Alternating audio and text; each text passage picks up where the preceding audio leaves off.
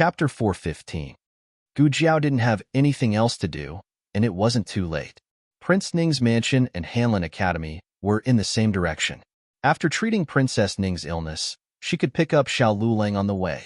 Gu Jiao said, "Okay, wait for me first. I'll pack my things." The female officer smiled and said, "We've prepared the carriage. After treating Princess Ning's illness, we'll take you wherever you want to go." Gu Jiao shook her head. "No need to trouble yourself. I'll take the medical center's carriage." The female officer responded, "We'll listen to Dr. Gu." Gu Jiao got on the carriage with a small basket on her back. The small basket contained her medicine box, some commonly used Chinese medicine, and some travel items. The basket didn't look big, but it could hold a lot of things. Xiao Sanzi drove the carriage. Their carriage followed Prince Ning's carriage, and they arrived at Prince Ning's mansion without any obstruction. It was the first time Gu Jiao entered an ancient prince's mansion. Last time, when she sent Princess Rui Wang home, she didn't go in. This time, she could take the opportunity to see what the prince's mansion looked like. Prince Ning's mansion covered a large area. There was a whole street that belonged to Prince Ning's mansion. Of course, it was just a small street, not a commercial street like Cha and Street and Xuanwu Street. On both sides of the street were the residences of Prince Ning's mansion servants. The closer they got to the mansion, the stricter the security became.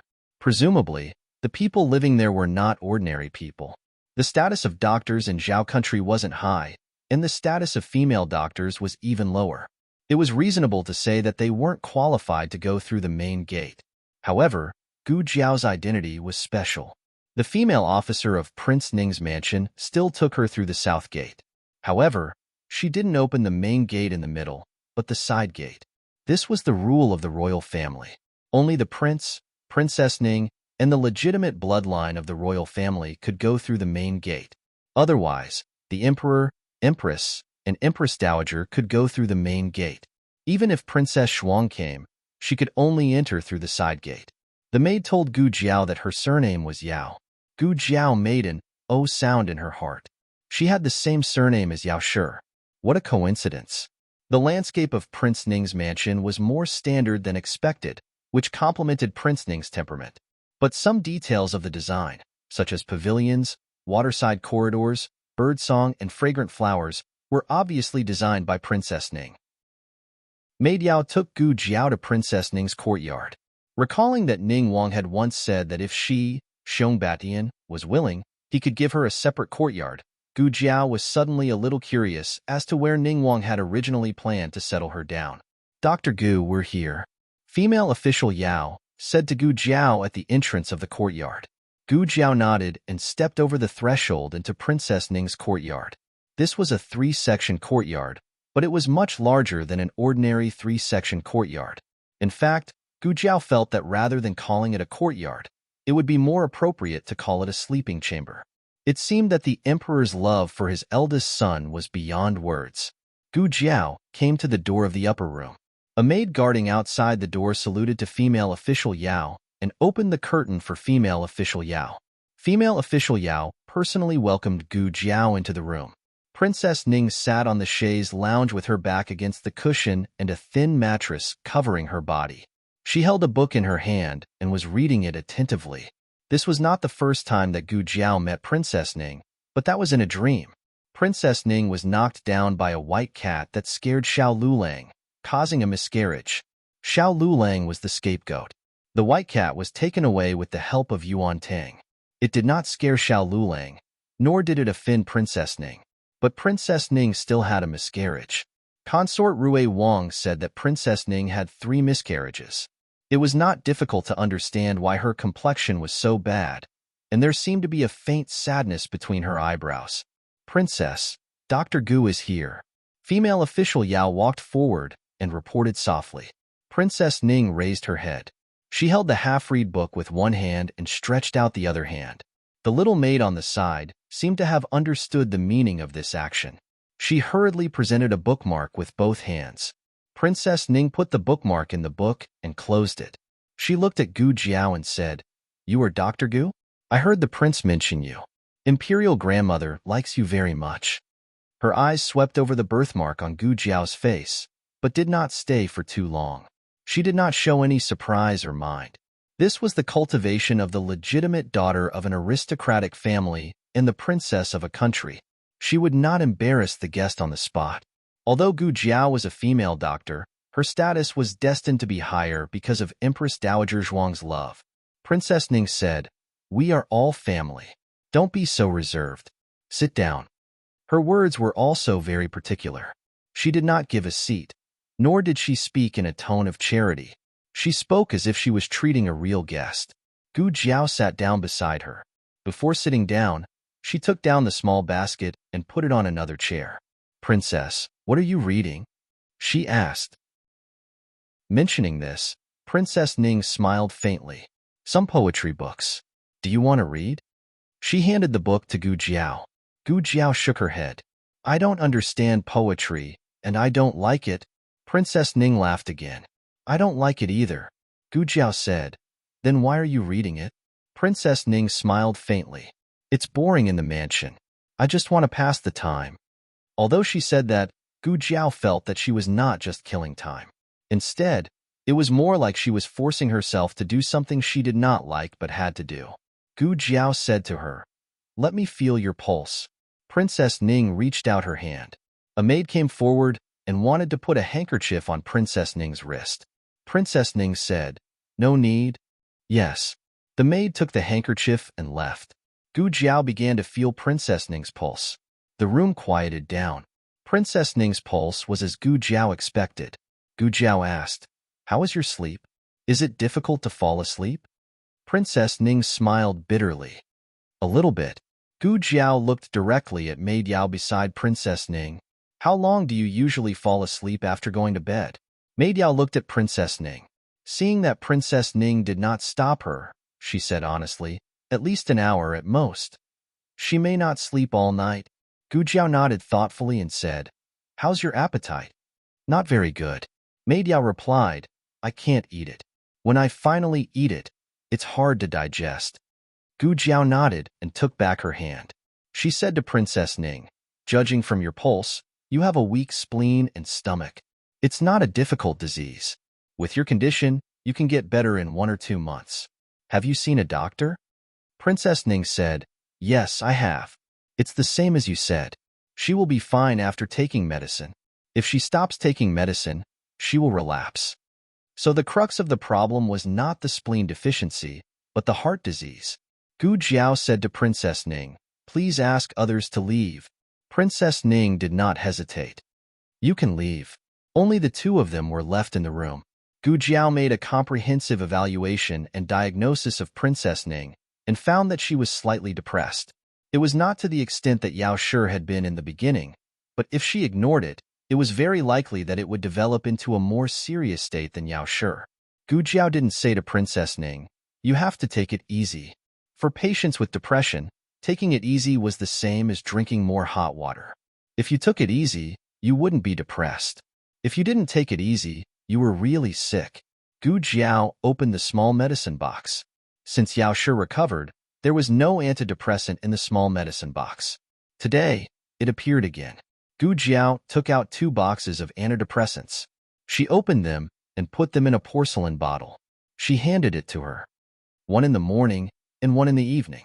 Try to take it before you go to bed." Princess Ning took it and asked, "Is this the medicine for spleen deficiency?" Gu Jiao said, "No, it's the medicine that can let you sleep well. You can continue to take the medicine for spleen deficiency." Princess Ning sighed. "I don't want to take the previous one. It's too bitter." Gu Jiao thought for a moment and said, "That's fine. I'll have someone send a few bottles of pills to Princess Ning later." The Miracle Hand Hall opened their own medicine workshop. Other than making the wound medicine that the military needed, they also opened a few pill production lines. Among them were pills that strengthened the spleen and stomach. "Is it bitter?" Princess Ning asked. Gu Jiao said, "I put honey in it. It's not bitter." Princess Ning sighed. "That's good." A high and mighty Princess Ning was actually afraid of taking bitter medicine. This understanding made Gu Jiao feel that Princess Ning was not the same as she thought. After this, Gu Jiao reminded Princess Ning of some things to pay attention to in her daily life. The main things were the taboos in her diet and that she had to come out more often to bask in the sun, take a walk, and move her body. After doing all this, Gu Jiao planned to leave. I'll have someone send the medicine to Princess Ning in a moment. Princess Ning said, don't bother. I'll send someone to get it. That's fine. Gu Jiao did not refuse. Princess Ning wanted to pay Gu Jiao's consultation fee. Gu Jiao said, His Highness Prince Ning will pay. Princess Ning was stunned and smiled. Okay. This was the first real smile that Gu Jiao saw when she entered the room. Did she only smile like this when Prince Ning was mentioned? Gu Jiao packed her things, and Mei Diao walked her out. As soon as the two arrived at the gate of Prince Ning's mansion, they unexpectedly met Prince Ning, who was getting out of the carriage. Your Highness. Female official Yao hurriedly bowed in greeting. Prince Ning nodded slightly and looked at Gu Jiao. He showed a gentle smile. It's Dr. Gu. I didn't expect you to come. Mei Diao said, Princess Ning had a bit of chest tightness in the afternoon. I remembered that Your Highness said Dr. Gu's medical skills were excellent, so I went to the Miracle Hall to invite Dr. Gu over. Prince Ning nodded approvingly. You did well. You can leave. I want to talk to Dr. Gu about Princess Ning's illness. Then I'll go to the Miracle Hall to get the medicine, Mei Diao said. Mei Diao got on the carriage. Prince Ning pointed at the mansion. If Dr. Gu is not in a hurry, why don't you go to the reception pavilion? Gu Jiao said, I'm in a hurry. If Your Highness has something to say, please say it quickly. Also, since we've met, I'll have to trouble Your Highness to pay the consultation fee. Okay. Prince Ning took out a 50-tael banknote from his pocket. 100 taels, Gu Jiao said. The Princess of Xinyang gave 100 taels, directly breaking the upper limit of her consultation fee. Prince Ning paused. For a moment, he inexplicably felt that Gu Jiao's exorbitant demand was familiar, as if he had seen it somewhere before. Gu Jiao crossed her arms and said, I said before, the consultation fee isn't cheap. That's right, Gu Jiao had kindly reminded him. Prince Ning hadn't haggled at the time, so it was even more impossible for him to haggle after she finished treating Princess Ning's illness. But Prince Ning hadn't expected that the price she said wasn't cheap would be this high. Prince Ning's heart felt stifled. It wasn't that he couldn't afford it, but there was an unspeakable stifling feeling. In the end, Prince Ning still paid the 100-tael banknote. Gu Jiao took the banknote. What does Your Highness want to ask? Speak. Spending money really was different. Her business attitude was even better. Prince Ning was startled by her suddenly good tone. He opened his mouth and asked, It's about Princess Ning's illness. I want to know what's wrong with her. Gu Jiao said, Her spleen and stomach are weak. That's one reason. She's overly worried. That's the second reason. Prince Ning's brows furrowed. Overly worried? Gu Jiao made a sound of in. It's depression. In the words of ordinary people, it's a heart disease. I've prescribed medicine for it. But Your Highness Prince Ning should take care of Princess Ning's mood. Is it because of the child? Princess Ning and I have been married for many years. We've always wanted to have a child of our own. Unfortunately, the heavens didn't fulfill our wishes. This time, the child couldn't be saved. He used the word again. It seemed unintentional, but he was telling Gu Jiao that this wasn't the first time Princess Ning had a miscarriage. Gu Jiao had heard from consort Rui Wang that Princess Ning had had 3 miscarriages, so she wasn't surprised. She had always been calm, so Prince Ning didn't think her reaction was suspicious.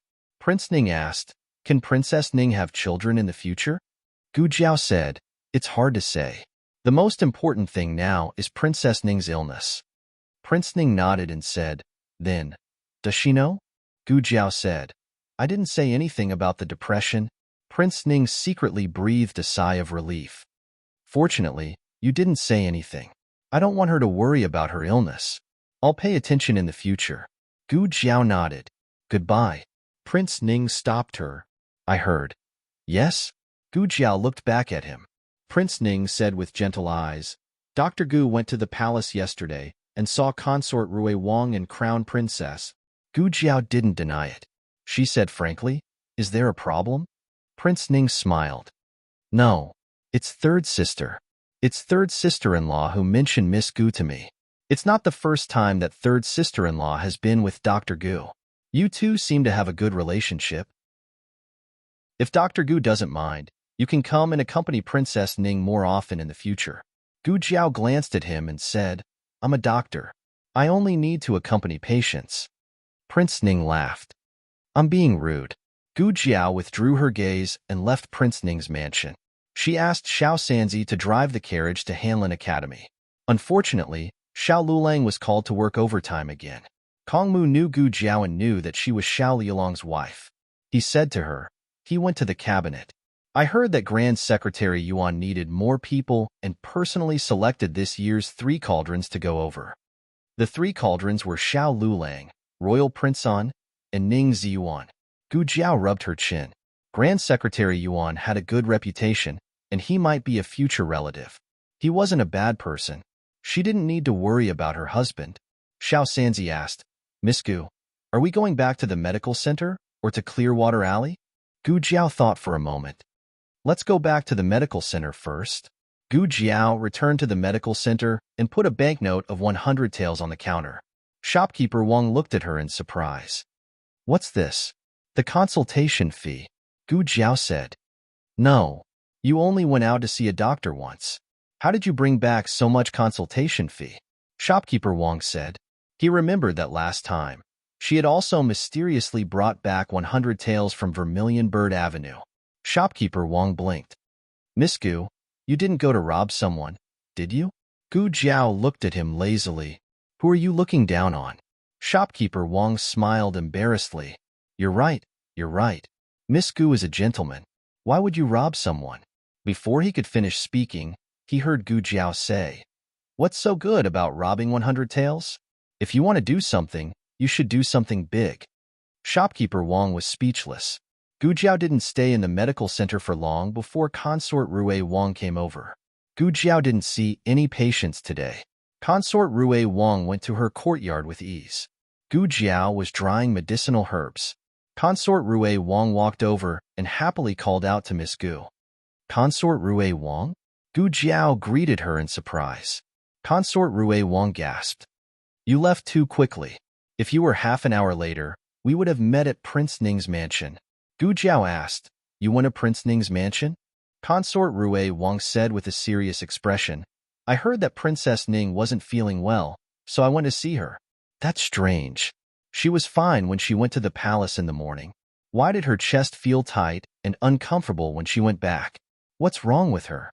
So Princess Ning was fine in the morning but felt uncomfortable in the afternoon. Did something happen to her? People with depression couldn't stand being stimulated. However, it wasn't only stimulated that would cause the illness. Sometimes, the patient's mood would suddenly become low, and they couldn't control it at all. Gu Jiao wouldn't talk about the patient's condition with people other than the patient's family. She chose her words carefully and said, her spleen and stomach are weak. She hasn't completely recovered after the miscarriage. Her body needs to be carefully nursed back to health. She may feel a little uncomfortable in her heart. Consort Rue Wang sighed. Sigh. Sister-in-law is so pitiful. Fortunately, eldest brother is a good man and has always loved her. Ah, right. I met the hostage of Chen State today. Consort Rue Wang's expression became serious. So he was the man who met the crown princess in private behind the rockery. Chapter 416. The novel will be updated more quickly. There are all kinds of novels that can't be found on the internet. After coming out of the medical center, Gu Jiao got in Xiao Sanzi's carriage and went to Lu Yixing's house. Lu Yixing's house was as poor as usual, but Lu Yixing wasn't sitting in the yard as usual. Only the mute boy named Anu and another old nanny were working in the front yard. One was weaving baskets, and the other was scrubbing. The two of them recognized Gu Jiao. Gu Jiao said, I'm looking for Lu Yixing. Is he here? The old nanny was hard of hearing and couldn't hear. Anu pointed to a room inside. Thank you. Gu Jiao thanked her and stepped into the central room. Then she turned and walked into the other room that Anu pointed to. This was a study room, which was also Lu Yixing's bedroom. It was about the same size as the West Room in Xiao Lulang and Little Jingkong. The furnishings were very old and simple. The paint on the cabinet was peeling off, and the table was lame and made of stone. There were also some broken furniture. She didn't know if it was picked up from outside or smashed by someone who broke into the room. In short, it was full of holes and cracks. Lu Yixing was wearing a coarse hemp garment. He sat behind the desk and read a book attentively. Gu Jiao recognized that this was the book she gave him last time. He really began to read. Gu Jiao didn't disturb him. She crossed her arms and leaned against the door. Lu Yixing was immersed in the sea of books and didn't notice Gu Jiao's arrival for a moment. It was only when the old nanny outside accidentally knocked over a stool that he raised his head in shock and heard a loud crash. Then he saw Gu Jiao leaning against the door and looking at him calmly. Generally speaking, it was very awkward to see someone being caught red-handed, and one would subconsciously look away.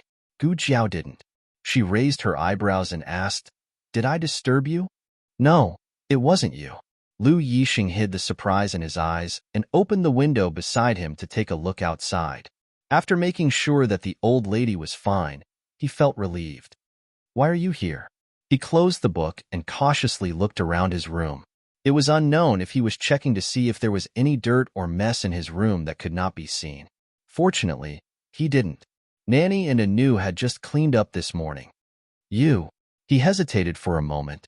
He wanted to invite the other party in, but felt that it was inappropriate, so he stood up and said, "Let's go to the central room." Gu Jiao nodded. The guest had to follow the host's wishes, so it didn't matter where they sat. Although there were two servants in Lu Yixing's house, one of them was old and hard of hearing, while the other could not speak.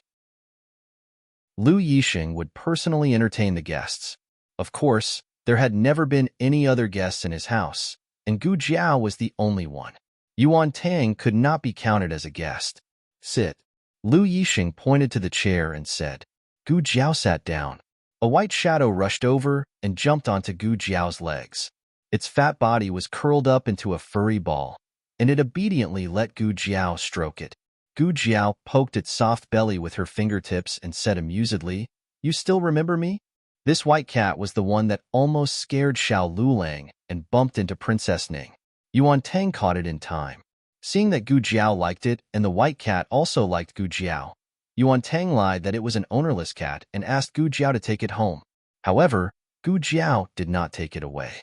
Of course, Gu Jiao had guessed that it was Yuan Tang's cat after the incident, and she clearly exposed it in front of Yuan Tang.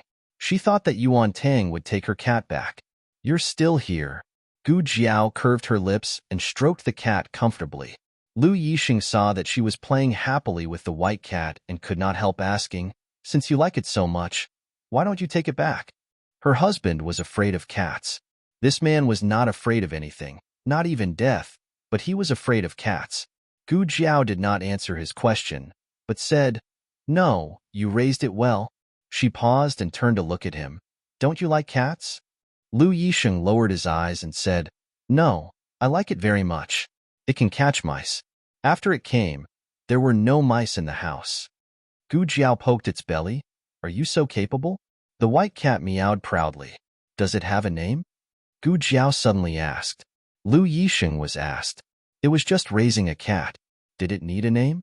Gu Jiao actually had no experience in raising pets, but little Jing Kong had to name the 7 chickens one by one, so she subconsciously thought that this white cat should have a name too. Lu Yixing looked a little embarrassed. She said that she liked raising cats, but she did not even give a name to the cat. Lu Yixing's eyes flashed and he said, I thought of a few names, but I don't know which one is good." Gu Jiao looked at him. "Let's hear it." Lu Yixing, who knew nothing about naming, was speechless. Lu Yixing had an idea, and he said, "Why don't you give it a name? After all, it's your cat, and it's just temporarily in my care." "Okay." Gu Jiao nodded, thought for a moment, and said, "Let's call it Little Sure." There were 9 mythical animals in the house, and this one was the 10th. "Okay, let's call it Little Sure." Lu Yixing had no objection at all. "Are you here to see Little Sure today?" he asked, and stood up to pour water for Gu Jiao. "I'm here to see you too," Gu Jiao said. Lu Yixing's hand shook, and a drop of water spilled on the table. He took a handkerchief and wiped it without leaving a trace, and put the tea in Gu Jiao's hand. "You really have nothing better to do?" Gu Jiao took down the small basket and took out a few thick books from it here. Last time, She gave Lu Yixing the 4 books. This time, she gave him the 5 classics and 2 arithmetic books. They were all annotated and were very suitable for self-taught scholars. Lu Yixing wanted to say something, but hesitated. Gu Jiao could almost imagine what he was going to say. I know you can't afford these books, but I'm not giving them to you for free. These are Little Shi's food expenses. Little Shi is so fat, and it's obvious that he can eat a lot. The white cat meowed bitterly. Lu Yixing sighed. You'll regret it if you lose the bet.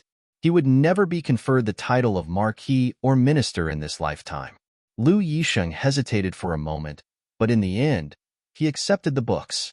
However, he secretly remembered the value of these books, and he would return them to her one day.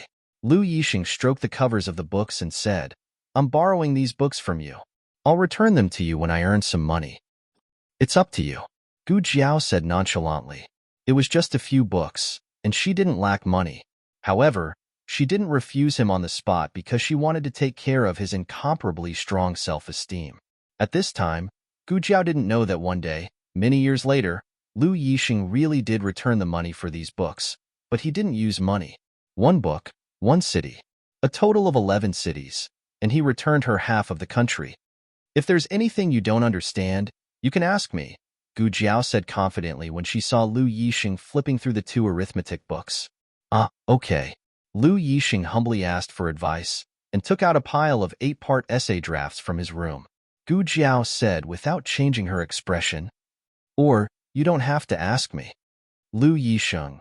Gu Jiao stroked the cat for a while, and in the end, she wanted to sniff the cat, but she restrained herself.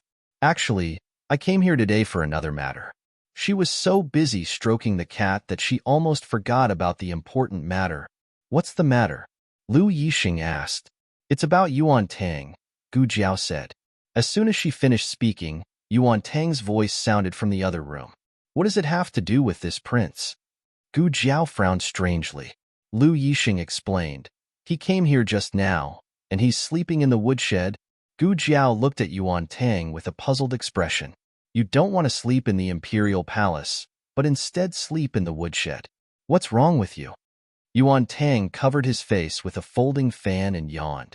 He strode over and sat down across from Gu Jiao.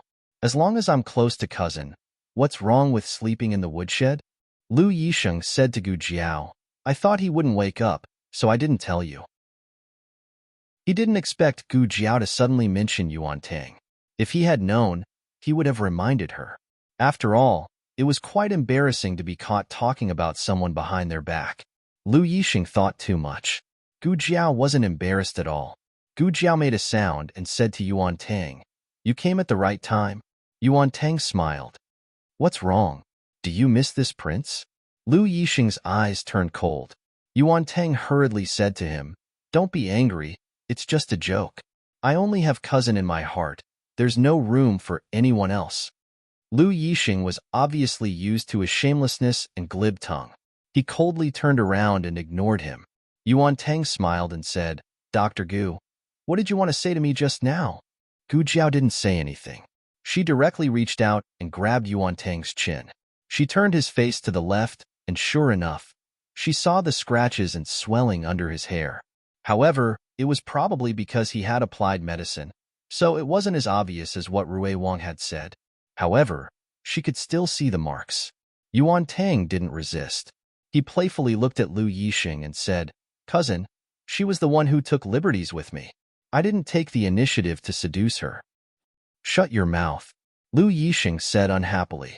Gu Jiao asked, How did you get the wounds on your face?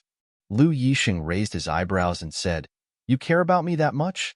Lu Yixing coldly said, Don't talk nonsense. Yuan Tang helplessly shrugged.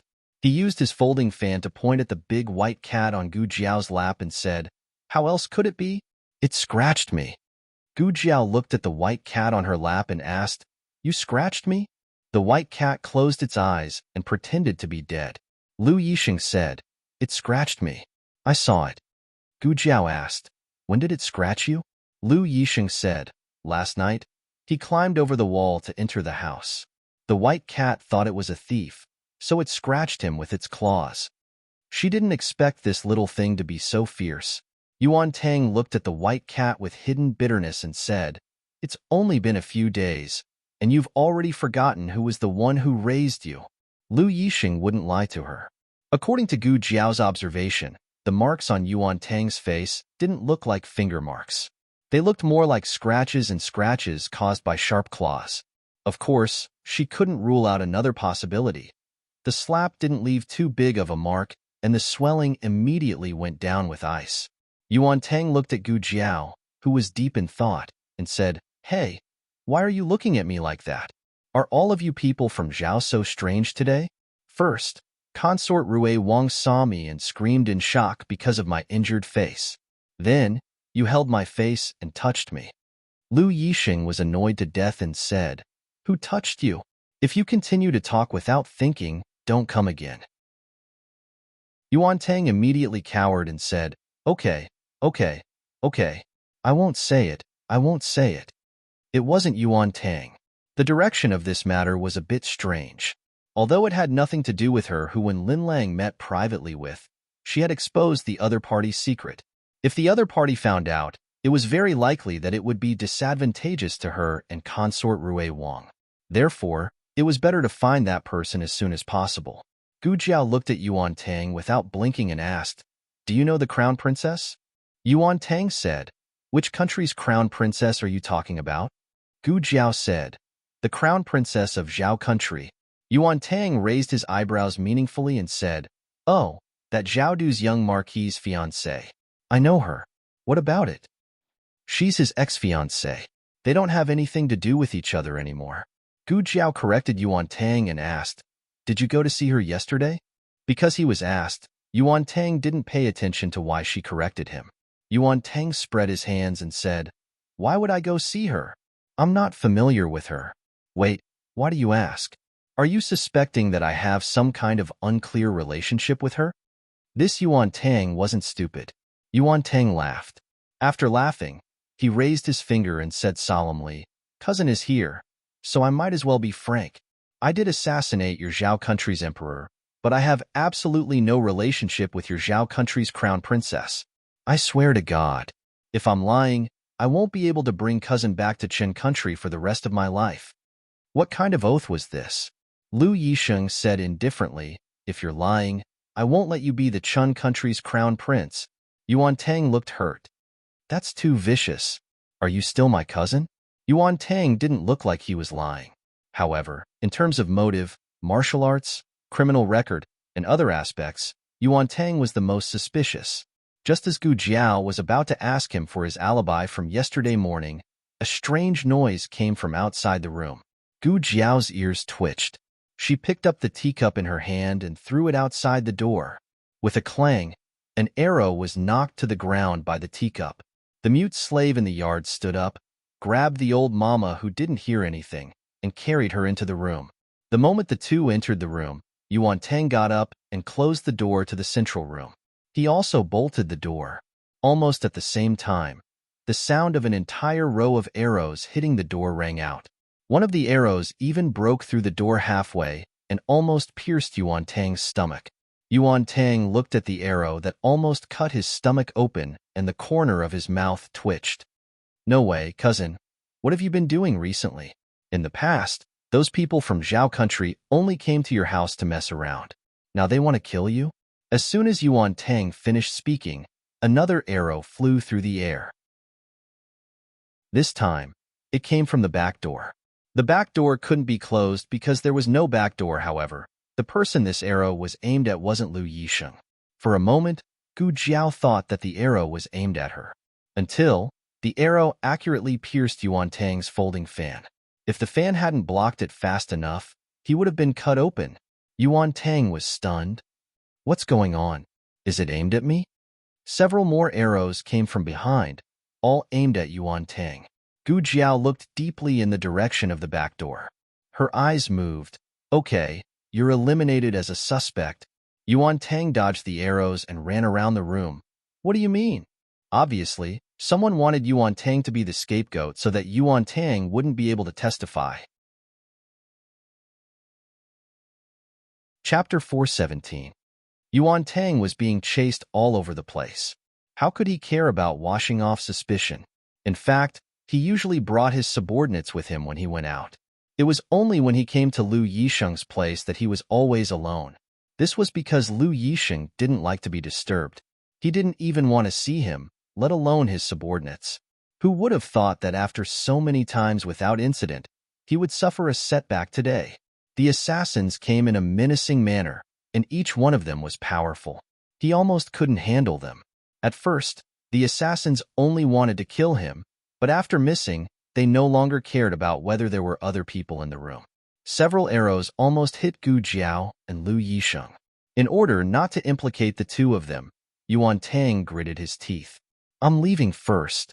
As Yuan Tang left, the surrounding assassins gradually disappeared. It seemed that they were chasing after Yuan Tang. Lu Yisheng's expression became very ugly. Gu Jiao didn't know if he was recalling something, or if he was simply worried about Yuan Tang's situation. Yuan Tang's situation was indeed not good. This time, the other party seemed to be determined to kill him at all costs. No matter where Yuan Tang fled, he could feel that group of people chasing after him. His martial arts were not on par with the Dragon Shadow Guards, but he was at least one of the top 10 experts in the state of Chen. He was confident that he wouldn't lose to this group of assassins in a one-on-one fight. However, there was a saying that went, outnumbered. The direction back to the palace was completely blocked. It was obvious that the assassins didn't want him to return to the palace to call for reinforcements. How despicable! Don't let this prince find out who did it, or else this prince will skin you alive. Yuan Tang had no choice but to escape in another direction. He didn't know how long he was chased until night fell, until he left the lights of the homes far behind him, until his internal energy was exhausted and he couldn't escape anymore. He was cornered in an empty street corner. As the Mid-Autumn Festival approached, the full moon hung high in the sky. The cold moonlight shone on Yuan Tang's sweaty cheeks, and his eyes emitted a sharp and cold light. "Who are you? Who sent you to kill this prince?" he asked coldly. However, no one answered. The dozen or so black-clothed assassins only clenched their long swords and charged at him without a word. Yuan Tang's folding fan turned and activated a mechanism. Countless blades appeared and blocked the swords that were coming at his head.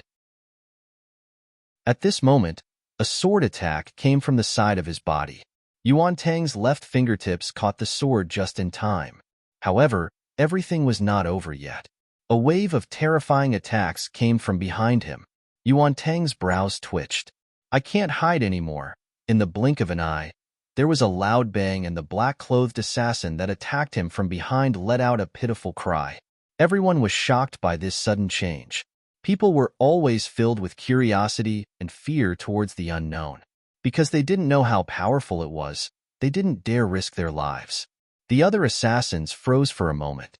Using this time, Gu Jiao threw out a few more black flame beads, forcing back the other assassins that wanted to kill Yuan Tang. Yuan Tang came back to his senses and used his internal energy to push back the 4 assassins around him. After pushing them back, he collapsed. Gu Jiao quickly moved forward and held his arm. Yuan Tang knew that he couldn't show any weakness at this critical moment, otherwise they would chase after him. Yuan Tang stabilized his mind and did his best to not collapse. He stared at the murderous assassins and whispered to Gu Jiao, "Thank you. I owe you my life today." Gu Jiao glanced at him indifferently. "Is your life valuable?" Yuan Tang said, "I'm the future crown prince of the Chen kingdom. Do you think it's valuable?" Gu Jiao, "Oh, what did you use just now? Why was it so powerful?" "A hidden weapon." Yuan Tang, "I know it's a hidden weapon, but can you tell me what kind of hidden weapon it is?" "Forget it. Now is not the time to talk about this. The most important thing is to quickly take care of this group of assassins." Just now, 3 of them had been injured by Gu Jiao's explosion, but there were still 11 of them left. The worst thing was that Yuan Tang had already used up all his energy on the way here. He could barely stand, but he had no chance of winning if they really fought. Yuan Tang said helplessly, "We can only rely on you, Dr. Gu." "Stand back," Gu Jiao said. Yuan Tang took a few steps back and stood by the wall. There were 11 of them. Yuan Tang did not expect Gu Jiao to take care of them alone. She only needed to stall for time. Once he caught his breath and recovered some energy, he would be able to rejoin the battle. What Yuan Tang did not expect was that before he could catch his breath, half of the assassins were already down. No way. Is this girl really so good at fighting? Gu Jiao used a stick. There was no blood. She only knocked the person unconscious. She used the move that the old Marquis had taught her before she left. She did not expect it to be so useful. The old man was pretty good. She was good too. Wow, if this goes on, I won't even have to fight, right? Yuan Tang crossed his arms. He felt that this girl could take care of everyone on her own. The next second, Yuan Tang realized that he had been happy too early. Stop, or I'll kill him. With a harsh shout, a masked man in black walked out with a sword pressed against Lu Yixing's neck. Yuan Tang's eyes darkened. Cousin. Gu Jiao threw away one of the assassins in black. She looked indifferently at Lu Yixing and the masked man in black. A dangerous light flashed through her eyes. Let him go, Gu Jiao said. Her tone was unquestionable. The man in black was shocked by the fact that a little girl could emit such a powerful aura. But it was only for a moment. He said coldly, You dare to hurt so many of my brothers. You've got guts. Hand that brat over. Leave one of your hands behind, and we'll let this matter rest. Lu Yixing said expressionlessly, If you were the ones being captured today, I wouldn't have done anything. Stinking brat. Shut up. The masked man's sword suddenly moved an inch closer to Lu Yixing's neck. The blade was pressed against his white skin. Gu Jiao's eyes were cold as she said, If you dare to harm a single hair on his head, I'll have you pay with your life. Lu Yixing and Yuan Tang were both stunned. The two of them didn't expect Gu Jiao to say something like this. Lu Yixing's eyes flashed with a complicated look. He looked at Gu Jiao. Gu Jiao also looked at him. Lu Yixing closed his eyes without hesitation. At the same time, Gu Jiao shook her arm and a dagger slipped into her sleeve. No one saw how Gu Jiao moved. By the time they reacted, she had already thrown the dagger. The masked man saw that the dagger was about to hit his forehead. He hurriedly waved his sword to block it. The dagger was blocked, but Lu Yixing took the opportunity to run away. Damn it! He gritted his teeth. Yuan Tang couldn't come back to his senses. What just happened? Did that girl suddenly attack, or did she give his cousin some kind of signal? Otherwise, why would his cousin close his eyes? Speaking of which, wasn't his cousin afraid that the girl would make a mistake? Yuan Tang was jealous. Even his cousin didn't trust him that much. Lu Yixing quickly walked towards the two of them. The masked man was about to swing his sword at Lu Yixing's back, but Gu Jiao's black flame pearl blew him back several steps. He obviously knew how powerful this thing was. Several of his brothers had been injured by it. Gu Jiao also quickly walked over to help Lu Yixing. Are you okay? Gu Jiao asked. I'm not. Lu Yixing didn't finish his words. He suddenly reached out and pulled Gu Jiao into his embrace. His other hand blocked the back of Gu Jiao's head. A sword slashed down and Lu Yixing's little finger flew out. Cousin! Yuan Tang cried out involuntarily. Hot blood splashed onto Gu Jiao's neck. She grabbed Lu Yixing's right hand and saw the bloody wound on his little finger. Her eyes instantly turned cold. At this moment, everyone felt that Gu Jiao's aura had changed. It was as if the fight just now was just a casual fight. She wasn't really angry. But now, every strand of her hair seemed to be on the verge of exploding. Gu Jiao wasn't sure what the dream of returning to the manor meant. She only knew that it was getting harder and harder for her to separate herself from the dream. Lu Yixing was the person who would bury her. He was the person she would protect for the rest of her life. It didn't matter if this strong emotion came from the person in front of her or the person in her dream. She only knew that there was a voice in her head that said, no one is allowed to hurt him. Gu Jiao tore off a piece of her dress and wrapped it around Lu Yixing's wound. Then she pulled out the dagger at her waist. Everyone was shocked by her sudden outburst of aura and murderous aura, to the point that they didn't even move as they watched her bandage someone's wound. When Gu Jiao made her move, everyone finally reacted. Unfortunately, it was too late. Gu Jiao took a few steps forward. She threw the dagger into the air and grabbed it. The moment she landed, her dagger fiercely stabbed into the heart of the assassin who had attacked Lu Yixing. Another stream of blood spurted out, splashing onto her face. She wiped it away and her eyes became terrifying. Everyone was stunned by this scene. She had fought for so long and had only used a stick to knock them unconscious. They thought that she didn't have a weapon or that she didn't know how to use a weapon. They even thought that she was timid, kind, and indecisive. After all, she was just a young girl in her teens. However, it was this timid, kind-hearted, and indecisive little girl who had stabbed an assassin in the heart with her dagger. It seemed like an instant, but it also seemed like a long time had passed. When the masked assassin recovered from his shock, all of his brothers had fallen. The air was filled with the thick smell of blood. His martial arts weren't weak. If he really fought to the death with Gu Jiao, even if he couldn't win, escaping wouldn't be a problem. But he had been scared silly by Gu Jiao's methods. Was this really a young girl? He's a god of death, isn't he? Gu Jiao's face was covered in blood, but it wasn't her own. Her dagger was also dripping with blood. The ruthlessness in her body was stirred up by the blood. She grabbed the dagger and walked towards the masked man step by step like an Asura who had returned from purgatory.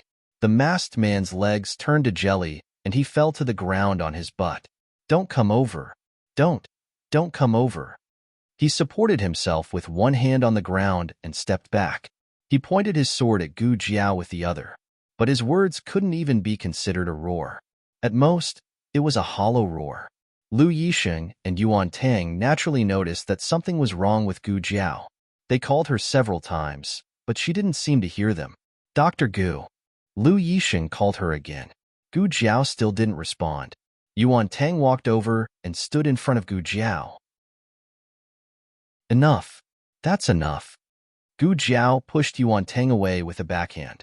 Yuan Tang staggered a few steps and bumped into the corner of the wall. He almost broke his ribs. What's going on? Is this girl possessed? Lu Yixing stood behind Gu Jiao and looked at Gu Jiao's back. Dr. Gu. Gu Jiao raised the dagger and swung it down. Lu Yixing closed his eyes in pain. Gu Jiao took out a match and found the severed finger on the dirty ground. Lu Yixing leaned against the wall and sat down. She knelt in front of Lu Yixing and opened the small medicine box. She took out the disinfectant and surgical instruments, washed her hands, and put on gloves. Gu Jiao cleaned Lu Yixing's wound, injected anesthetics, and stitched up the severed finger. During the stitching process, she didn't say a word. Lu Yixing didn't ask either. Yuan Tang, on the other hand, looked at her small medicine box and the things she took out from it with a very strange gaze. Hey, what are these? Will it really heal if you reconnect it like this? What did you just do to my cousin? Why doesn't it hurt? Hey, say something. You're very scary, okay? Yuan Tang waved his finger in front of Gu Jiao's eyes. Gu Jiao didn't respond. She didn't deliberately ignore him, but she really didn't seem to see him. Yuan Tang looked at Lu Yixing strangely.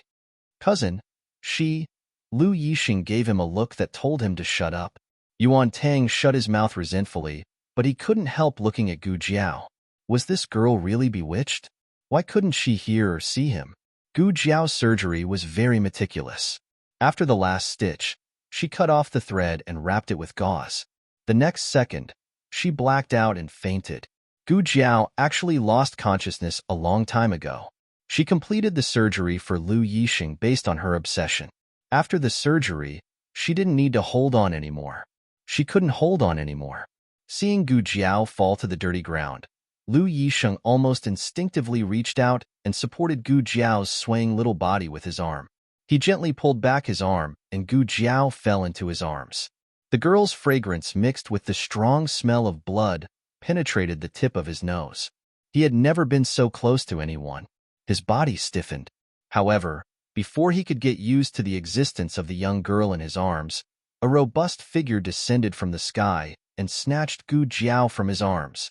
Who is it? Yuan Tang suddenly blocked in front of Lu Yixing. He reached out to snatch Gu Jiao back, but he couldn't even touch the other party's clothes. Who are you? Lu Yixing supported himself against the wall and coldly stood up. Just when the two of them thought that the other party was another assassin who came to assassinate them, the other party suddenly hit the southeast roof with his palm. Miserable screams came from the roof, followed by more than 10 figures falling down. Yuan Tang's complexion changed. When did so many assassins appear in the dark? If it wasn't for this person, he feared that the three of them would have met with misfortune. Who was this masked man in the end? Was he an enemy or a friend? If he was an enemy, why did he help them? If he was a friend, why did he kidnap Gu Jiao? Chapter 418. When Gu Jiao woke up, she found herself lying in a strange yet familiar room. It was strange because this was definitely not her West room, nor was it the small courtyard of the medical hall. It was familiar because she seemed to have been here before. Awake? A woman's voice came from the direction of the window. Gu Jiao turned her head and saw Princess Xinyang in plain clothes sitting in front of the window practicing calligraphy. Gu Jiao remembered. This was Princess Xinyang's room. So, she was now in that house on Vermilion Bird Street? But why was she here? She didn't have the slightest impression. Princess Xinyang finished practicing her calligraphy and put it aside with satisfaction. She took another one and continued to practice. Longy picked you up and put you on my bed. Her tone was full of disgust. She used the word picked up. It seemed Longy acted on his own initiative and was not sent by Princess Xinyang. Gu Jiao didn't ask how Longy found her. Asking was useless. She said, "Then you cannot let him put you." Humph. Princess Xinyang coldly snorted. "I actually want to—" Gu Jiao lowered her head and looked at her clothes. She had already changed her clothes, so she didn't know whose they were. Princess Xinyang indifferently said, "Eugen's clothes? Do you think I would give you my clothes to wear?" Gu Jiao. How can she know what I'm thinking? Princess Xinyang opened her mouth again. "Are you a death warrior of Yin country?" "En?" Gu Jiao was dumbfounded. Princess Xinyang indifferently said, "Your whole body is covered in blood, but not a single drop is yours. Don't tell me you took a bath with blood." Gu Jiao strangely asked, "What does this have to do with death warriors of Yin country? It seems you really don't remember at all." Princess Xinyang finally looked at Gu Jiao, but it was only a glance, and then she looked away. "When you came, you looked exactly like a suicide soldier who had lost control. By the way, only the Yin Kingdom has men of sacrifice. Longy is also from the Yin Kingdom." Gu Jiao said with absolute certainty, "I'm not a death warrior." Princess Xinyang paused and nodded. "That's true. Even the men of sacrifice don't have as much killing intent as you do." Gu Jiao, can't you greet me before insulting me? I thought you were going to say it. That's right. You are Ding and Marquis Fu's precious daughter. Gu Jiao did not know how long she had been unconscious or what time it was. She only knew that she was very hungry. Not long after, her stomach began to growl. After Princess Xinyang finished writing the last word, she put down the brush. She still didn't look at Gu Jiao. Instead, she looked at her newly written notebook. "Are you eating alone or with me? What are we eating together? Dinner? What time is it now?" Princess Xinyang still hasn't eaten. Gu Jiao thought for a bit and said, "If it's convenient, I want to eat by myself." Princess Xinyang put away the notebook and got up to leave. Not long after, a maidservant came in carrying a tray. On the tray were 3 dishes, 1 soup, and a small plate of fruit. There weren't many dishes, but the quality of the dishes was very rich. The maidservant first placed the tray on the table. Then she took a clean small table that was specially placed on the Kong bed and placed it on the bed where Gu Jiao was. Gu Jiao originally intended to say that she could get out of bed and eat by herself. But since she had already gone to this extent, Gu Jiao did not want to disappoint her good intentions. "This servant will wait outside. If Miss has any orders, call this servant at any time." The maidservant said and respectfully retreated. Gu Jiao prepared to eat her dinner. Who would have thought that in the next second, Longy would enter the room? Gu Jiao's hand trembled. The chopsticks that she had just picked up fell out of shock. It couldn't be that he came to find her again. Gu Jiao trembled with fear and stared for a long time. But seeing that Longy didn't take out his charcoal pencil, she secretly sighed in relief. It didn't seem like it. Then what did he come to find her for? Gu Jiao looked at Longy. Longy's hands were behind his back. His eyes were fixedly staring at the food in front of Gu Jiao, as if he was very much looking forward to it. Gu Jiao's eyes spun. "Do you also want to eat?" Longy didn't move. "Guessed wrong?" Gu Jiao thought for a bit. Are you reminding me to eat quickly? Long Yi's aura still didn't change. Guessed wrong again. Shadow Guard Long didn't know how to speak. She had to guess everything. Gu Jiao couldn't guess what Long Yi wanted to do this time. She mused for a long time, then said strangely, You shouldn't be thinking of feeding me, right? Long Yi's eyes were ready to move. Gu Jiao looked at the hands behind his back. She didn't think too much. Wasn't it just being fed? Seeing that he had saved her, she would allow it. Okay. Gu Jiao put down her chopsticks. You feed me? She had never been fed by a shadow guard long before. It could be considered a unique experience in 2 lifetimes. Long Yi happily took out the cutlery hidden behind his back. Gu Jiao stared and almost fell. People used a spoon to feed. Why did you use a spatula? Are you serious? Next door, Princess Xinyang was eating. Gu Jiao walked in without a change in her expression. I thought about it. Eating alone isn't very polite. It's better if I eat with the princess.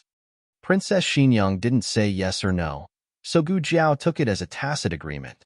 She sat down across from Princess Xinyang. There was originally another set of cutlery on the table, but Gu Jiao didn't sit on the chair corresponding to that set of cutlery. Instead, she chose to sit beside it. After she sat down, she didn't take the cutlery. Eugene's eyes flashed. You also sit down and eat? Princess Xinyang said to Eugene. Yes. Eugene gave Gu Jiao another set of cutlery, then sat down on the chair corresponding to the original set of cutlery. She looked at Gu Jiao suspiciously. She wasn't sure if Gu Jiao had coincidentally seen through her plan to accompany Princess Xinyang to eat. Gu Jiao buried her head in her food, as if she didn't care about anything other than eating. Eugene's expression relaxed, and she also began to eat slowly. It wasn't that Gu Jiao didn't care about other things. She just didn't show it on her face. As she ate, she secretly observed Princess Xinyang. Princess Xinyang's movements were very gentle, and there was a sense of nobility and elegance that came from her bones. Gu Jiao almost couldn't help but think of Xiao Lulang. Xiao Lulang was the same. Even when he was in the countryside and wore patched clothes, it was still difficult to hide the elegance between his brows and his movements. Gu Jiao hadn't seen Xiao Lulang before, so she didn't feel like Xiao Lulang was a completely different person like the old chancellor.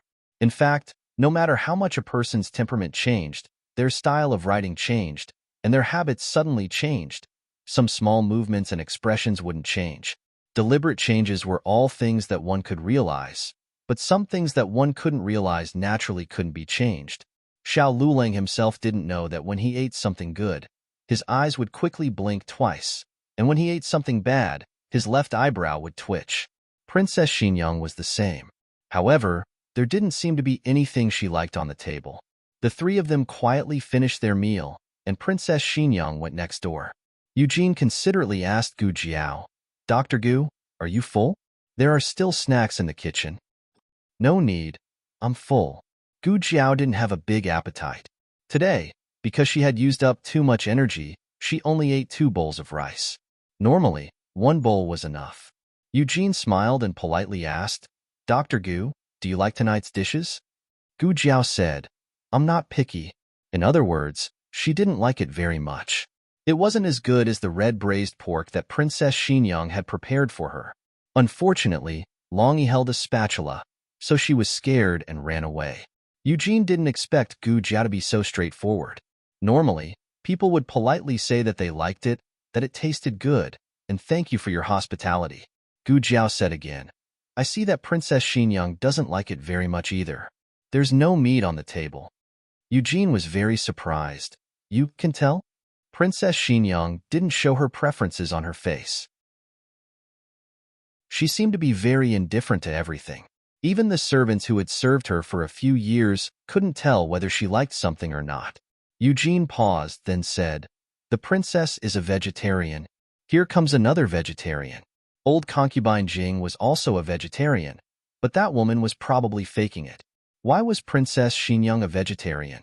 Gu Jiao thought for a bit, then asked, Does she also have meat allergy? Eugene was stunned. What kind of question was that? Was there anyone in this world who had meat allergy? Eugene couldn't keep up with Gu Jiao's unconstrained thoughts, but she didn't change the topic. She hesitated for a bit, then said, The princess isn't always a vegetarian. In the beginning, she also ate meat, but in recent years, she stopped eating.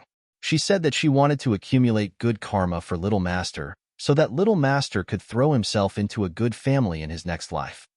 Gu Jiao didn't believe in this, but combined with her own matters, Gu Jiao felt that the end of science might really be theology. People might not be able to reincarnate, but they might be able to step into another parallel space-time. When the brain waves travel through space-time, it would be affected by the magnetic field and lose its past memories. Therefore, there was a saying that drinking Meng Po's soup would cause one to forget the past. Of course, this was only Gu Jiao's own wild guess, without enough scientific evidence to support it. Today, Long Yi persisted in using a spatula to feed Gu Jiao, the little patient, and didn't let Gu Jiao stop writing. Late at night, Gu Jiao intended to return. Before leaving, she went to thank Princess Xinyang. Princess Xinyang was practicing calligraphy again. Gu Jiao didn't know why, but an image suddenly appeared in her mind. The young princess of Xinyang was practicing her calligraphy under the sun's rays, and little Xiao Lulang was sitting across from her. Princess Xinyang said, "You're not allowed to eat until you've practiced 1,000 characters." Little Xiao Lulang picked up the brush with hidden bitterness, resigned to his fate, and began to practice calligraphy. Why did she have such thoughts? Wasn't it because Xiao Lulang always forced her to practice writing? She seriously suspected that he had been tormented by Princess Xinyang when he was young, and now he was tormenting others as he grew up. Gu Jiao gathered her thoughts and said to Princess Xinyang, "Thank you, Princess, for today." Although Long Yi had picked her up and brought her back, but it was not easy for her to not throw him out. Princess Xinyang said indifferently, "No need to thank me. Your life is very valuable. After all, you still have to treat my illness." Gu Jiao, "What you said makes so much sense that I can't refute it. Goodbye." Gu Jiao turned around and walked out. Princess Xinyang was practicing her calligraphy when she suddenly opened her mouth and called, "Girl, in?" Gu Jiao stopped and looked at her in confusion. "Princess, is there something else?" Princess Xinyang asked, "How can a person like you become a doctor?" It wasn't a questioning tone, nor was it a disdainful tone. It was pure curiosity. Gu Jiao was dumbfounded. "What kind of person am I?" Princess Xinyang said, "Don't ask me, ask yourself." This was the second time tonight that Princess Xinyang had said strange things to her. She didn't think that Princess Xinyang would come to this conclusion just because she was unconscious and covered in blood. Could it be that she had done something when she was unconscious? And then her secret was discovered by Princess Xinyang? Shadow, bloodthirsty. There had always been such a saying in the organization, so generally no one dared to provoke her. But only her godfather knew that she wasn't bloodthirsty in the true sense. She just couldn't control herself. Blood made her excited. In her previous life, she had always trained herself through various operations. She had already controlled herself very well. Tonight's situation where she completely lost control was very rare. Who would have thought that Princess Xinyang would encounter her? To be exact, after being picked up by Long Yi, Princess Xinyang encountered her out of control side. However, it was also fortunate that she was picked up by Long Yi. If she had stayed by the side of Lu Yixing and Yuan Tang, perhaps she would have already. Gu Jiao turned her head and looked at Princess Xinyang. "You're not afraid of me?" Princess Xinyang looked at Gu Jiao strangely. "Why should I be afraid of you?" "Because I am a monster." "How did I give birth to a monster like you?" "Go away. Stay away from your sister." The woman held the baby in her bosom and fiercely pushed her to the ground. Her immature little face had just been slapped by the woman. Her cheeks were swollen like a steamed bun, but she didn't cry. Even when her mother pulled her to the ground and hurt her little butt, she didn't cry. She picked up the box that had fallen to the ground, stood on her tiptoes and stuffed it into the baby's bosom. A gift for my sister." The woman slapped the box away and looked at her with disgust. "Who wants your gift? Go away." The woman almost trembled as she dialed a phone number. She shouted herself hoarse. "Surnamed Gu. Take your daughter away." "Jiao Jiao, Daddy will take you back." The tall and handsome man looked at the little girl in front of him and said with an awkward smile. In the dead of winter, she stood barefoot on the cold floor, holding the gift that her sister didn't want. She was very pretty, but a little dirty. She asked the man, "Do you live in Daddy's house?" There was a moment of panic on the man's face, but the young girl didn't notice it. The man smiled embarrassedly. "Daddy? Daddy has a little brother at home, and there aren't enough rooms. Daddy will take you to Grandma's house first." "Oh." She lowered her head and touched the doll in her arms. It was a doll that she had sewn with her own hands. It had a bloody mouth, sharp teeth, blind eyes, and bald hair. The man raised his hand, as if he wanted to touch her head. She looked up and obediently waited for the man to touch her head. She knew that her father was lying. Her father's house was very big, and there was only one brother. It was impossible that it couldn't fit, but if her father touched her, she would forgive him. If her father couldn't touch her, she could stand on her tiptoes. She tried very hard to stand on her frozen little toes. "Hurry up and touch her." Her head was ready, but the man swallowed his saliva, and his palm didn't actually touch her head. He just rubbed the top of her head symbolically and quickly withdrew his hand. It was as if touching a strand of her hair would cause a plague. The man revealed a loving smile. "Daddy promises you. I'll come and pick you up after the new year." She waited from the age of 3 to 6, and after 3 years, no one came to pick her up. Later, she found out that the omnipotent, brave, and powerful father in her heart was also afraid of her.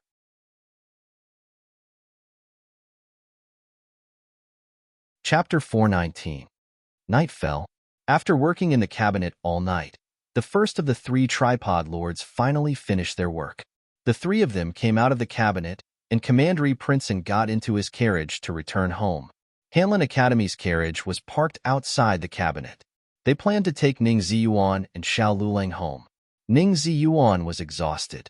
He really wanted to take Hanlon Academy's carriage home, but his horse was still parked in Hanlon Academy.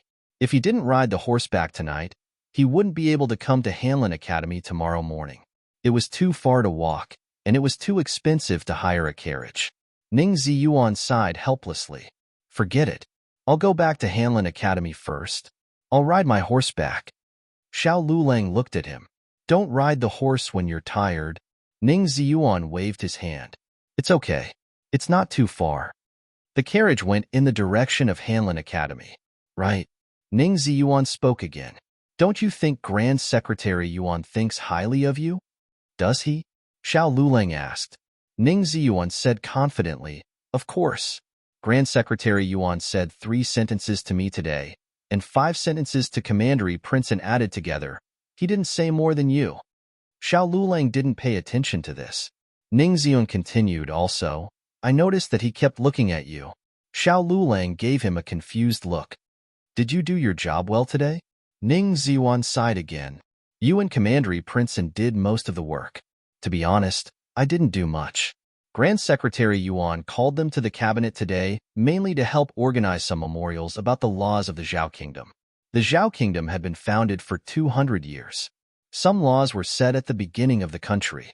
They were in line with the national conditions at that time, but they weren't suitable now. Almost every emperor of the Zhao Kingdom would reorganize and revise the laws. Naturally, the emperor would not personally revise them one by one. The cabinet would draft them and then bring them to the emperor for review. However, the cabinet needed to listen to the voices of the people before drafting, and the voices of the people had to be reported one by one through the local officials. What the 3 of them did today was to sort out the contents of these reports into standardized memorials. It was Ning Ziyuan's first time entering the cabinet. Not only was he nervous, but he was also a little unfamiliar. He was not as calm and experienced as Xiao Lulang and Commander Princeton. In fact, this was the first time that Xiao Lulang and Commander Princeton came to the cabinet to help. However, the 2 of them came from extraordinary backgrounds and had seen a lot. They knew how to deal with the cabinet officials and could handle the situation.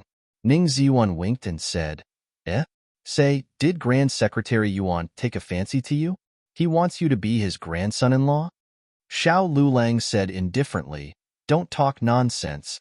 Ning Ziyuan said, "I'm not talking nonsense. Wasn't there a rumor that Grand Secretary Yuan's granddaughter was going to marry Royal Princeton?"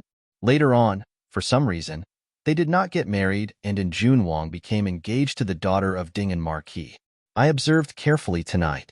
The way Grand Secretary Yuan looked at Royal Prince and was not right. He must be angry at Royal Prince and for abandoning his granddaughter after seducing her. Xiao Lulang had never been interested in the affairs of outsiders. He said indifferently, I'm married. Ning Ziyuan said, I know you're married, but does Grand Secretary Yuan know? Last time, didn't the Minister of Justice come looking for you and want to betroth his daughter to you? Xiao Lulang glanced at him. You've been very idle recently. Gossip everywhere. Xiao Lulang did not take Ning Ziyuan's words to heart. Regardless of whether or not Grand Secretary Yuan really cared about him, it was definitely not to betroth his granddaughter to him. Grand Secretary Yuan and the old Marquis were already secretly discussing marriage. Xiao Lulang returned to Jade Water Alley in the middle of the night. He was surprised to find a person standing at the door. He wore a light-colored gown and looked lonely under the cold moonlight. Xiao Lulang walked closer and recognized that he was Lu Yisheng, whom he had met once before. Lu Yisheng was the orphan of the Lu family. In the capital, he was like a rat that everyone wanted to beat up. At the same time, he was also Gu Jiao's patient. Little Jing Kong and Prince Yu's son, Ming had encountered human traffickers. It was Lu Yisheng who courageously sent the two children back to the medical center. Prince Yu gave him a large sum of money to thank him, and he accepted it. However, when Xiao Lulang also went to thank him, he was rejected. He said, Dr. Gu treats me. If she doesn't charge less, she doesn't charge me at all. I owe Dr. Gu a favor, so I can't accept your gift. These words left a deep impression on Xiao Lulang of Lu Yisheng. What are you doing here? Xiao Lulang walked forward and asked. Lu Yisheng had already seen Xiao Lulang when he walked into the alley. It wasn't that he didn't want to avoid him, but in the end, he still chose to stay. He opened his mouth and said, I. His sleeves weren't long. Xiao Lulang glanced at him and noticed that his hand was wrapped in gauze. There seemed to be faint traces of blood seeping out of the gauze. Xiao Lulang said, It's already so late. If you want to treat your injury, you can go to the Miracle Hall. There's a doctor on night duty there. Lu Yisheng wasn't here to treat his injury.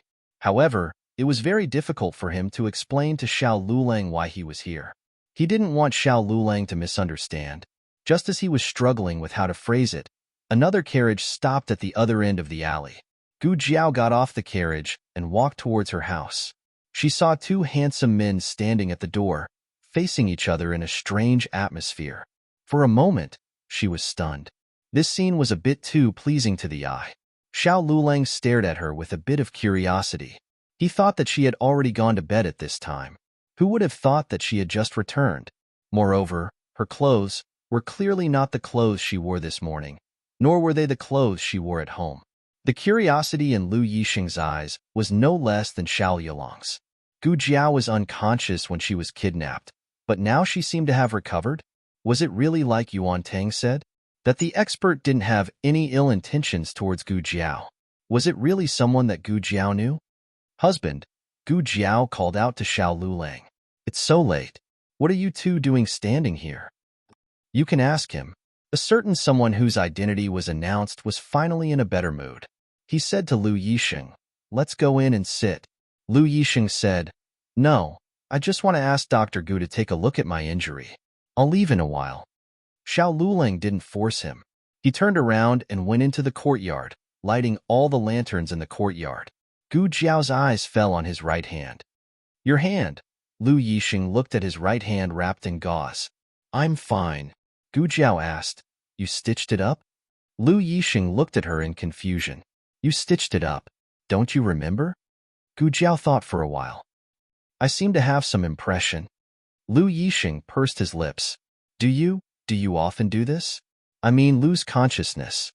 Gu Jiao shook her head. Not often. Tonight was a special case. Lu Yisheng opened his mouth, wanting to say something but hesitated. In the end, he didn't ask. He said, I'll send your medicine box and basket to the medical center. When the expert took her away, he only took her, not the things on the ground. He first went to the medical center to inquire about her whereabouts and residence. Then, He gave the basket and medicine box to the second boss. Gu Jiao smiled. Thank you. Gu Jiao checked his injury. She was worried that she wouldn't be able to stitch it up in that kind of situation. The fact proved that her muscle memory was too strong. The operation could be said to be perfect. Gu Jiao also told him some things to pay attention to and asked him to come to the medical center tomorrow to change his dressing. Lu Yixing suddenly looked at her deeply and asked, "What about you? Are you really okay?" That expert. Gu Jiao thought for a while and said, "He is my husband's friend." She couldn't expose the identity of Long Yi and Xiao Lulang. For the time being, she called them friends. Lu Yixing was completely relieved. Then, I'll take my leave. Lu Yixing walked out of Jade Water Alley and arrived at Xuanwu Street. There was an unremarkable-looking carriage parked there. Several shadow guards were lying in ambush around the carriage. Yuan Tang was sitting in the carriage. Just now, after dealing with those shadow guards, Yuan Tang immediately returned to the Imperial Palace and called the experts of Qian State. Only, he didn't know whether the other party was afraid of Gu Jiao and that masked expert, so they didn't make a move against him this evening. Lu Yixing got on the carriage. Yuan Tang raised his eyebrows and said, "How is it? Is that girl okay?" Lu Yixing said, "She's fine." Yuan Tang lazily leaned on the cushion behind him. "I said she would be fine. When that expert rescued her, he was very cautious. Just like how I look at my cousin every time." Lu Yixing really wanted to kick this shameless guy out of the carriage. Yuan Tang patted his palm with his folding fan. But then again, who is that expert? When did such a powerful person come to Zhao State? Lu Yixing coldly said, "Rather than worrying about this, it's better to think about your own situation. Being chased and killed, you also implicated others." Lu Yixing wasn't referring to himself, but to Gu Jiao. Yuan Tang said, "I know. I implicated my cousin and he lost his finger. I will thoroughly investigate this matter. I will definitely find that bastard. I will chop off his finger to avenge my cousin." "Cousin, does it hurt? Come, I will blow on it for you." Saying that, he really grabbed Lu Yixing's right hand and wanted to blow on it. Lu Yixing was quite shocked and decisively pulled away from him by half a carriage's length. Gu Jiao was the type of person who only reported good news and not bad news. No, she didn't even report good news. She wasn't good at talking about her daily life and experiences with others. Perhaps due to the influence of her childhood, no one would like to hear what she had to say. Gradually, she stopped talking, as if by doing so she could create the illusion that you don't know about me, not because you don't care about me, but because I refuse to talk.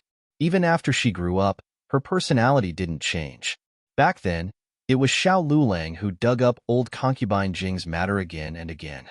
In addition, all kinds of stupid teammates took turns to expose her, so she had no choice but to confess.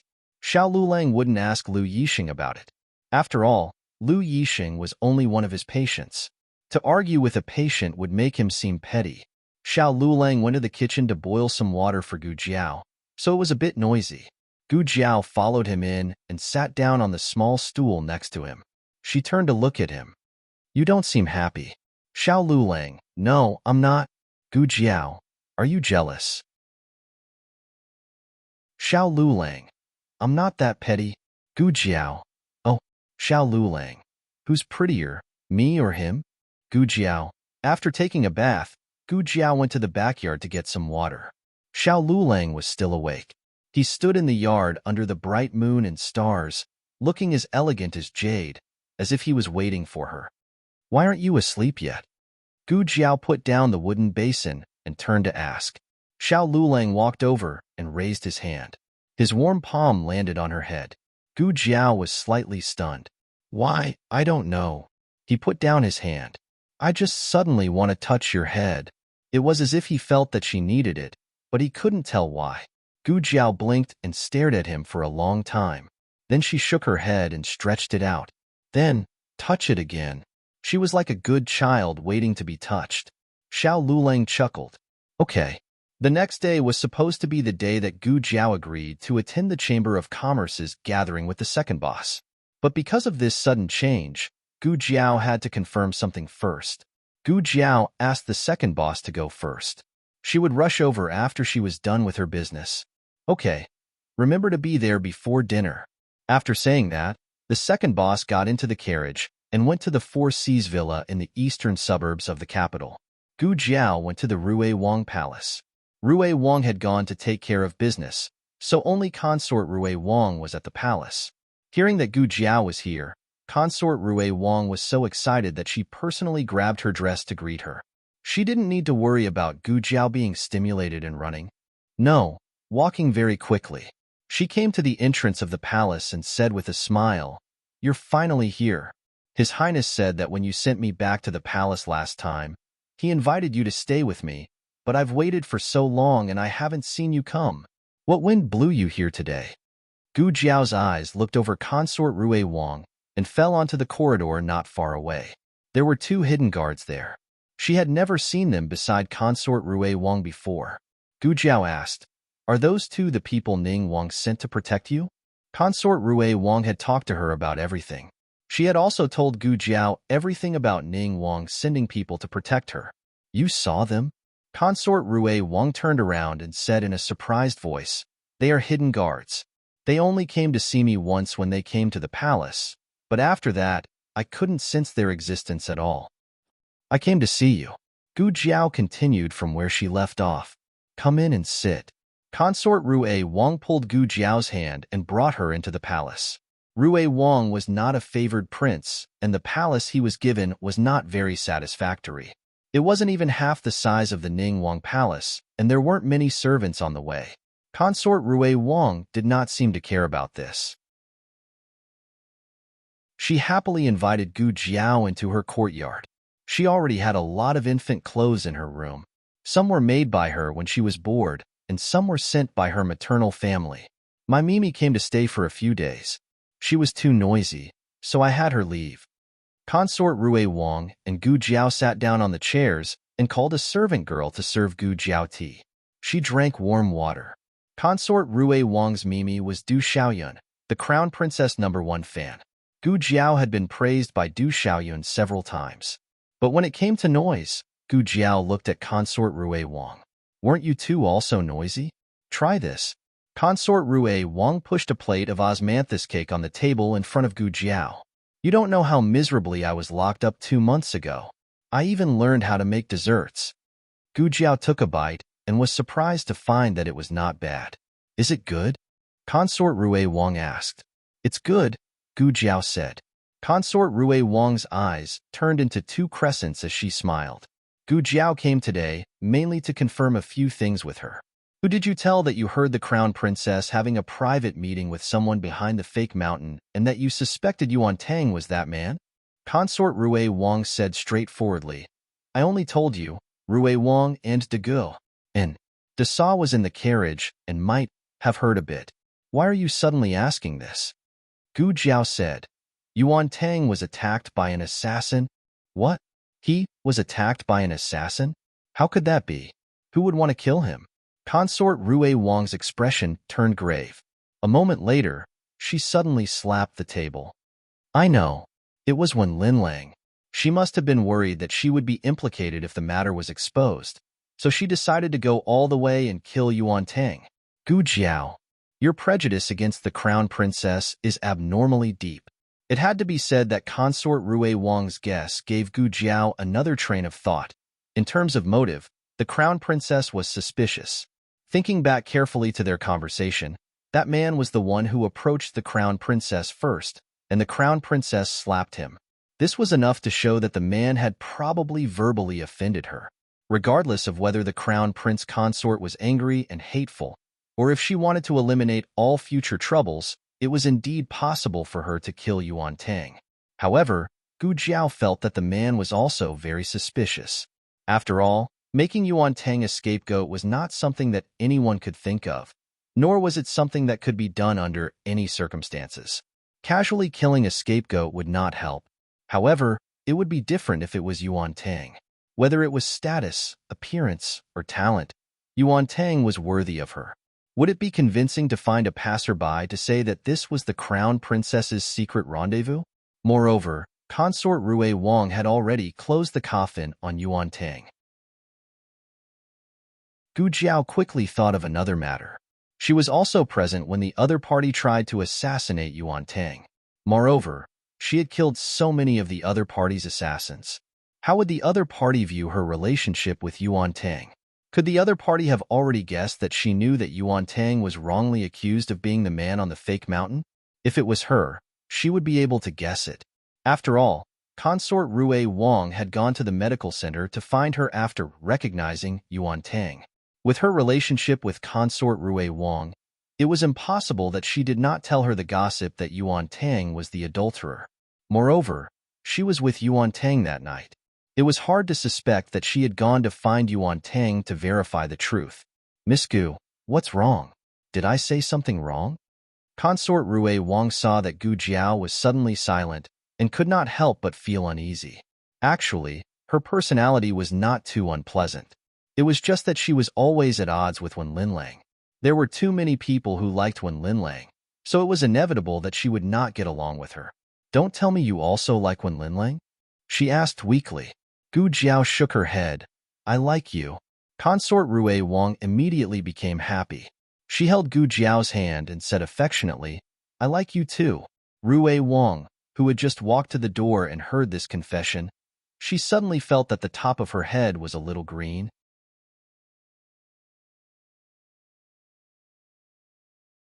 Chapter 420.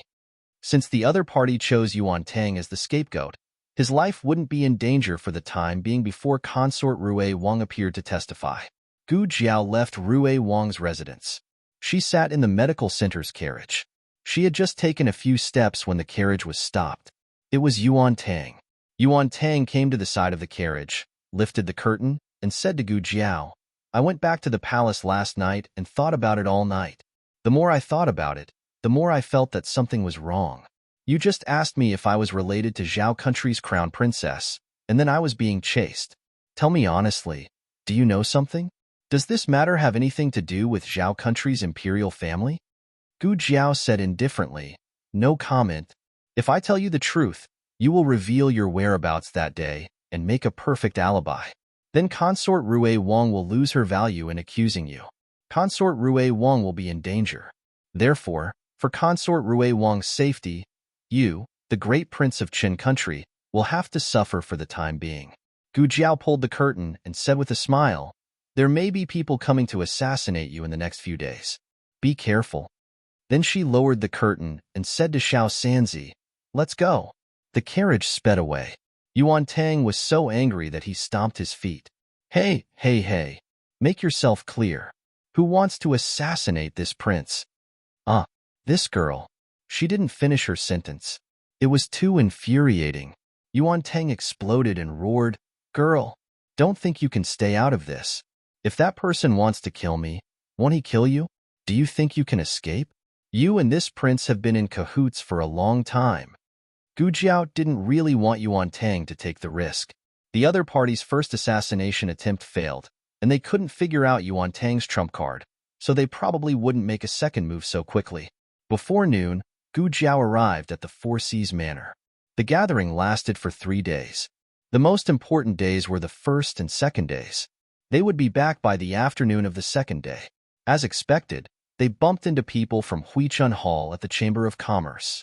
This was a very important Chamber of Commerce, and all the big bosses had come. Gu Jiao then saw the rumored stepson of the Hu clan, second master Hu Hongtu. Just from his name, one could tell how much his parents expected of him. Back then, the second master had been pushed out by his family, so there was no hope for Hu Hongtu to have a deep brotherly relationship with him. Hu Hongtu looked at the second master with a smile, not concealing the contempt and disdain in his eyes. Big Brother is also here? It seems that Big Brother secretly learned a lot when he was in the Rejuvenation Hall. These words were too harsh. What did he mean by the second master secretly learned a lot when he was in the Rejuvenation Hall? So the second master was an outsider, and the Rejuvenation Hall wasn't his father's business. Hu Hongtu might have forgotten that if it weren't for his appearance, the second master would be the first successor of the Rejuvenation Hall. Although the Rejuvenation Hall was a century-old pharmacy, the second master's mother had just married into the Hu clan when the Hu clan encountered an unforeseen event. The rejuvenation hall almost couldn't operate anymore. It was the second master's mother who invested all the money from her dowry into the rejuvenation hall that brought it back to life. But in the end, this poor woman didn't get anything. She passed away from a serious illness, leaving behind her young son to be bullied by others. A person's sore spot would only be poked when they were weak. Now that he had a strong backing, he didn't fear Hu Hongtu's provocation at all. I came here based on my own ability. If we're talking about secretly learning, aren't you the one who secretly learned? I'm the legitimate son of the Hu clan. Hu Hongtu chuckled. The former legitimate son of the Hu clan. Now you're just a stray dog. The second master coldly smiled. Is that so? Then let's wait and see. Let's see if the one who bites you to death is this stray dog. The two brothers parted on bad terms. Gu Jiao curiously admired the surrounding scenery. The second master said, I've let you see a joke. Gu Jiao said, No, it's pretty good. The more Hu Hongtu acted like a lowly person, the more ruthless they would be when they fought in the future. Gu Jiao asked, Do you need my help? The second master said with an aura that could swallow mountains and rivers. No need. He's just a mere stepson.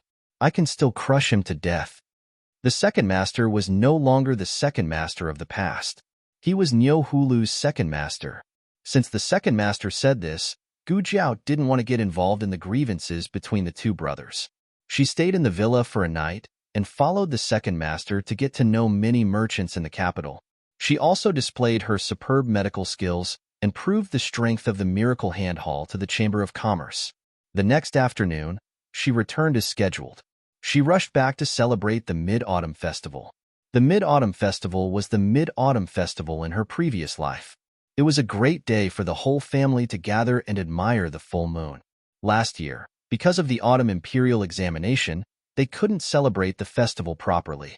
This year, everyone was there. Feng Lin and Lin Xingye came over early in the morning. Du Ruhan also came. However, he went back after lunch. Gu Jiao didn't manage to meet Du Ruhan. Gu Jiao invited Master Lu and Master's wife Nanxiang early in the morning. The two of them came in the afternoon and arrived at Jade Water Alley almost one after the other with Gu Jiao. Master Lu, Master's wife Nanxiang. Little Jing Kong warmly invited the two of them into the courtyard. His eagle and 7 chicks all had big red flowers on their heads. They lined up in the courtyard to welcome them. It could be said that it was very ceremonial. Master's wife Nan liked this little guy to death. She smiled and said, You're Jing Kong, right? Yes, Master's wife Nanxiang. Little Jing Kong said cutely. The two of them chatted happily. Little Jing Kong enthusiastically introduced his chicks and chicks to Master's wife Nanxiang. Of course, he didn't forget to introduce Gu Yan's puppy. That's Xiaoba. He's a little timid. Xiaoba straightened his back. How was he timid? He was the bravest shepherd dog in the entire capital. Woof. The new big yellow dog of the Zhao family next door rushed in. Xiaoba lost his cool in a second. He hugged the dog's head with his paws and hid behind the flock of chickens. Master's wife Nanxiang liked this place very much. The smile in her eyes didn't disappear from the moment she entered the house. Master Lu felt very gratified when he saw Nanxiang like this. Little Jing Kong considerately introduced the small vegetable garden at home to Master's wife Nanxiang. He especially proudly told her that he watered the vegetables in the garden. Nanxiang was amused by the little guy who shook his head. She couldn't wait to steal him back immediately. With little Jing Kong's introduction, Nanxiang and Master Lu also got to know Feng Lin and Lin Chengye. Unexpectedly, the four of them got along very well, except for Lin Chengye, who felt inferior and embarrassed because he stuttered. Nanxiang smiled. She didn't rush to comfort him. Instead, she took off her veil. Lin Chengye and Feng Lin were stunned. Then, Lin Chengye blurted out a complete sentence. It's okay. Actually, Master's wife Nanxiang, you're very beautiful. Feng Lin patted Lin Chengye on the shoulder. Xiao Lin, you don't stutter anymore. Lin Chengye, I don't stutter. Oh, he still stuttered. However, with this interruption, the last trace of uneasiness in everyone's heart disappeared. No one would laugh at Lin Chengye's stuttering, and no one would laugh at Nanxiang's disfigured face. Xiao Lulang stepped into the courtyard at this time. He had just gone to Granny Zhou's small winery to get some wine. When Nanxiang came last time, only Gu Jiao was at home. Xiao Lulang had never seen Nanxiang, but he knew that Nanxiang and Master Lu would come, so he specially prepared the wine for them. Lulang, you're back. Feng Lin waved at Xiao Lulang. Lin Qingye quickly got up and ran over to help Xiao Lulang carry the wine jar over. Feng Lin smiled and introduced, Lulang. This is Master Lu, and this is Master's wife Nanxiang. Xiao Lulang. No, you really don't treat yourself as an outsider. Feng Lin said to the couple, Master Lu, Master's wife Nanxiang. He's Xiao Shuan's brother-in-law. Master Lu and Xiao Lulang greeted each other politely. Nanxiang's expression was a little strange. She kept staring at Xiao Yulang's face, which made Master Lu, who was beside her, feel embarrassed. He pulled Nanxiang's sleeve and whispered, Why do you keep staring at him? Nanxiang said in a daze, I seem to have seen him somewhere. Master Lu was amused. How could you have seen him? He's Xiao Shuan's brother-in-law. He's from the county, and you've never been to the county. However, I heard that he looks very similar to the late young Duke of Zhaodu. Did you see the young Duke of Zhaodu when you entered the palace? Nanxiang shook her head. No, not in the palace. Not in the capital either. Nanxiang stared at Xiao Lulang without blinking, trying hard to recall where she had seen him. My book. My book is gone. Naughty. Little Jing Kong's cry came from the study. Little Jing Kong was good at everything, but he didn't know how to tidy up. She could always hear him looking for things all day long. Xiao Lulang didn't hear their whispered conversation. He only noticed that Nanxiang kept staring at him, but as the host, he couldn't say anything. Mistress Nan, Master Lu, please excuse me. He went to the study to help little Jing Kong look for things after saying goodbye. If he didn't help him find it, the little guy would be so mad that the whole family would be restless. This was the first lunar festival that they officially celebrated in the capital. The old chancellor personally cooked, and Nanny Fong and Yu Yi were his assistants. They cooked a table full of dishes that they were best at: lamb scorpion spicy pot, hand-grabbed mutton, sweet and sour pork tenderloin, rock sugar pork knuckle, fried lotus root, cold tofu skin, crucian carp and tofu soup, vegetarian 3 delicacies, hairy crab, and several seasonal vegetables. Of course, they didn't forget that little Jing Kong's Mid-Autumn Festival was especially vegetarian. He also had hairy crab, steamed buns made of flour and tofu skin.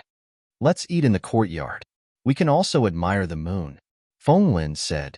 Little Jing Kong was the first to agree. Feng Lin and Lin Chengye went to move the table.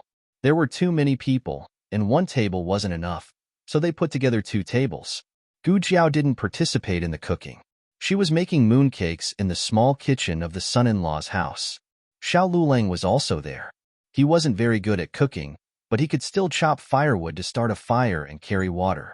Xiao Lulang hadn't eaten mooncakes before, but he could see that Gu Jiao made a kind of snack with fillings.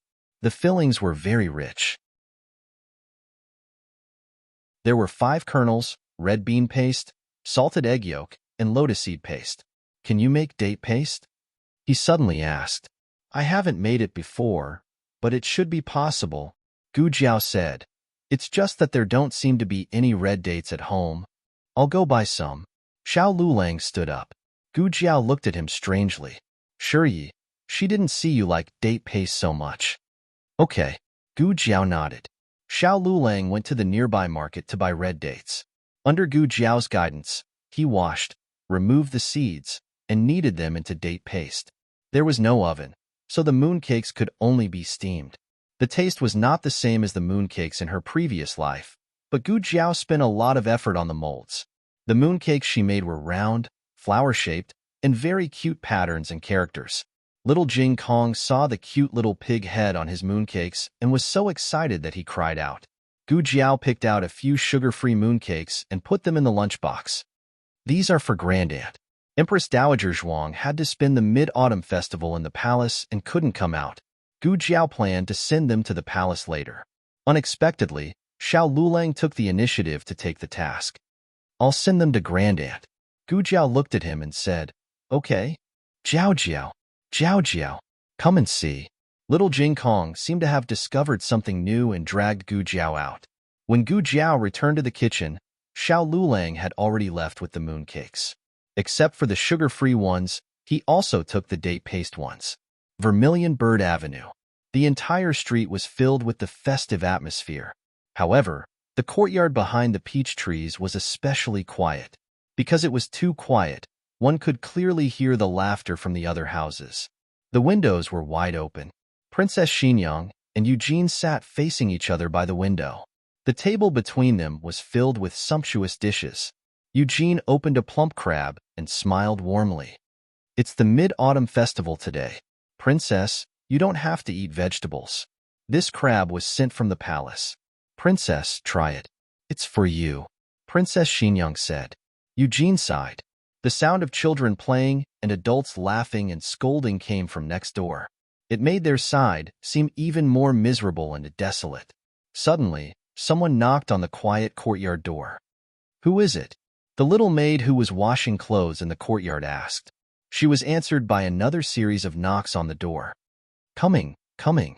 The little maid put down the half-washed clothes and stood up. Wiping her hands on the towel on the clothesline, she went to the door and opened it. Who is it? Where is the person? The little maid stretched her head out and looked left and right. Making sure she didn't see anyone, she scratched her head in confusion. I clearly heard someone knocking on the door. When she was about to close the courtyard door, she suddenly saw a food box at the door. Who put it there? She muttered. What happened? Eugene looked at the young maidservant who was behaving strangely in the corridor and asked. The little maid turned around and said to Eugene, Your Excellency Eugene, just now someone knocked on the door and put a food box here. Eugene was a very cautious person. She came to the door and looked at that tightly closed food box. She didn't immediately open it, rather called Long Yi and let Long Yi open it. Be careful. I'm afraid there are hidden weapons inside. Eugene said. She didn't know whether Long Yi could understand or not. But in the end, there were no hidden weapons in this world that could plot against Long Yi. Long Yi opened the food box, and a rich jujube paste fragrance assailed his nostrils. Eugene was dumbfounded. She saw there were no hidden weapons inside the food box. It was clearly a novel and unique snack. Princess loved to eat jujube paste cakes, but almost no one knew. What's the matter? Princess Xinyang walked over with an indifferent expression. The little maid hurriedly bowed to pay her respect. Eugene took the food box from the bosom of Long Yi and handed it over to her. I don't know who put it there. Princess Xianyang picked up a mooncake filled with jujube paste and stared at it for a long time. The little maid cautiously asked, Should I throw it away? Could it be someone poisoned it?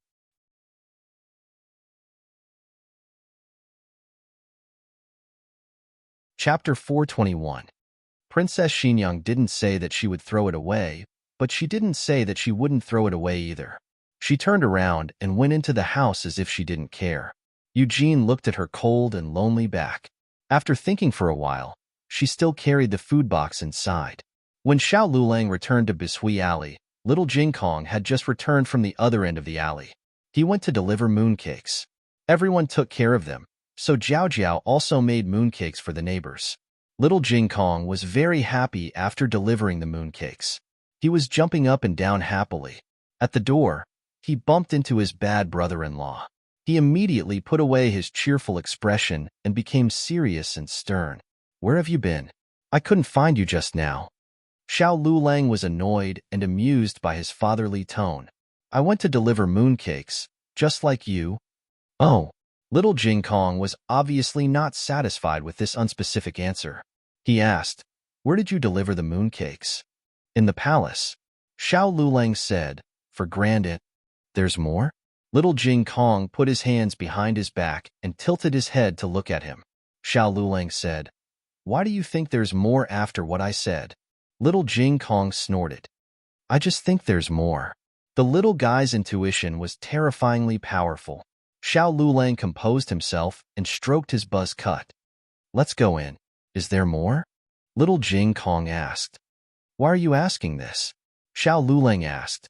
Little Jing Kong puffed up his chest and said, I want to know who gave more mooncakes. Xiao Lulang made him laugh again. Why do you even want to compete with this? Childish. Little Jing Kong put his hands on his hips and stomped his feet. I'm not childish. At least I won't wet the bed when I'm as old as you. Xiao Lulang tapped his little head with a faint smile. Are you sure I'm the one who wet the bed and not you? Little Jing Kong brushed his hand away from his head. It's you, it's you, it's you. Ha ha ha. The little fellow stuck out her tongue, made a face at Xiao Lulang, and slipped into the house. Xiao Lulang chuckled. And you say you're not childish. The whole family had a lively meal in the courtyard and admired the moon. Feng Lin and Master Lu drank until they were high. The two of them had their arms around each other's shoulders, almost calling each other brothers on the spot and becoming sworn brothers. Otherwise, Xiao Yulong's seniority would be a level lower. In the future, when he saw Feng Lin, he would not be able to address him as Feng Lin. He would have to address him as Martial Uncle Feng. Xiao Lulang promptly gave Feng Lin a piece of mooncake with 5-nut stuffing, preventing this sudden swearing of brotherhood. Feng Lin drank too much. Take care of him at night. Xiao Lulang said to Lin Qingye.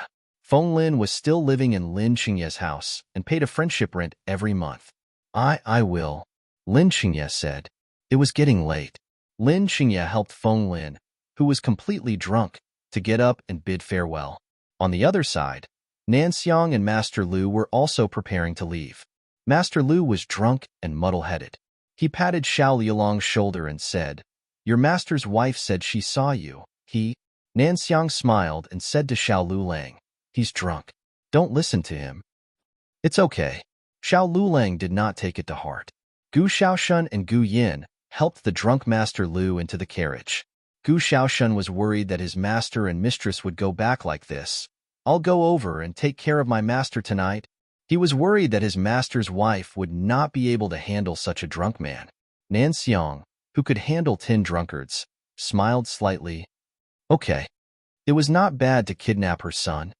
Xiaoshun will go back with us. I'll send him to class tomorrow morning. Nanxiang said to Gu Jiao and Xiao Lulang. The young couple had no objection. Little Jing Kong waved goodbye. Goodbye, Master Lu.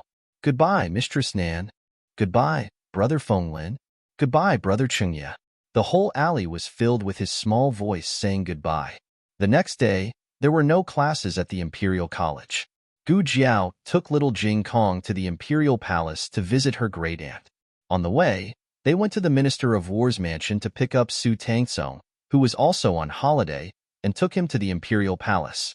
Qin Chuyu's identity as a prince had been exposed on a moonless and windy night. Now, little Jing Kong and Su Tangsong both knew that he was the son of the Empress. In order to cover up his dishonest behavior, Qin Chuyu decisively changed the topic to little Jing Kong. The Empress Dowager is his great-aunt. He hid it for even longer than me. Little Jing Kong was admitted to the Imperial College first. At that time, he had already called the Empress Dowager his great-aunt. Qin Chuyu was a transfer student. When it came to the history of deception, little Jing Kong was indeed more experienced than Qin Chuyu.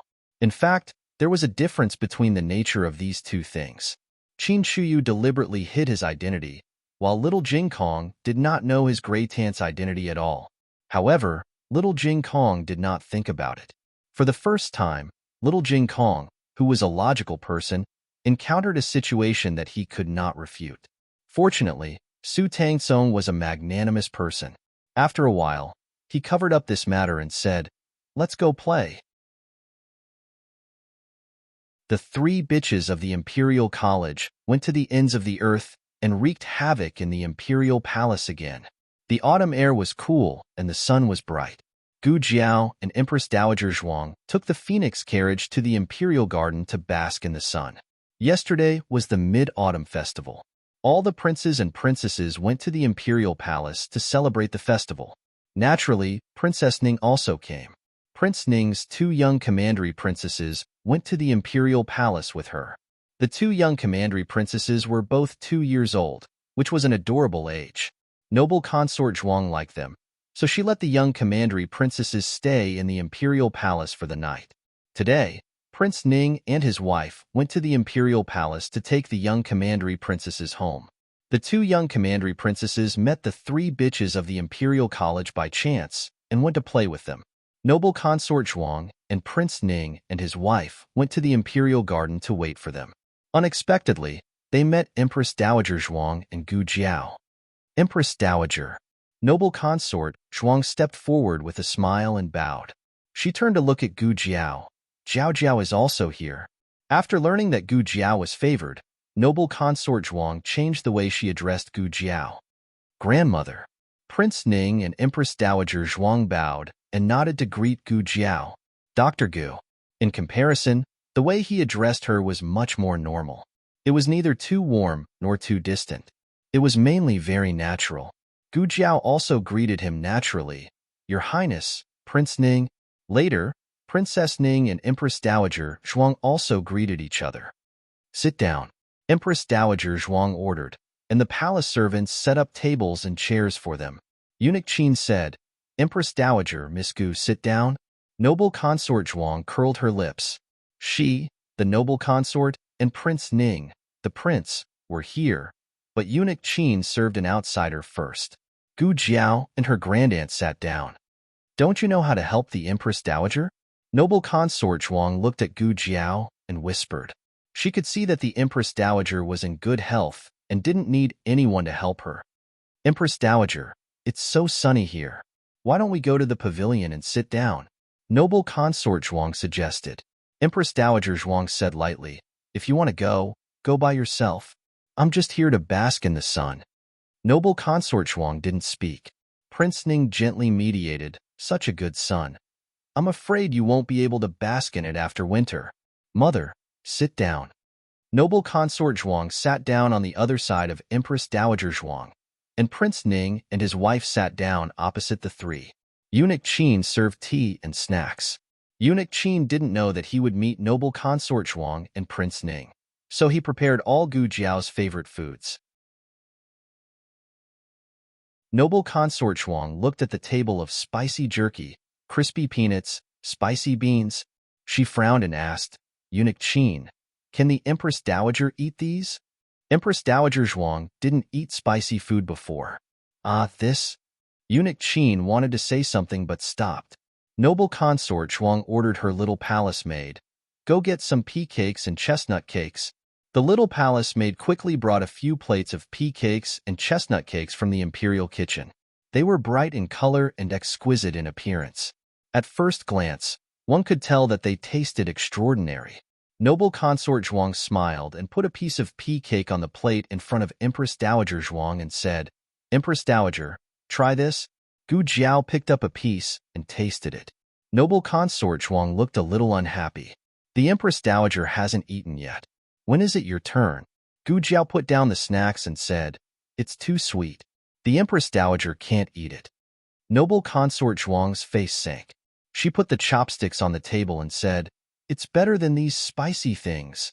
Empress Dowager Zhuang looked at noble consort Zhuang impatiently and said, I'm not asking you to eat it. You talk too much. Noble consort Zhuang choked. Fortunately, the three cheap guests of the imperial college and the two young princesses came over and diluted the awkwardness of the scene in time. They were sweating profusely from running. Noble consort Zhuang didn't allow the two young princesses to play crazily anymore. Otherwise, they would lose the dignity of the imperial family. Little Qi is really too much. As his brother, you should control him. Don't let him play crazily all the time. If His Majesty sees this, he will be unhappy.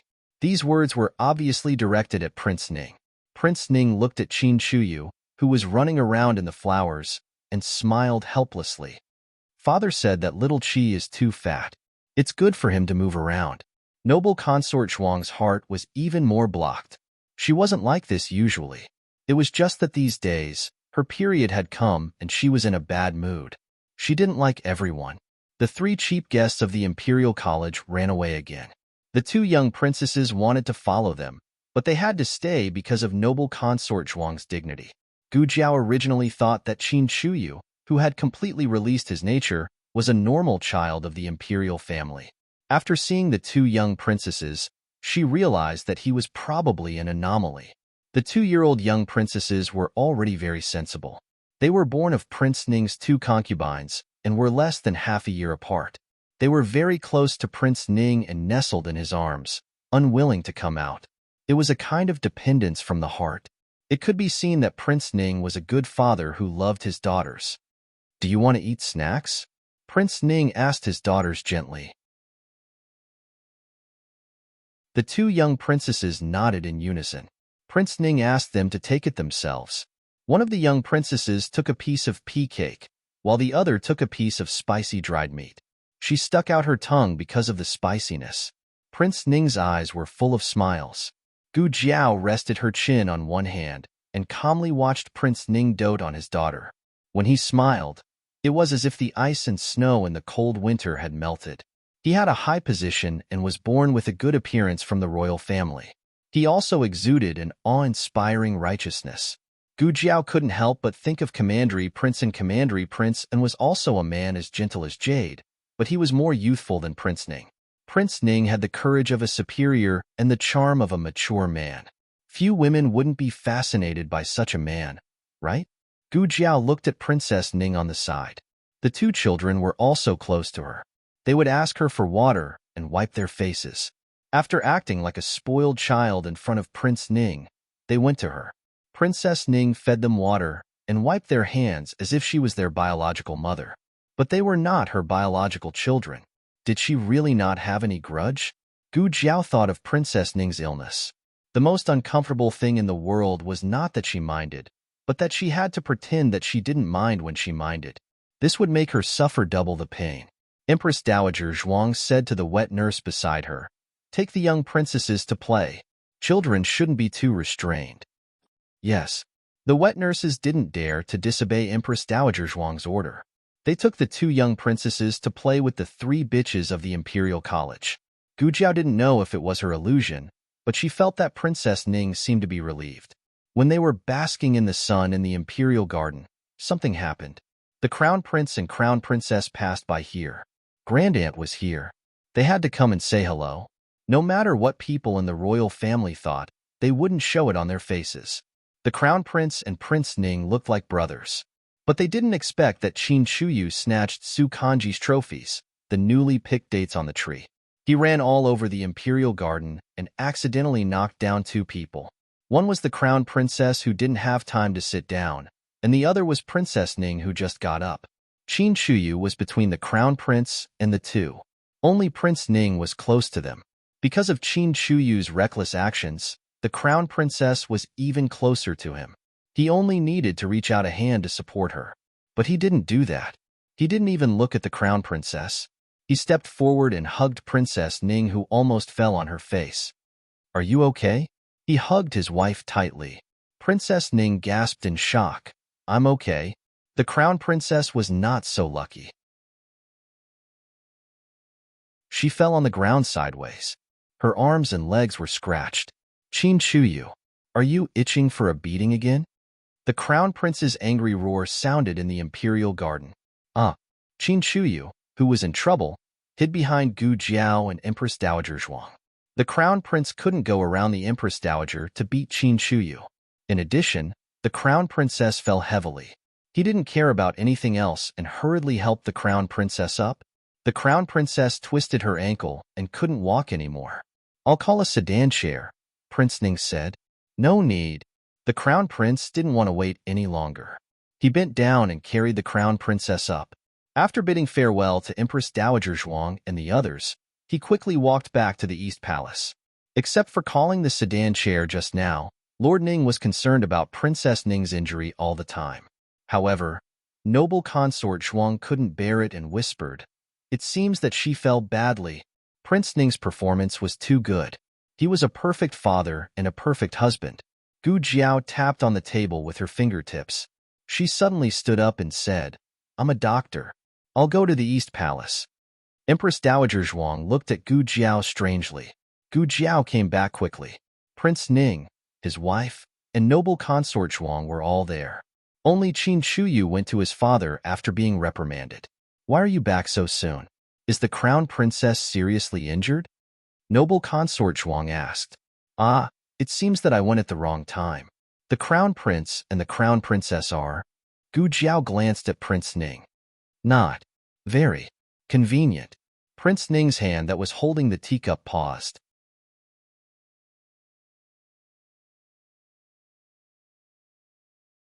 Chapter 422.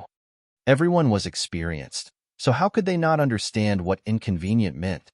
Noble consort Zhuang whispered, "You fell like that and still." Empress Dowager Zhuang glared daggers at her, and noble consort Zhuang shut up. It was improper to act like this during the day, but the crown prince and the crown princess had been in love for a long time. Everyone in the 6 palaces knew that the crown prince only favored the crown princess and even dealt with his concubines for her.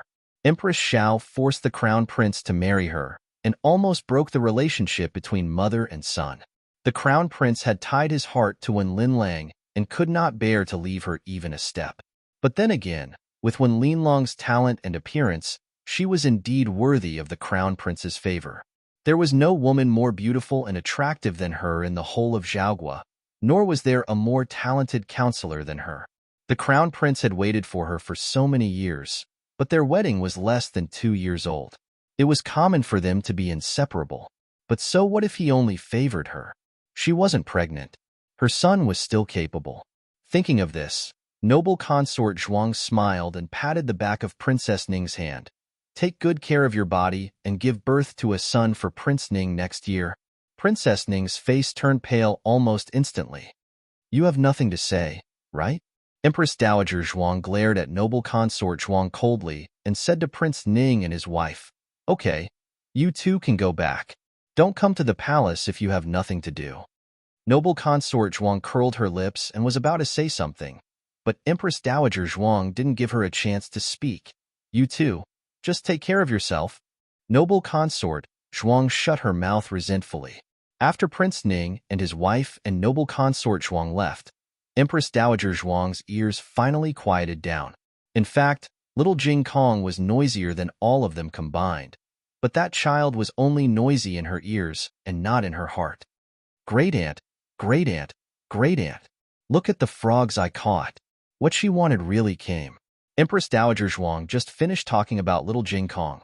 The next second, this naughty child grabbed 2 toads and threw himself into Empress Dowager Zhuang's arms. The corners of Empress Dowager Zhuang's mouth twitched. What happened to not annoy her? Can you not slap my face so quickly? Gu Jiao accompanied Empress Dowager Zhuang back to Renshou Palace. After enjoying the rare leisure, Empress Dowager Zhuang began to review the memorials. Gu Jiao also planned to leave. Before she left, Empress Dowager Zhuang suddenly stopped her. Lu Lang has no one in his heart. Some things are in the past. You don't have to take it to heart. Gu Jiao was confused by this sentence. Why did he suddenly mention Xiao Lulang? What did she take to heart about his past? After Gu Jiao left, Eunuch Qin brought hot water to Empress Dowager Zhuang to wipe her face. Seeing that Empress Dowager Zhuang had something on her mind, he couldn't help but ask, "Empress Dowager, what's wrong with you today?" Empress Dowager Zhuang said, "Didn't you see what happened just now?" Eunuch Qin asked, "What are you talking about?" Empress Dowager Zhuang glanced at him. The crown princess was injured. Jiao Jiao actually took the initiative to go to the East Palace to treat her. Does she have such a good temperament? Eunuch Qin thought. How can you talk about your own child like that? How is Miss Gu not good temperament? Well, speaking of which, Miss Gu is indeed a little black-hearted. It doesn't seem like she would take the initiative to treat people in the Imperial Palace. Eunuch Qin still didn't understand. What are you worried about? Empress Dowager Zhuang sighed. I'm worried that she already knows Liu Long's identity. She cares that Lu Ling used to have a fiancé. Eunuch Qin's face was full of realization. That's impossible, right? Empress Dowager Zhuang snorted. Otherwise, why would she follow them to watch the fun? Eunuch Qin thought it was reasonable. That's true. Gu Jiao didn't know that her actions had aroused her great-aunt's suspicion. She was misunderstood by her great-aunt as jealousy. Well, she probably wouldn't have jealousy for the rest of her life. After leaving Renshou Palace, Gu Jiao didn't go to Little Jing Kong and Su Tang Tang to take them home. Instead, she went to another place. Prince Ning and Princess Ning took the two young commandery princesses out of the imperial palace. The young commandery princesses had a special carriage. The two young commandery princesses were carried to the carriage by their nannies. Prince Ning also sent Princess Ning to the carriage, but he didn't get in himself. He stood by the window. Through the open window, he gently looked at Princess Ning, who looked a little tired. He said slowly, "You must be tired. You are not feeling well. You should take care of yourself in the mansion." "I didn't think about it." "It's not that."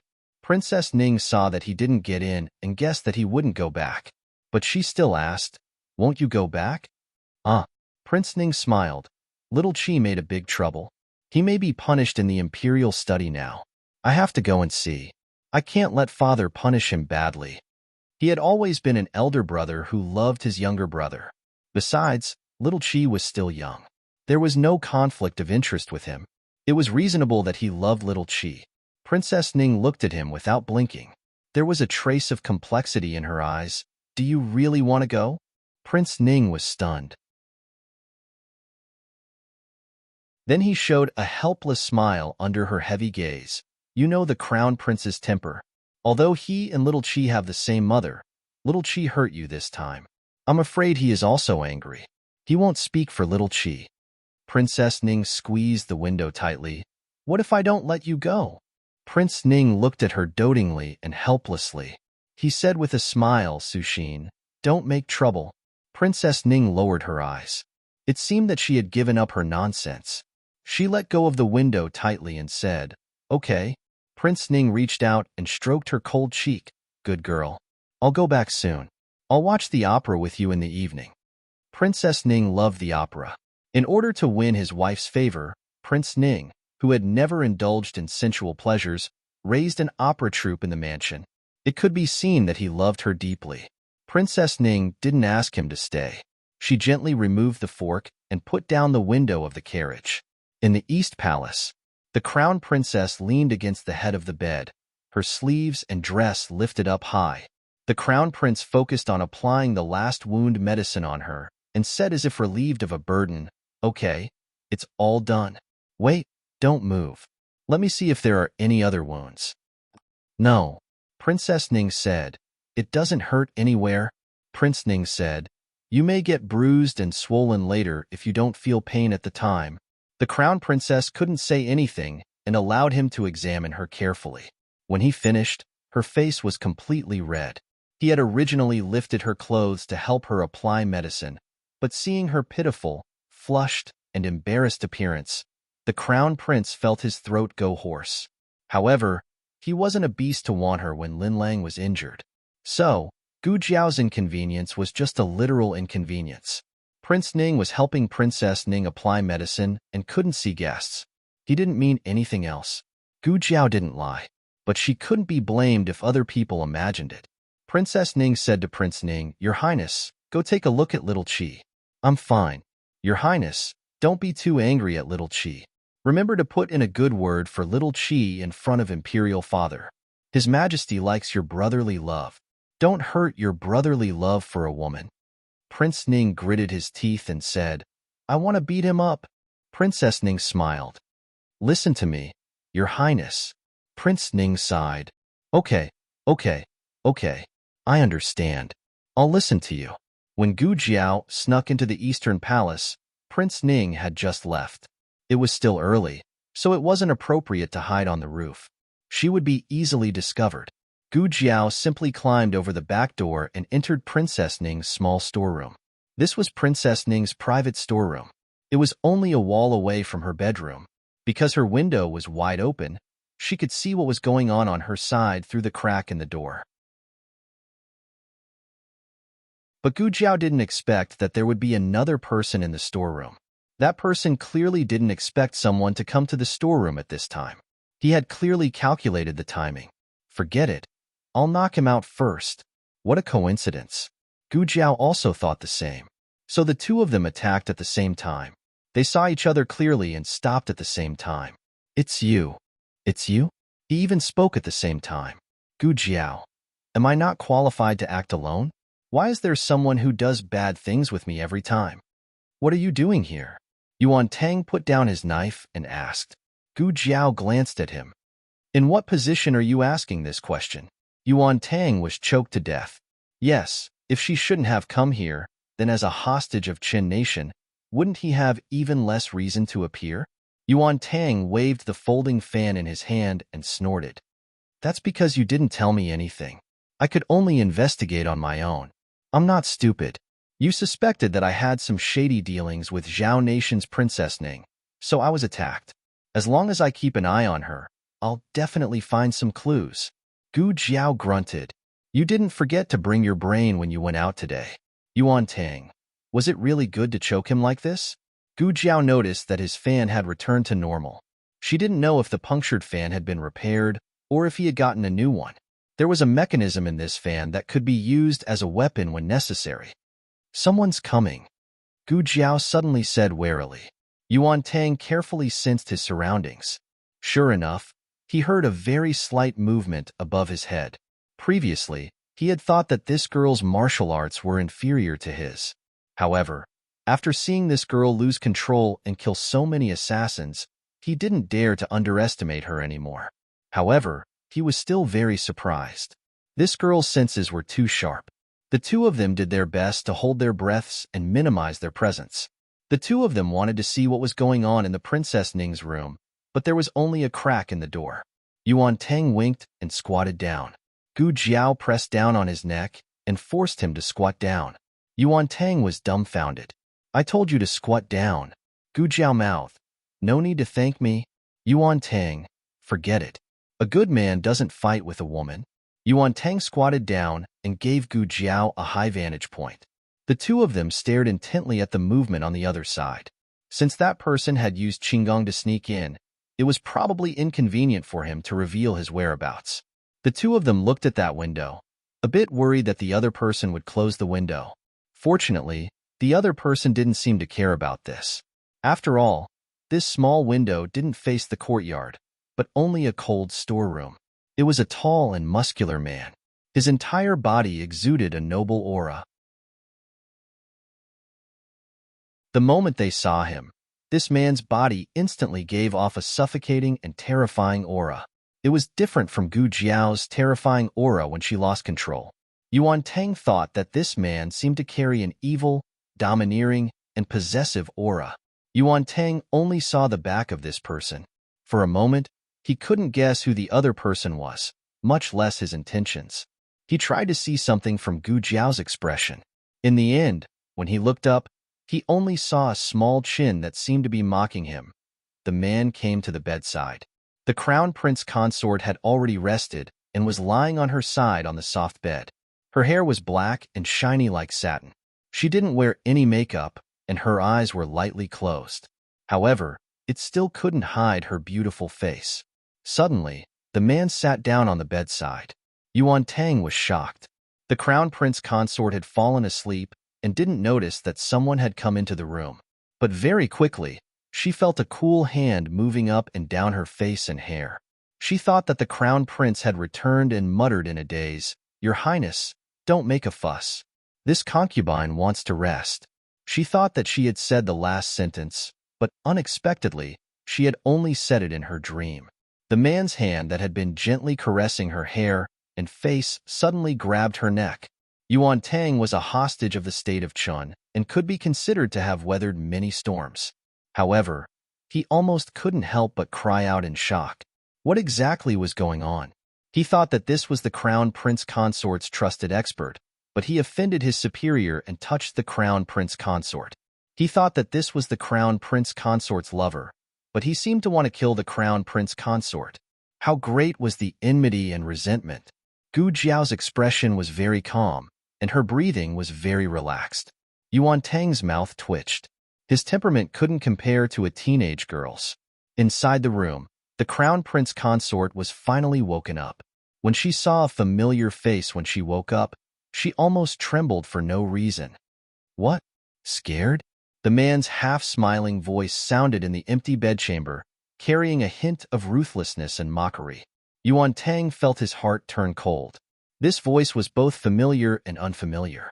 It seemed like he had heard this voice before, But that person's voice shouldn't be so ruthless. Yuan Tang suddenly felt like he was splitting up. Gu Jiao didn't mind the commotion, and her eyes were actually shining. Yuan Tang, are you serious? The man increased the force of his hand, and the crown prince consort's face turned red.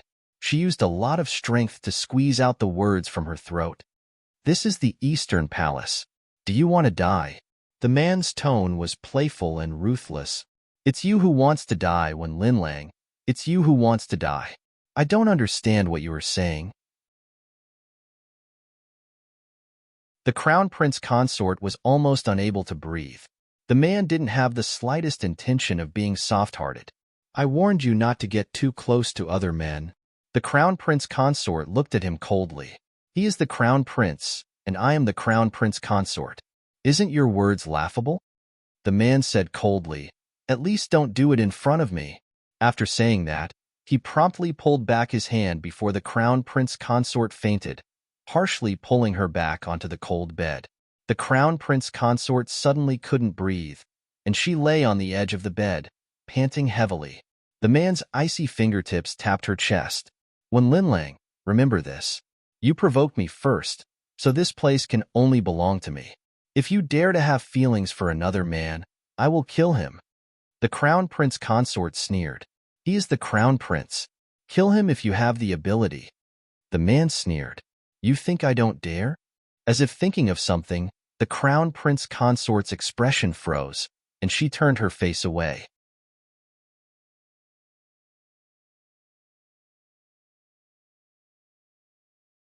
Chapter 423. The man looked at her hand that was grabbing the corner of her clothes and sneered. What?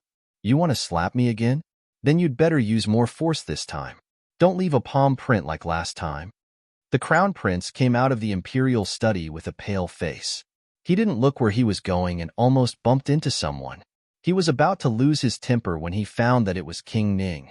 He couldn't tell what he was feeling and greeted him sullenly. Brother.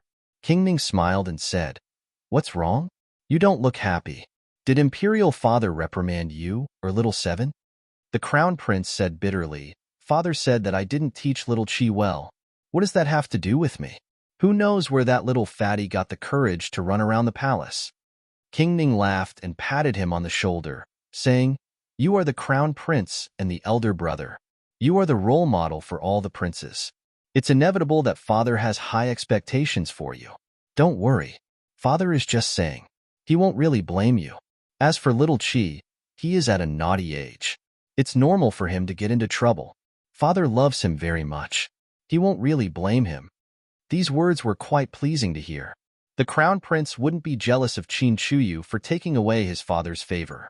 After all, Qin Shuyu was his younger brother, and there was a big age gap. Besides, King Ning was right. Father scolded him because he had higher expectations for him than the other princes. He sighed, but Father still wants to punish Little Chi. It's useless for me to plead. King Ning smiled and patted the crown prince on the shoulder, saying, Go back to the Eastern Palace first. I'll talk to Father. The crown prince opened his mouth. To be honest, he and King Ning weren't on the same side. King Ning was the biggest threat on his path to becoming the emperor. Not only was King Ning smarter and more capable than him, but also because his father loved King Ning very much. But King Ning's elder brother was hard to hate. His eyes were warm, bright, and honest. He worked hard to be a good son to his father and a good brother to the princes. He was ambitious, but he didn't seem too ambitious, especially when he had no unspeakable feelings for Lin Lang. Don't think that I don't know. Old Third, Old Fourth, and even Imperial Concubine, Shu's Old Fifth, secretly admired Lin Lang. Only Big Brother was open and aboveboard, a gentleman. Thinking of this, the Crown Prince found Prince Ning much more pleasing to the eye. All right then, I'll leave Little Chi's matter to you, eldest brother. Lin Lang is injured, so I have to go back and take care of her as soon as possible. He had just taken a few steps when Prince Ning suddenly called him, Second Brother. The Crown Prince turned around. Is there anything else, Big Brother? Prince Ning said, Father has been very worried about the assessment of the 6 departments recently, and the cabinet is also arguing about it. I'm planning to go to the cabinet. Do Do you want to come with me? The crown prince hesitated. As the crown prince of a country, he naturally knew that it was a good thing to participate in government affairs and share his father's burdens, but he was really worried about Linlong's injuries. Prince Ning smiled. Then why don't I tell father that I'll go alone?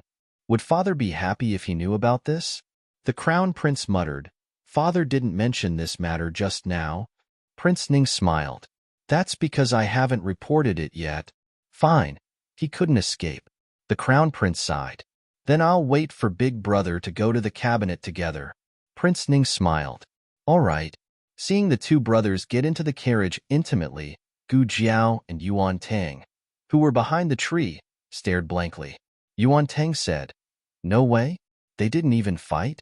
Does the crown prince think that he's not completely cuckolded enough? Yuan Tang had already found out who the man who secretly met with the crown princess was, not only because he recognized the other party's voice, but also because when the other party turned around to leave, he accidentally saw the other party's face clearly. His feelings at that time could only be described as extremely surprised. Gu Jiao made a sound of surprise. She was indeed very surprised. Yuan Tang said coldly, I want to clear my name. Gu Jiao flatly refused. No. Why? Yuan Tang asked. Consort Rui Wang will die. Gu Jiao said. She's the only person who can see you secretly meet with the crown princess. She's an important witness. Once you're cleared of the crime, Prince Ning won't keep her alive. You can't talk about morality with people like Prince Ning. Don't expect him to care about brotherhood. Yuan Tang snorted. Do I have to be a scapegoat for the rest of my life? Gu Jiao rolled her eyes. How about you go and kill him? Yuan Tang's mouth twitched fiercely. Was he a watermelon? If I say I'll kill him, then I'll kill him. Also, this is your Zhao country's territory. If I assassinate your Zhao country's eldest son, how many heads do I have to chop off? As if seeing his complaint, Gu Jiao spread her hands. Didn't you even assassinate the emperor? Yuan Tang clenched his fists. That was just for show. How would I dare to kill your emperor? Do I want to die? Gu Jiao squinted at him. Is there any difference between colluding with the enemy's old concubine and seeking death? Yuan Tang choked. Thinking of something, Yuan Tang smiled. How about you tell your Empress Dowager? Doesn't Empress Dowager Zhuang trust you very much? She won't not believe what you say, right? Gu Jiao was silent. After a while, she said faintly, Is her trust in me a reason for me to stab her in the heart with a knife? Yuan Tang choked again. He forgot that Prince Ning's blood was the same as Empress Dowager Zhuang's. Prince Ning could betray many people, but he never betrayed Empress Dowager Zhuang. His filial piety to Empress Dowager Zhuang came from the bottom of his heart. Yuan Tang looked at Gu Jiao deeply. So, what are your plans? I need to know whether we will be enemies or friends in the future. No wonder Yuan Tang asked this. Even Yuan Tang could see that Prince Ning would not hurt Gu Jiao. It was impossible for Prince Ning not to know that Gu Jiao had guessed the truth. He never wanted to kill Gu Jiao from the beginning. Yuan Tang thought of several reasons. First, Gu Jiao was Empress Dowager Zhuang's sweetheart. If he hurt Gu Jiao, Empress Dowager Zhuang would not let it go. Second, Prince Ning also needed Gu Jiao to treat Princess Ning's illness. Of course, this was based on the premise that Prince Ning had feelings for Princess Ning. Third, and the most important, Gu Jiao was an outsider. She didn't care about the War of the Princes at all. Even if Prince Ning made the crown prince a cuckold, what did it have to do with Gu Jiao? Since Prince Ning would not kill her, there was no need for her to be his enemy, right? Gu Jiao said lightly, I only do what I think is necessary. Yuan Tang was confused. What do you mean? Are you going to be Prince Ning's enemy or not? Gu Jiao looked at him. In fact, I should ask you this. Yuan Tang was stunned. What? Gu Jiao said calmly. If Prince Ning finds that it is not easy to assassinate you, he simply gives you up and turns to think of other ways.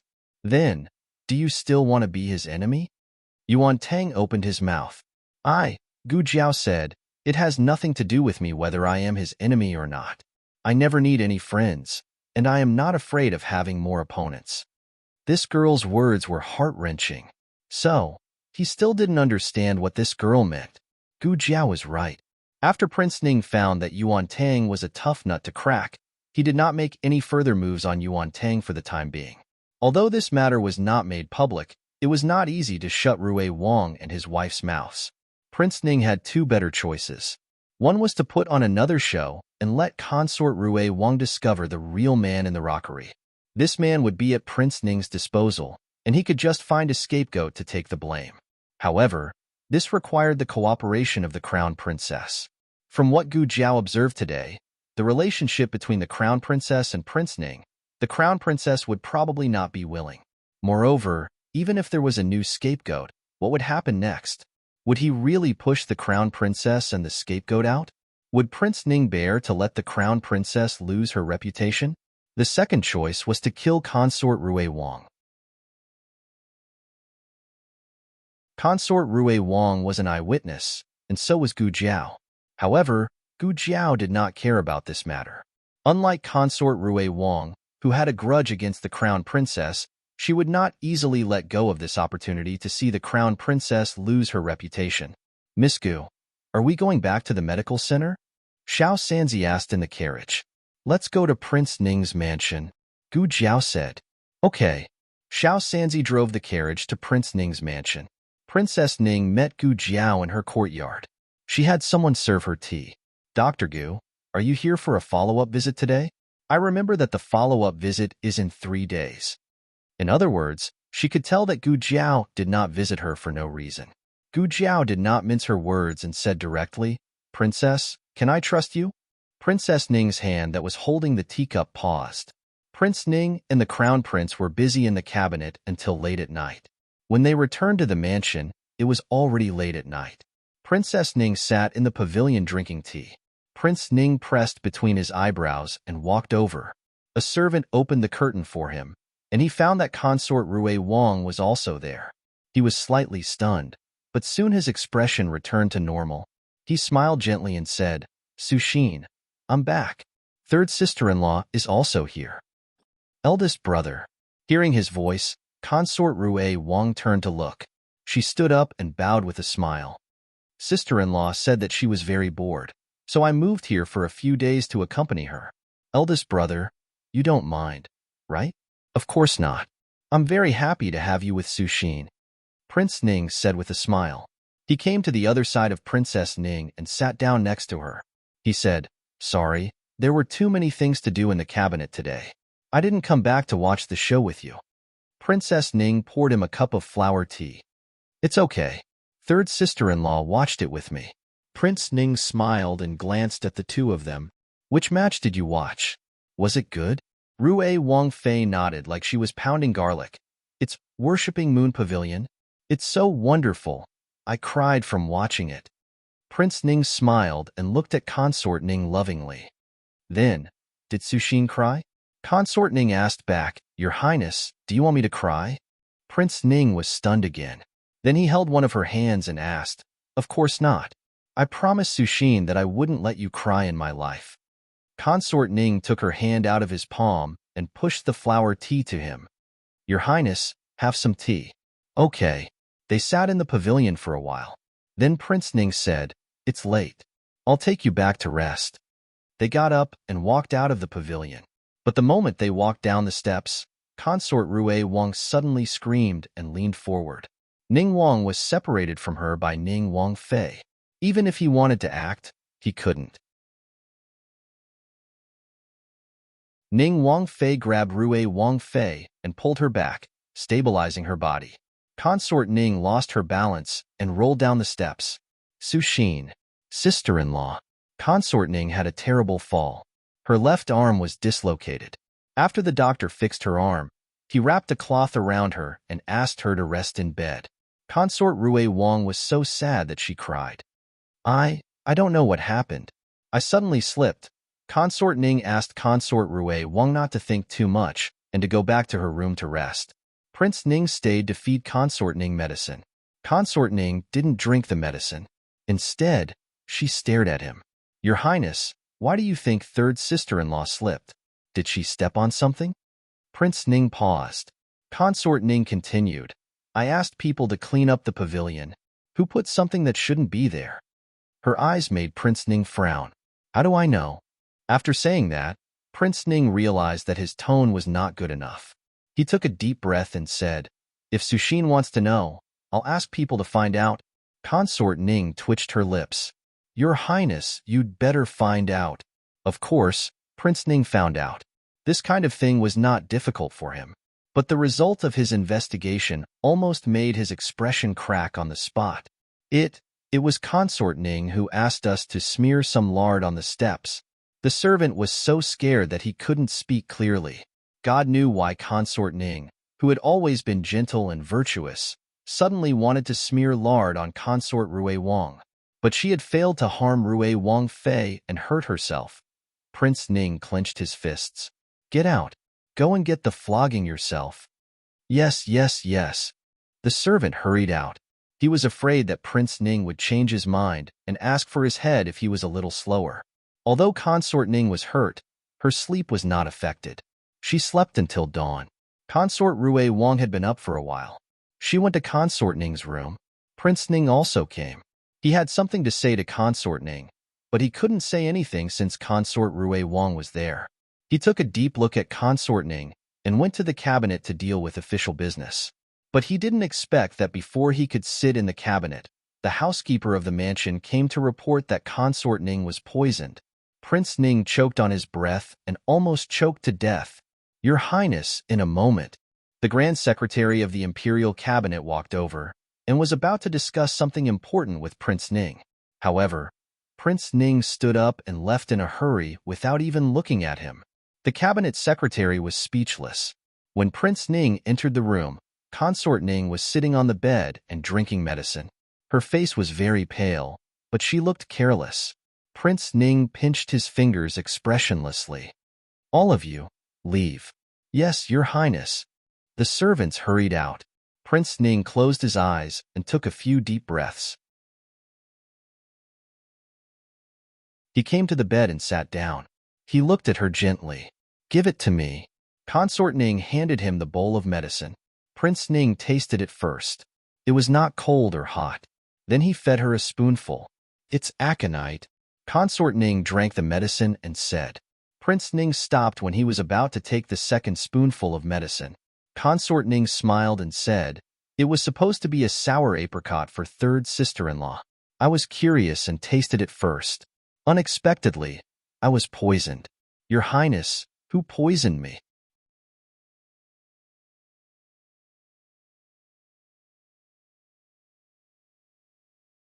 Chapter 424. The novel is updated more quickly. Prince Ning threw the spoon back into the bowl and stared at her. His eyes were not as gentle as before. His eyes were heavy and deep. What do you want to do? Princess Ning raised her head and looked at him without blinking her almond eyes. She smiled and sneered. I don't want to do anything. I just want to tell Your Highness that I don't care about those things of Your Highness. But if anyone wants to kill Consort Rue Wang, they have to kill me first. Prince Ning's pupil shrank as if he had experienced a great shock. Even though he had developed the character of being calm even if Mount Tai collapsed, at this moment, he couldn't help but feel a touch of frost between his eyebrows. He clasped her wrist. Those things of mine?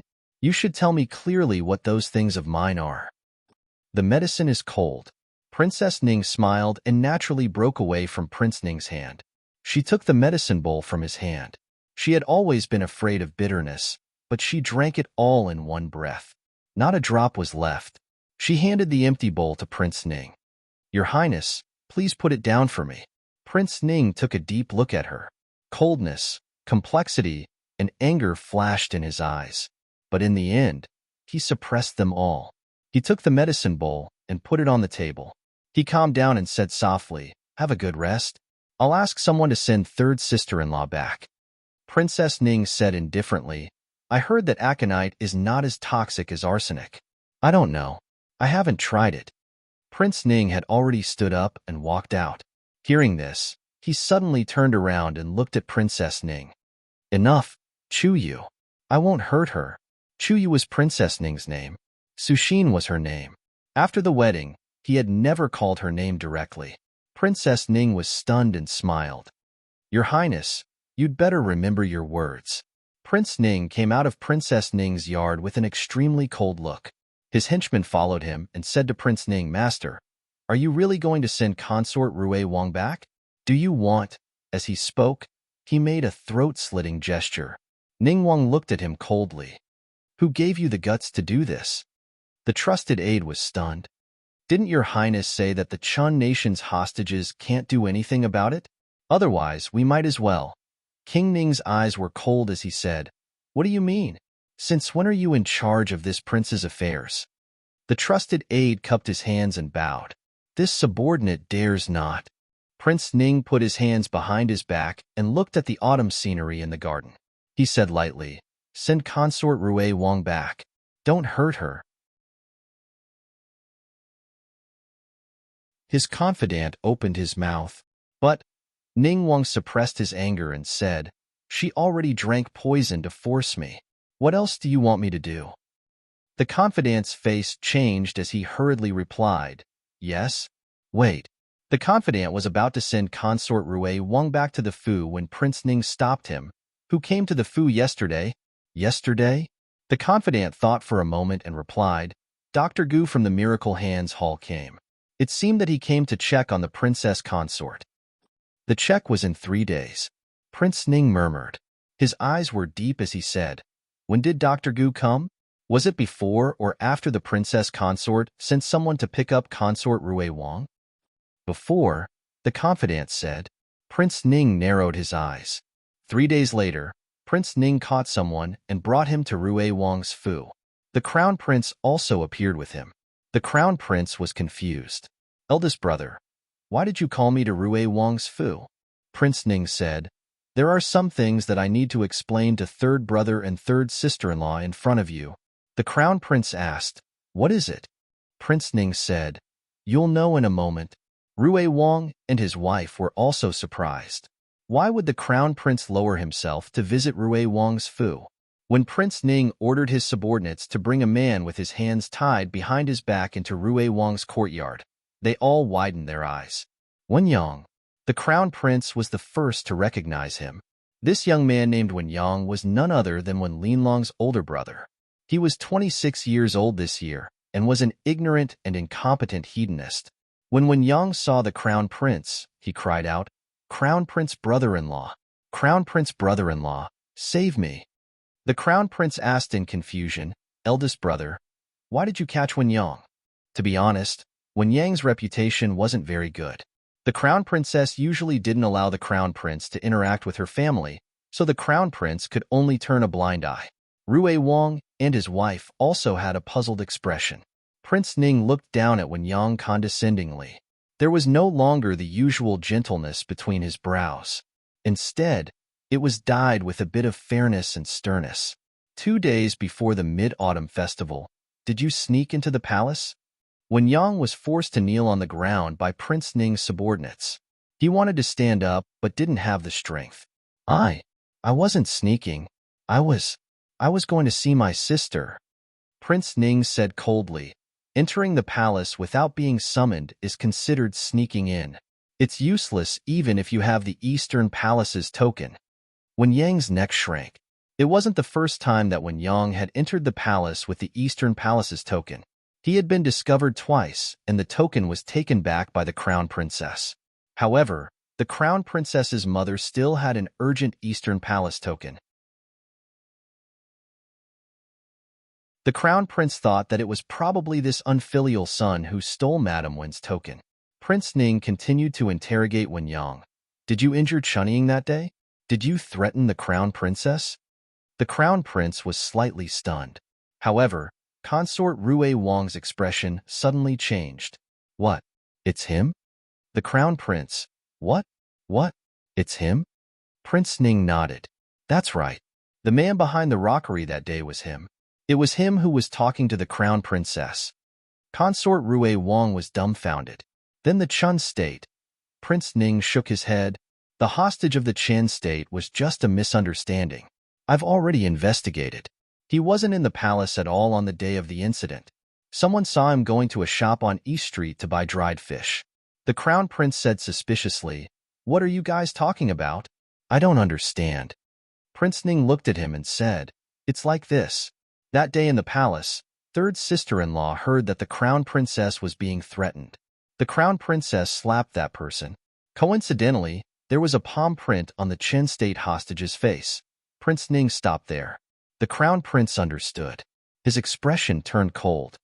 "Are you guys misunderstanding Linlang?" Consort Rui Wang's eyes flashed. Prince Ning quickly mediated. "How could we misunderstand third sister-in-law? Did second brother forget that the Qin state assassins tried to assassinate imperial father?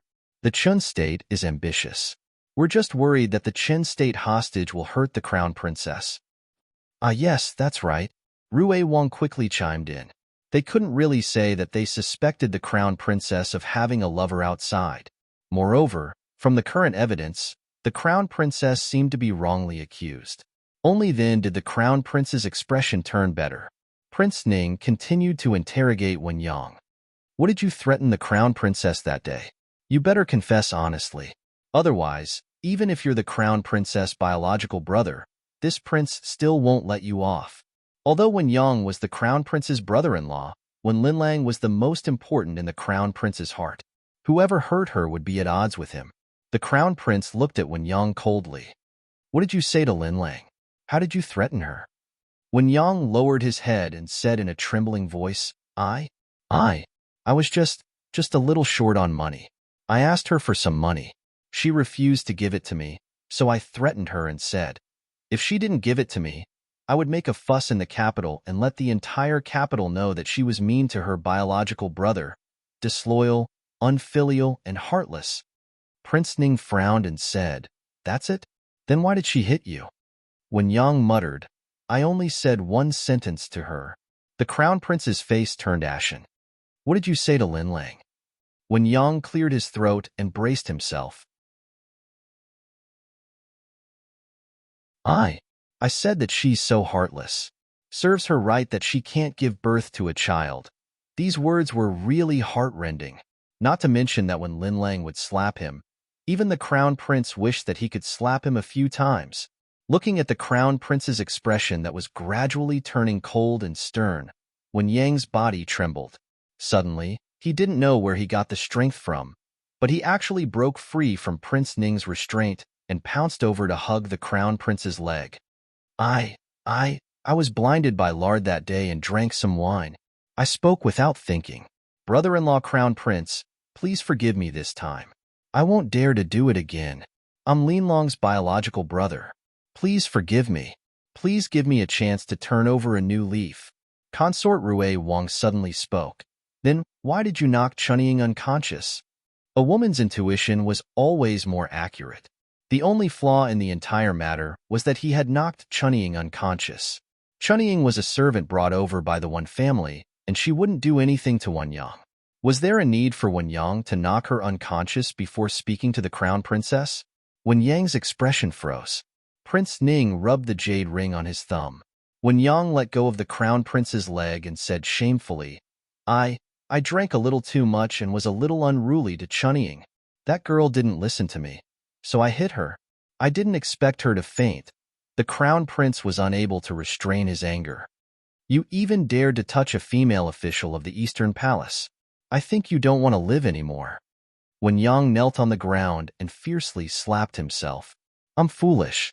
I deserve to die. Brother-in-law crown prince, scold me. Why don't you give me a good beating? I won't dare to do it again in the future." Everyone was familiar with Wen Yang's conduct. They originally thought that the Wen family would restrain themselves after the collapse of the cable bridge. It seemed that they had thought too much. Boring. Consort Rui Wang pursed her lips. She thought that she had caught evidence of Wen Linlong's adultery. Who would have thought that it was just a dispute between siblings? It did affect Wen Linlang, but it was pitifully small. After all, the entire capital knew that her family was unreliable. Prince Ning took in Consort Rui Wang's expression. He picked up the teacup on the table and lightly took a sip. After all, it was a big matter that alarmed Prince Ning and Rui Wang. In order to ensure that Wen Yang's words were not one-sided, the crown prince sent someone to the Eastern Palace to call Chunying over. Chunying's testimony was consistent with Wen Yang's. In fact, Wen Yang's testimony was enough to win the trust of others.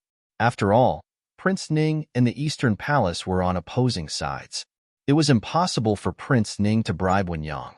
Chunying's testimony completely confirmed Wen Yang's crime. Prince Ning could not bribe Wen Yang, let alone Chunying. At least, the Crown Prince and Rui Wang both thought so. However, after the Crown Prince returned to the Eastern Palace, he still told the Crown Princess about Wen Yang. He came to find you. Why didn't you tell me? The Crown Princess was still recuperating on the bed. She lowered her eyes when she heard this. Her jet black hair slid down her shoulders, making her face look even more pale and weak. Your Highness, the Crown Princess said in a low voice, how do you want me to speak about this? It's already embarrassing for me to have such an elder brother. If I were to speak about this, would I embarrass your Highness? The Crown Prince was embarrassed. I didn't mean it that way. In a restaurant in the capital, Wen Yang poured a cup of wine for Prince Ning and said with a smile, Your Eldest Highness, my acting today was not bad, right? Two of Prince Ning's trusted Imperial Guards stood behind him. Beside the Imperial Guards was Chunying, who had a tense expression. Prince Ning glanced at Wen Yang with a smile and hooked his finger at the two Imperial Guards. The two of them carried a small chest from another room and placed it on the table. When they opened it, it was filled with gold. Wen Yang's eyes widened. This is really for me?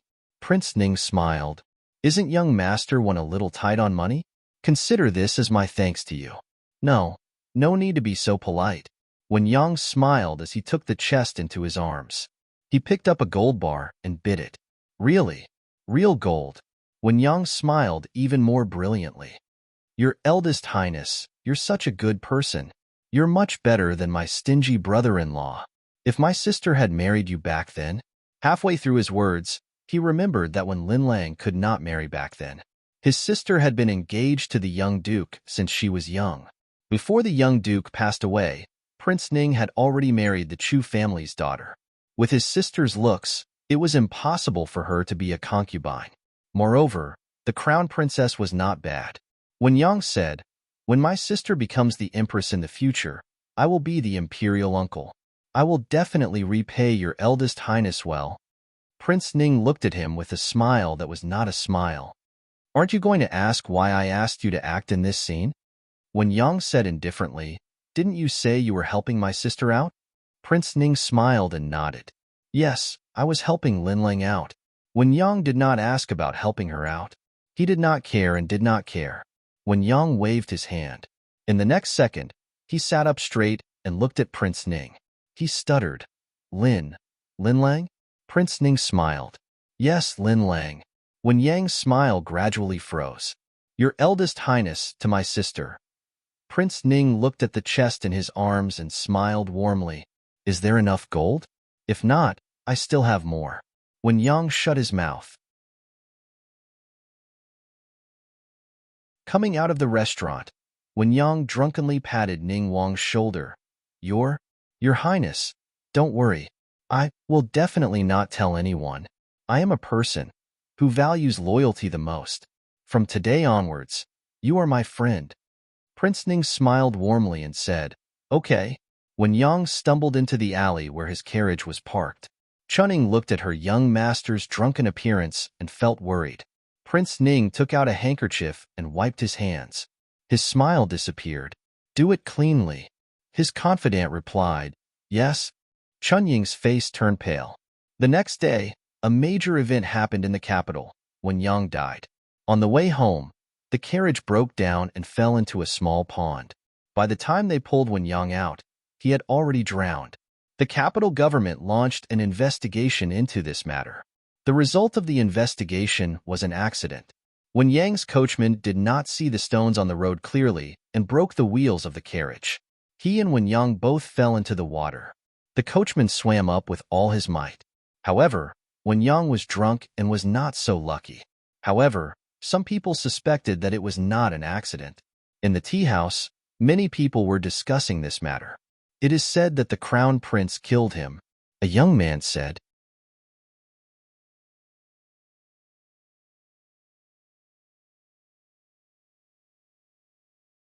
Chapter 425. The middle-aged man at the side said, What? The crown prince? When Yang is his brother-in-law. Why would he kill him? The young man chuckled and said, You don't know. The crown prince consort has always disliked the actions of her maternal family and almost cut off all contact with them. Do you still remember the broken cable bridge on the first day of the new year? It was the one family who used the crown prince consort as an excuse to seal the bridge and road. This caused the people offering incense to have nowhere to go and could only squeeze onto the cable bridge. In the end, the bridge broke. Another scholar said, I remember this matter.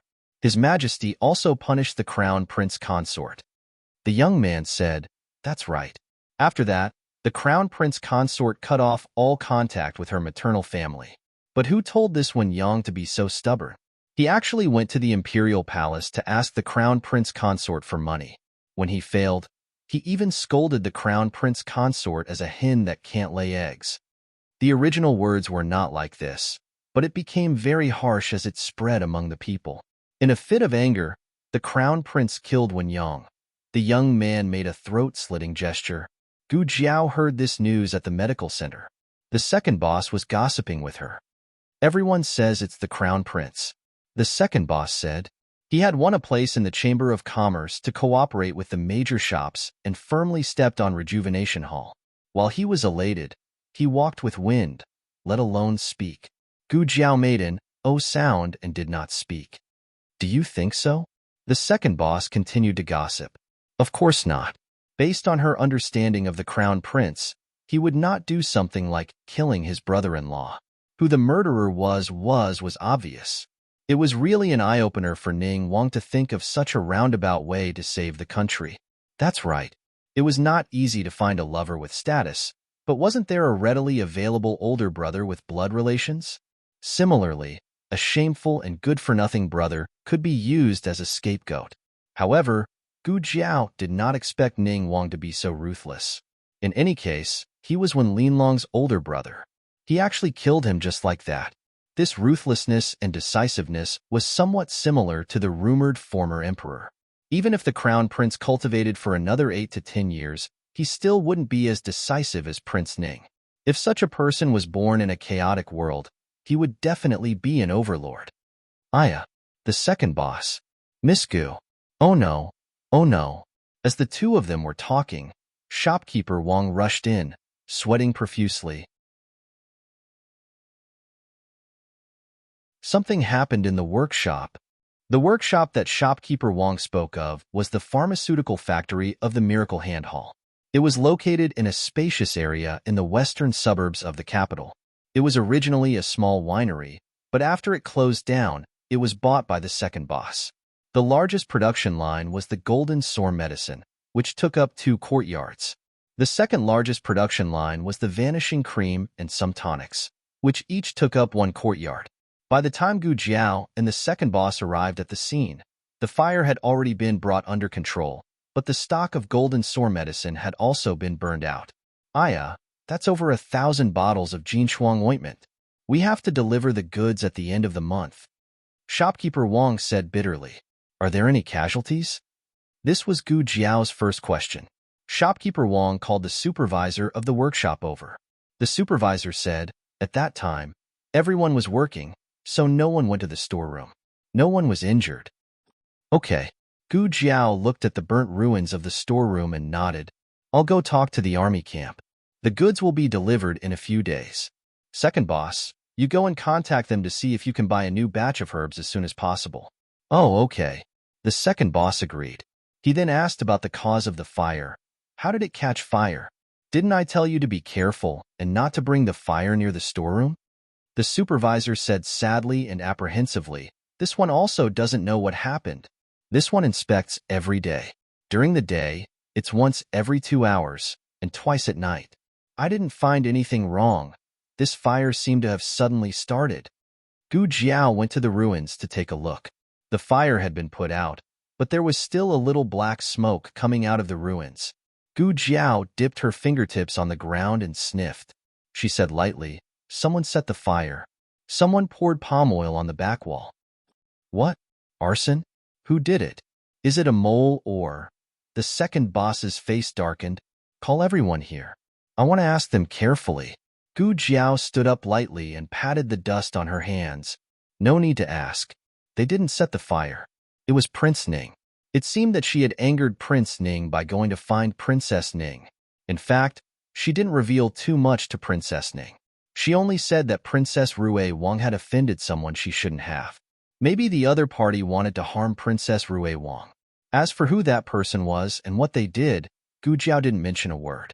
Gu Jiao didn't know whether Princess Ning had guessed it was Prince Ning or how Princess Ning had saved Princess Rue Wang from Prince Ning. Prince Ning was giving her a warning. Gu Jiao's lips twitched. She wanted to keep this pot of leeks and slowly harvest it. But who told you to owe her? The moon was dark and the wind was strong. Gu Chengfeng's debts were finally paid off. He had a good night's sleep. But what he didn't expect was that in the middle of the night, he felt something scratching his face.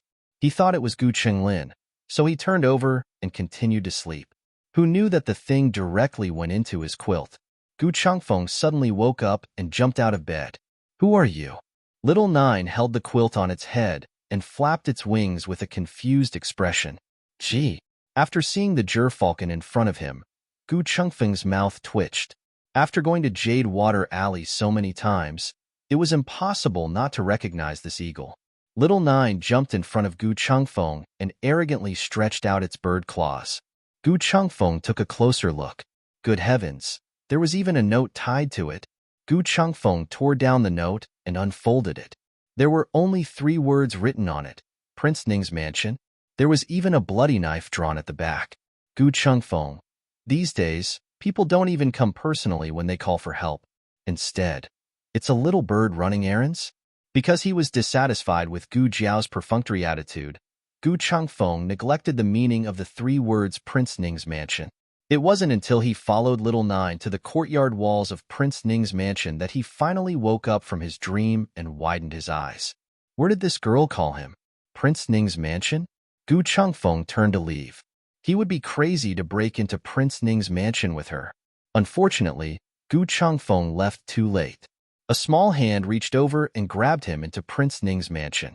Gu Chengfeng. As soon as the two landed, a group of patrolling guards passed by. Gu Changfeng hurriedly used Qinggong to hide behind a large tree with her. When the guards were far away, Gu Changfeng angrily looked at Gu Jiao. What's going on this time? Why did you come to Prince Ning's mansion? Prince Ning's mansion was the largest prince's mansion in the capital. Although there were no dragon shadow guards, it was heavily guarded and not easy to break in. There are mechanisms, do you understand? He gritted his teeth. Gu Jiao, oh. Gu Chengfeng closed his eyes. He really wanted to die. After a while, he finally calmed down. You still haven't answered my question. Why did you come to Prince Ning's mansion? Gu Jiao said righteously, to rob. Gu Chengfeng coldly looked at her dark clothes. Are you sure it's not a robbery? Gu Jiao said, more or less. How did Prince Ning offend you? Gu Chengfeng knew this girl too well. She usually didn't steal for money.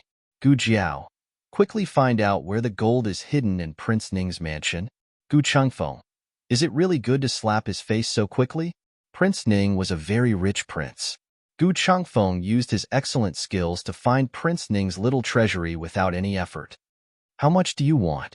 Gu Chengfeng asked. How much can the two of us take? Gu Jiao took out 2 big sacks from the small basket. Empty it. Gu Chengfeng. In the end, the two carried 2 sacks full of gold bars out of Prince Ning's mansion. There was still a piece of gold bar that couldn't fit, so Little Nine carried it back. The 2 people and 1 bird successfully emptied Prince Ning's little treasury. Prince Ning found out about this in the afternoon of the 2nd day. He had just come out of the palace when he saw his trusted guard rushing over. Master, the treasury was stolen. Which treasury? Prince Ning's mansion had several treasuries, including his and Princess Consort Ning's. The trusted guard braced himself and said, Your little treasury. Prince Ning frowned. He clenched his fists and asked, How much was stolen? The trusted guard said guiltily, All of it. Prince Ning's eyes darkened. The prince's mansion is heavily guarded. How could so much gold be moved out? Not to mention there are traps. Is it because the person is dead, or the traps can't be moved? The trusted guard lowered his voice and said, neither. The trusted guard was also wronged. The mansion's guards had been patrolling as usual. There were no accidents, and the traps were operating normally. Who knew how Prince Ning's little treasury was stolen? Prince Ning felt that this matter was not simple. Compared to who had the ability to empty his treasury, he should be more concerned about who had the guts to touch his treasury. He was the eldest son of the emperor. Not only did he have the emperor's favor, but he also had the Empress Dowager's favor and the support of the Zhuang family. Even Empress Xiao and the Crown Prince did not dare to touch him easily. Somehow, a slender figure suddenly flashed in Prince Ning's mind. Could it be her? His reason told him that it was not possible. After all, even if she had the favor of the Empress Dowager and the Emperor, she was an outsider and a woman. The trusted guard asked, Master, should we report it to the government? Prince Ning's eyes were cold. Do you want to kill me? The trusted guard lowered his head. I don't dare. There was so much gold. If he really reported it to the government, he would be the one who would be investigated. Prince Ning narrowed his eyes. Very good. This silent loss is really too good to swallow.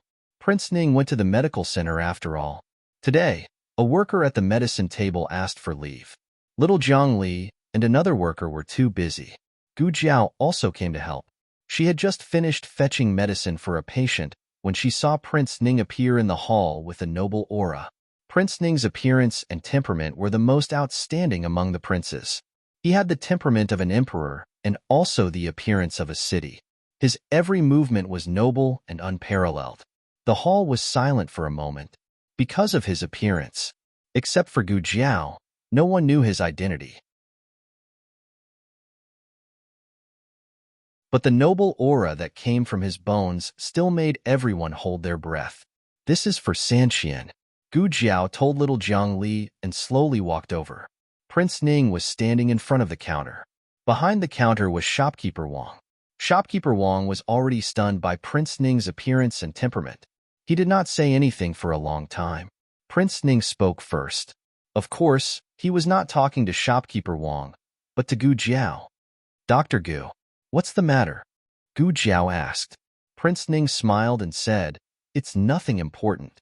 I just happened to pass by and wanted to ask about Suxin's condition. I heard that Dr. Gu has already gone to check on Suxin. Gu Jiao said frankly, yes. It's not a big problem for the time being. She just needs to continue taking her medicine. Although Gu Jiao's acting skills were unsightly, there was one thing that she never felt guilty about. Prince Ning looked at her deeply. I wonder where Dr. Gu was last night? Gu Jiao raised her eyebrows. Rinshou Palace. I wonder why your highness is asking about this. Thump. Shopkeeper Wang behind the counter knelt down. Prince Ning's expression did not change at all. He still had a warm smile, but his eyes were sharp. He leaned closer to Gu Jiao and slightly lowered his noble head. This posture was a bit intimate in the eyes of others. Gu Jiao looked at him without avoiding his gaze. Prince Ning smiled faintly. Dr. Gu, there was no need for us to fight like this. The Empress Dowager loves you very much. We're on the same boat. Gu Jiao. Oh, so people on the same boat can kill each other and set things on fire. Prince Ning leaned forward and whispered in her ear. You're still young and don't know the dangers of the Jianghu. For the sake of the Empress Dowager, I'll give you a few words of advice. As a person, you should know your limits. Don't overestimate yourself and don't be too greedy. The water in the capital is deep. Just swim casually. Don't get addicted to swimming. I'm afraid you won't be able to swim. Gu Jiao also whispered, Don't worry, Prince Ning. I'm very good at swimming. Prince Ning narrowed his eyes at her arrogant words. He straightened up and said meaningfully, Dr. Gu, take care. Gu Jiao crossed her arms. Take care. I won't see you out. After Prince Ning left, shopkeeper Wang wiped his cold sweat and stood up with the help of the counter. Fong Fong Fong. That person just now was His Highness Prince Ning? And Gu Jiao nodded and took out 2 gold bars from her purse and put them on the table. Shopkeeper Wang was stunned. What's this? Gu Jiao looked at Prince Ning's angry back and said faintly, Compensation. It's from the arsonist. Shopkeeper Wang. After Prince Ning left the medical center, he immediately went to the imperial palace. He naturally had to investigate whether Gu Jiao slept in Rinshou Palace last night. However, not long after he entered the palace, he saw the dazed crown princess near the throne room. There was only Chunying by the crown princess side. Chunying saw Prince Ning come over and tactfully retreated to the side. The crown princess was still immersed in great shock and didn't realize that there was someone else by her side. How could it be? Really? Why? She looked in the direction of the throne room and grabbed Chunying's hand while speaking incoherently. When she felt the man's touch through her fingertips and palm, she turned her head with a start and quickly pulled her hand back. At this time, there was no one nearby. Moreover, she was standing behind a large tree. Her field of vision was very well hidden. Prince Ning approached her without any misgivings. His broad chest was practically pressed against her slightly trembling back. What did you see that caused you to lose your composure? The crown princess turned her face away and avoided his presence. She seemed to have a bit of vengeance and anger. Ahung has returned. Prince Ning frowned.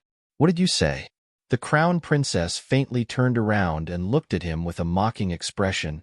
Ahung has returned. The Xiaoheng that you killed has returned.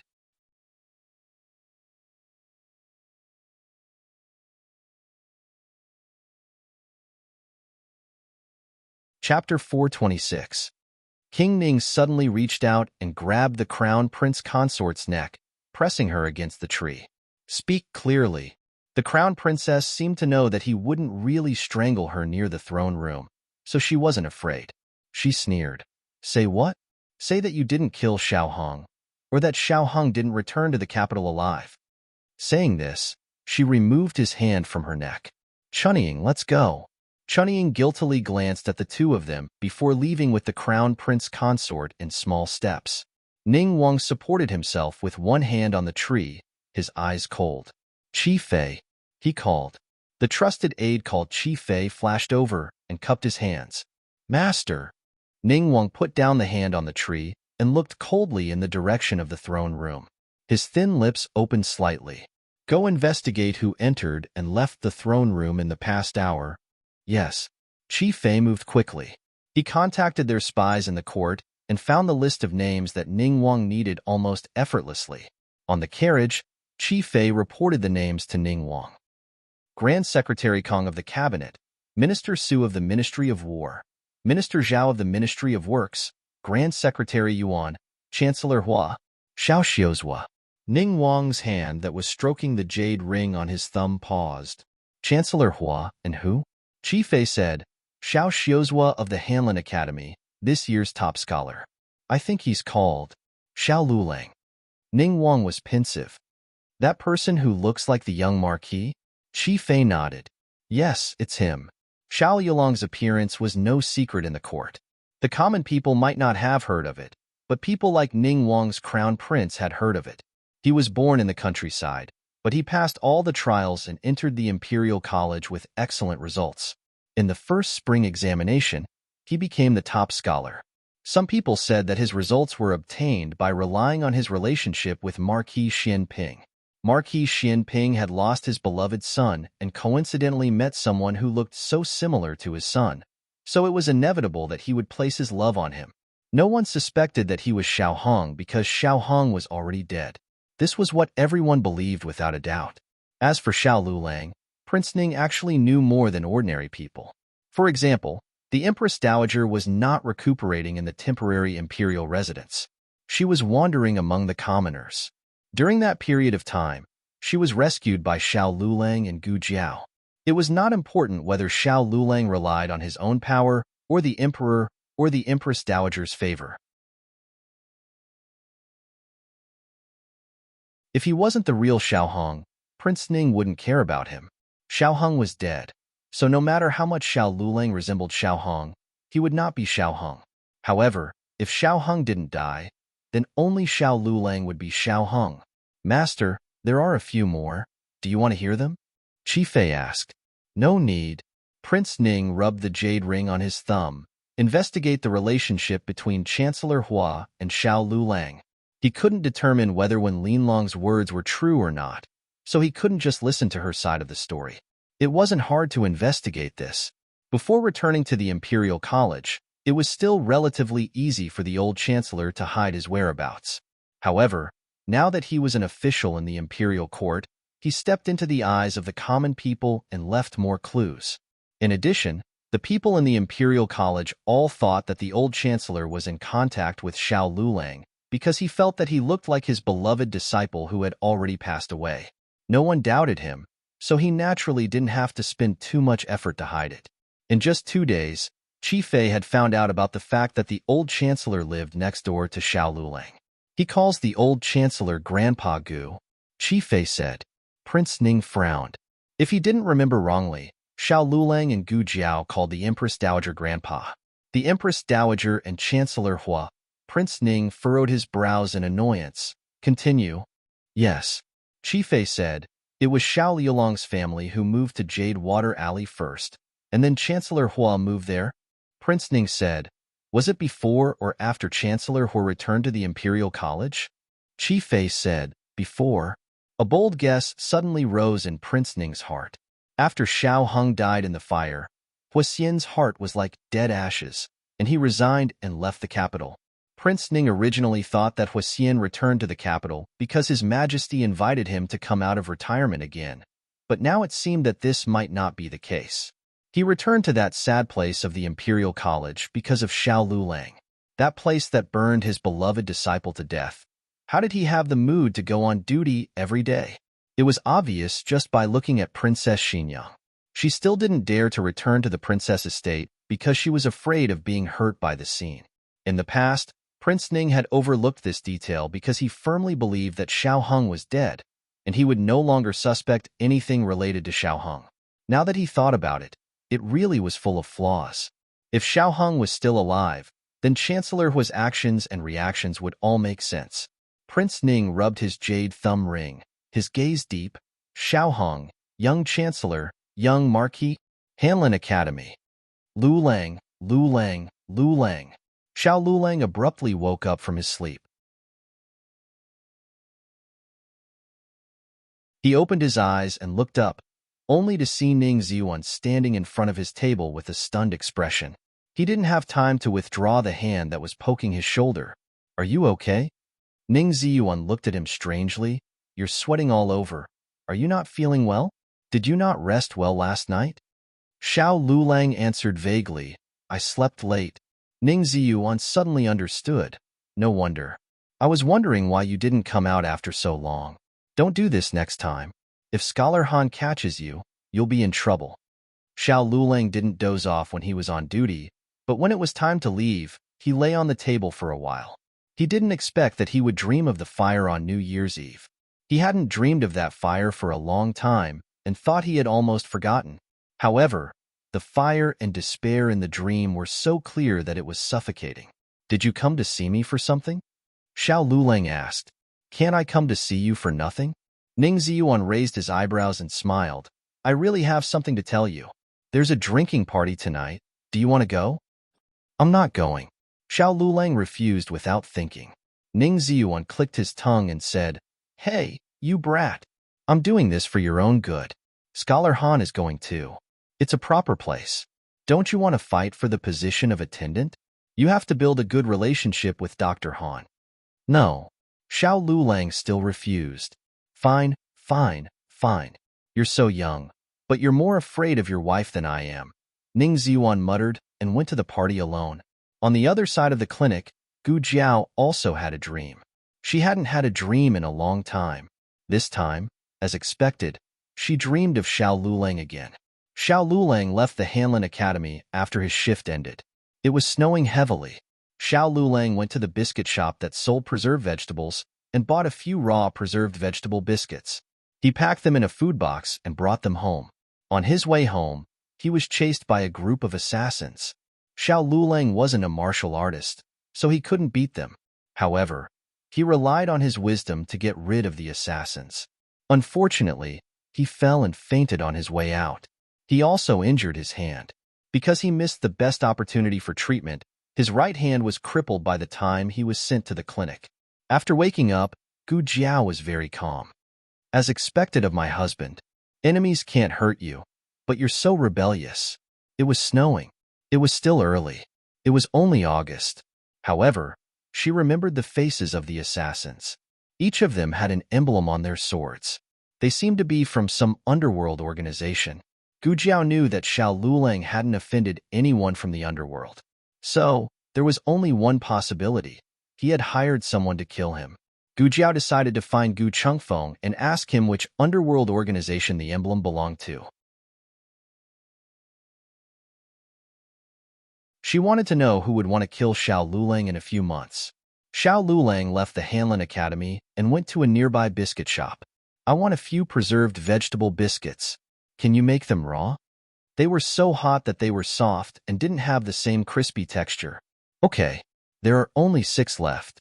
How many do you want? Give them all to me. The owner wrapped the biscuit dough in bamboo leaves and put it in Xiao Yulang's food box. Xiao Lulang paid and took the food box home. When he was halfway home, Xiao Lulang faintly felt that someone was following him. He paused and looked back at the street behind him. The endless flow of people didn't seem to be strange, but the feeling of being watched became more obvious. Xiao Lulang entered the ready-made clothing store from last time. After about the time it took to burn a stick of incense, he came out. A few sneaky figures followed him silently. When he passed through a secluded area, they suddenly rushed forward and pulled him to the ground. "What are you doing?" he shouted. The few of them took a closer look and frowned. This man with a cane and wearing the uniform of the Hanlin Academy wasn't the one they were watching. That guy had slipped out of his shell. "You." An assassin drew his sword in anger. Another person stopped him. "Don't complicate matters. If someone suddenly died here, the officials would be alerted, and it would be even more inconvenient for them to move." Xiao Lulang gave the waiter some silver and asked him to pretend to be him. He changed into a set of clothes from the shop and walked out through the back door. He could still walk without a cane, but limping was not as convenient as when he had a cane. When he passed by a rouge shop, he accidentally fell down. His right hand knocked against the lame opening of the shop steps, making a long gash. Blood flowed all over the floor. He didn't care about his injury and pain. He quickly got up and continued to walk forward. "Brother-in-law?" A 15-year-old girl in pink ran out of the rouge shop. Her clothes weren't gorgeous, but they were very delicate and pretty. Xiao Lulang didn't seem to hear her call him brother-in-law and continued to walk forward. Yao Xian lifted her skirt and chased after him with small steps. When she was about to leave the alley, she stopped in front of him. "Brother-in-law, it's really you. Do you still remember me? I've been to Bai Shui Alley. I'm Xianer." Yao Xian was Yao Shigiz's daughter. Strictly speaking, she should call Xiao Lulang cousin-in-law. She didn't need to use the word cousin-in-law. Xiao Lulang frowned. It didn't matter if he remembered her or not. He didn't plan on paying attention to her. Yao Xian didn't seem to notice Xiao Yulang's alienation. Her eyes swept over and found his hand dripping with blood.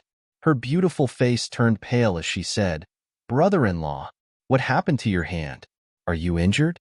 Where did you get injured?" Xiao Lulang didn't even look at her as he continued to walk forward. Yao Xian became anxious and reached out to grab him.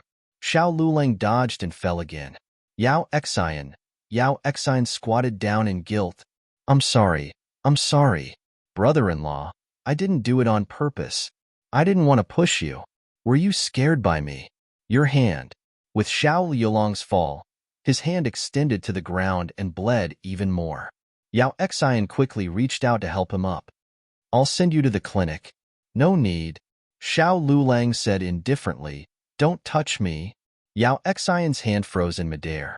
Being rejected was always awkward. Most people would have already left in embarrassment, but Yao Xian didn't. She held back all the awkwardness and embarrassment. Pinching the handkerchief in her hand, she lowered her head and tucked a strand of hair behind her ear. She softly said, You're injured so badly. At least let me bandage it for you." This was the shy and timid appearance of a young girl. When a woman tried to seduce or get close to a man could only pretend not to understand. Xiao Lulang originally only felt unfamiliar and alienated with Yao Xian. But now, his eyes were a bit colder. He looked at her coldly. You want to be my concubine? Yao Xian had never expected that this man would suddenly say such a thing. She was completely stunned. Xiao Lulang sat on the cold ground and looked at her with a cold smile. What? Did I say something wrong? You don't like me? You don't want to climb into my bed? Yao Xian's entire face turned red. She couldn't tell if it was because she was embarrassed or not. From the first time she saw him, her heart had been captivated. She thought that she would forget about him when she went back, but all she thought about was that incomparably handsome face. He was also the new top scholar, and was the emperor's most important official. Even if she had to be his concubine, she would be willing. It was just that his words were too embarrassing and a little disrespectful. This was the real Xiao Lulang. He wasn't a modest gentleman, nor was he a kind classmate. He wasn't even a good person. He was just an evil person with a dark heart. He didn't have any sympathy for the fairer sex, nor did he have any gentlemanly demeanor. He only suppressed his evil and gave Gu Jiao the Xiao Lulang she wanted to see. She wanted him to study, so he went to study. She wanted him to have friends, so he went to make some friends. She wanted him to be a good official, so on the surface, he was a fair and honest official. What was respect? He didn't understand. Yao Xian wasn't worthy. The words of climbing into his bed made Yao Xian feel a sense of humiliation that she had never felt before. Her eyes turned red as she said, I sincerely admire brother-in-law. Even if brother-in-law doesn't have any feelings for me, you don't have to humiliate me like this. Sincerely? Xiao Lulang gave a cold smile and pointed to the other side of the alley. Over there are people chasing after me. If you go and lure them away, they may or may not kill you. It all depends on your luck. Do you dare to go? Yao Xian's face turned white. Xiao Lulang sneered and used the hand that wasn't stained with blood to stand up. Yao Xian quickly said, It's not that I don't dare. It's just that it's useless even if I go. I won't be able to hold them back and will only expose brother-in-law. Xiao Lulang threw a nail at her. Pick it up? Yao Xian didn't understand and picked it up. Xiao Lulang said coldly, Swallow it. Yao Xian was so frightened that she threw the nail in her hand and it smashed into the blood on the ground. Xiao Lulang snorted. Sincerely, Yao Xian said unwillingly, Has my cousin swallowed a nail for you before? She hasn't. Xiao Lulang looked at the noisy street. I can't bear to do it. If she had to swallow it, it would be me swallowing it for her. Lunatic. This man is a lunatic.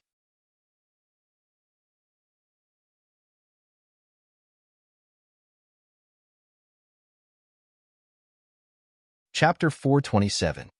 Gu Jiao went to Qinghe Academy and fished Gu Changfeng out of the men's restroom. Gu Changfeng was about to explode with anger. Can you not always come to this kind of place to fish me out? If this happened a few more times, he would have erectile dysfunction. Gu Jiao brought him to a woodshed in the academy and pressed him to wash his hands. Gu Changfeng, you still care about this? Gu Changfeng slowly washed his hands. Gu Jiao thought he was too slow and grabbed him into the small woodshed. What are you doing this time? Gu Changfeng asked in a bad mood. Last time, he risked his life to help this girl empty Ning Wang's little treasury, but in the end, not even a single gold bar was given to him. He worked as a porter for her for free. He finally managed to hide one, but in the end, it was taken out by little Joe's eagle. Even the eagle was the same as her. Are you angry? Just say if you're angry.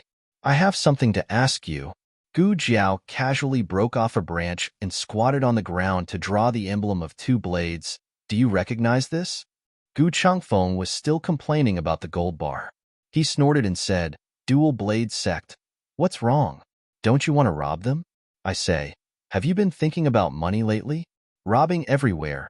You're not afraid of being exposed. I'm not robbing them this time. Gu Jiao said. Are they very powerful? Gu Changfeng squatted down beside her and said in a neutral tone, That depends on who it is compared to. Compared to the Thousand Secrets Pavilion, this kind of old Jianghu organization, there is no way to compare it. However, among the new sects that have risen in recent years, it can be considered relatively outstanding. Why are you asking about this? Gu Jiao said, It's nothing. This sect may offend me in the future. What do you mean by may offend you in the future? Do you know them? Do you know divination? Or do you know how to dream? Gu Jiao also asked for the Twin Blades sect's address and roughly understood their general situation. Since there was still some time before the incident, Gu Jiao decided to keep an eye on them for a period of time. After leaving the Qinghe Academy, Gu Jiao went to the Hanlin Academy. The road was a little congested. By the time they arrived at the Hanlin Academy, it was already past the end of the shift. Gu Jiao saw that the biscuit shop was still open. She thought for a moment and walked over to ask, Boss, do you still have preserved vegetable biscuits? The boss smiled and said, Your husband bought the last few dried vegetables. Because they always patronized his business, the people in the bakery already knew that Gu Jiao and Xiao Lulang were a couple. Did my husband buy it raw? Gu Jiao asked subconsciously. Most people would not buy raw meat. Her question was very strange. In fact, even she felt it was strange. The shopkeeper thought that she had instructed her husband to buy raw meat and was worried that her husband would buy the wrong one, so she asked. The shopkeeper smiled and said, It's raw. Gu Jiao thought, Is it a coincidence? In her dream, something happened on the day he bought the dried vegetable biscuits, but that happened 2 or 3 months later. Not every day he bought the dried vegetable biscuits would have an accident. Even though she thought this, Gu Jiao still went to the place where he had an accident. It was an old rouge shop. Its business had been snatched up by the surrounding shops, so there were very few customers coming in and out. Perhaps it was because of this that the scene was well preserved. No one had discovered or destroyed it. Gu Jiao saw the dried bloodstains on the ground. Gu Jiao crouched down and carefully looked at the traces of the bloodstains. In her mind, she couldn't help but imagine the scene of him falling down again and again. Yes, he fell down twice. The first time was when he knocked on the door of the shop, cutting the web between his thumb and forefinger and his arm. The second time was when he fell on the ground a few steps forward. There was a bloody handprint where he supported himself. In her dream, he only fell once. It was a world of ice and snow. He fell quite miserably and fainted on the spot. What's going on? Did the things in the dream happen in advance? This was the first time Gu Jiao encountered this kind of situation. She didn't have any experience and didn't know if her guess was right. This bloodstain could be someone else's.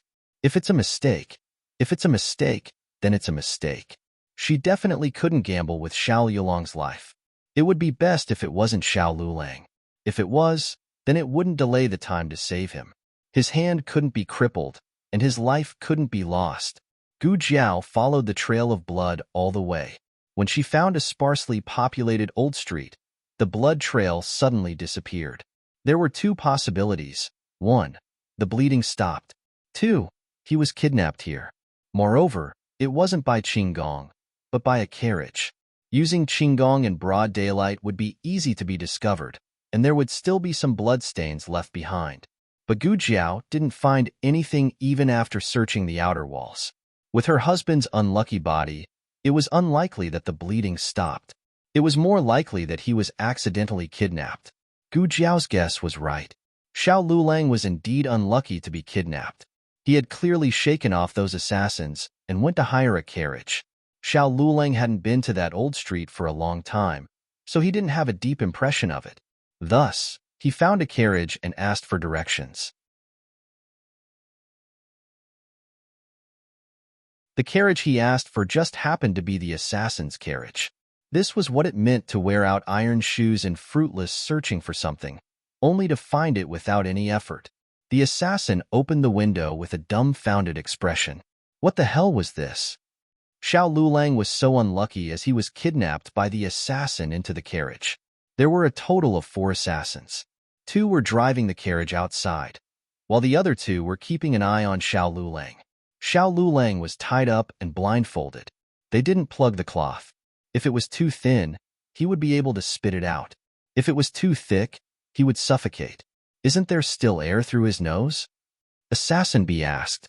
Assassin A glared at him and said, What if his nose is blocked? Did you forget how that person died last time? Assassin B recalled a hostage they had captured. They had stuffed his mouth, but his nose was blocked. In the end, he died halfway through. Assassin B didn't say anything. Assassin A's knife pointed at Xiao Yulong's handsome face and threatened, "Don't make a sound. Do you hear me? If you dare to make a sound, I'll cut off your tongue." Xiao Lulang leaned against the wall of the carriage and ignored him. He couldn't see and couldn't walk, but by listening to the sounds on both sides of the street and smelling the fragrance coming from the shops, he could roughly guess that the carriage was going through Luoyang Street and was approaching the East City Gate. Could it be that they wanted to take him out of the city? Xiao Yulong's guess was quickly confirmed. He heard the unusual sound of horse hooves. This was the sound of horse hooves stepping on the official road near the city gate.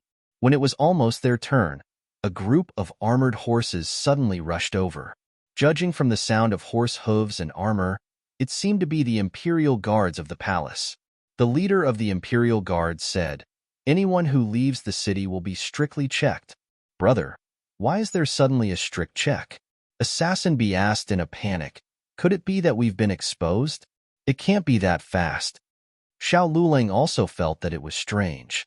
Only the Emperor and the Empress Dowager could mobilize the Imperial Guards. He had just been captured, but the Emperor and the Empress Dowager already found out? It was not too late. Even if he didn't go home, he wouldn't be thought to have been captured by the assassins. Xiao Lulang couldn't figure out the problem, so it was even more impossible for the assassins to figure it out. But it was one thing to not figure it out, and another to have a way to deal with it. "Hit his acupoints," Assassin A said. Assassin B hit Xiao Yulong's acupoints. Assassin B seemed to have realized something. He scratched his head and said, brother? If you can hit his acupoints, why did we waste time to kidnap him?" Assassin A said, "No one will think you're mute if you don't talk." Xiao Lulang, who had been hit on his acupoints, could not move or make a sound. The cloth covering his eyes was pulled off, and in the next moment, something cold was stuck to his face. It was the rumored human skin mask. Of course, it was not made of human skin. The original material was fish skin. It was just that it had been processed to look like human skin. This kind of mask had some flaws up close, but from a distance, it could almost be mistaken for the real thing. Perhaps the Imperial Guards did not expect the people of Jianghu to use such an evil method. They successfully left the city. "Brother, it's not good. The soldiers have also left the city.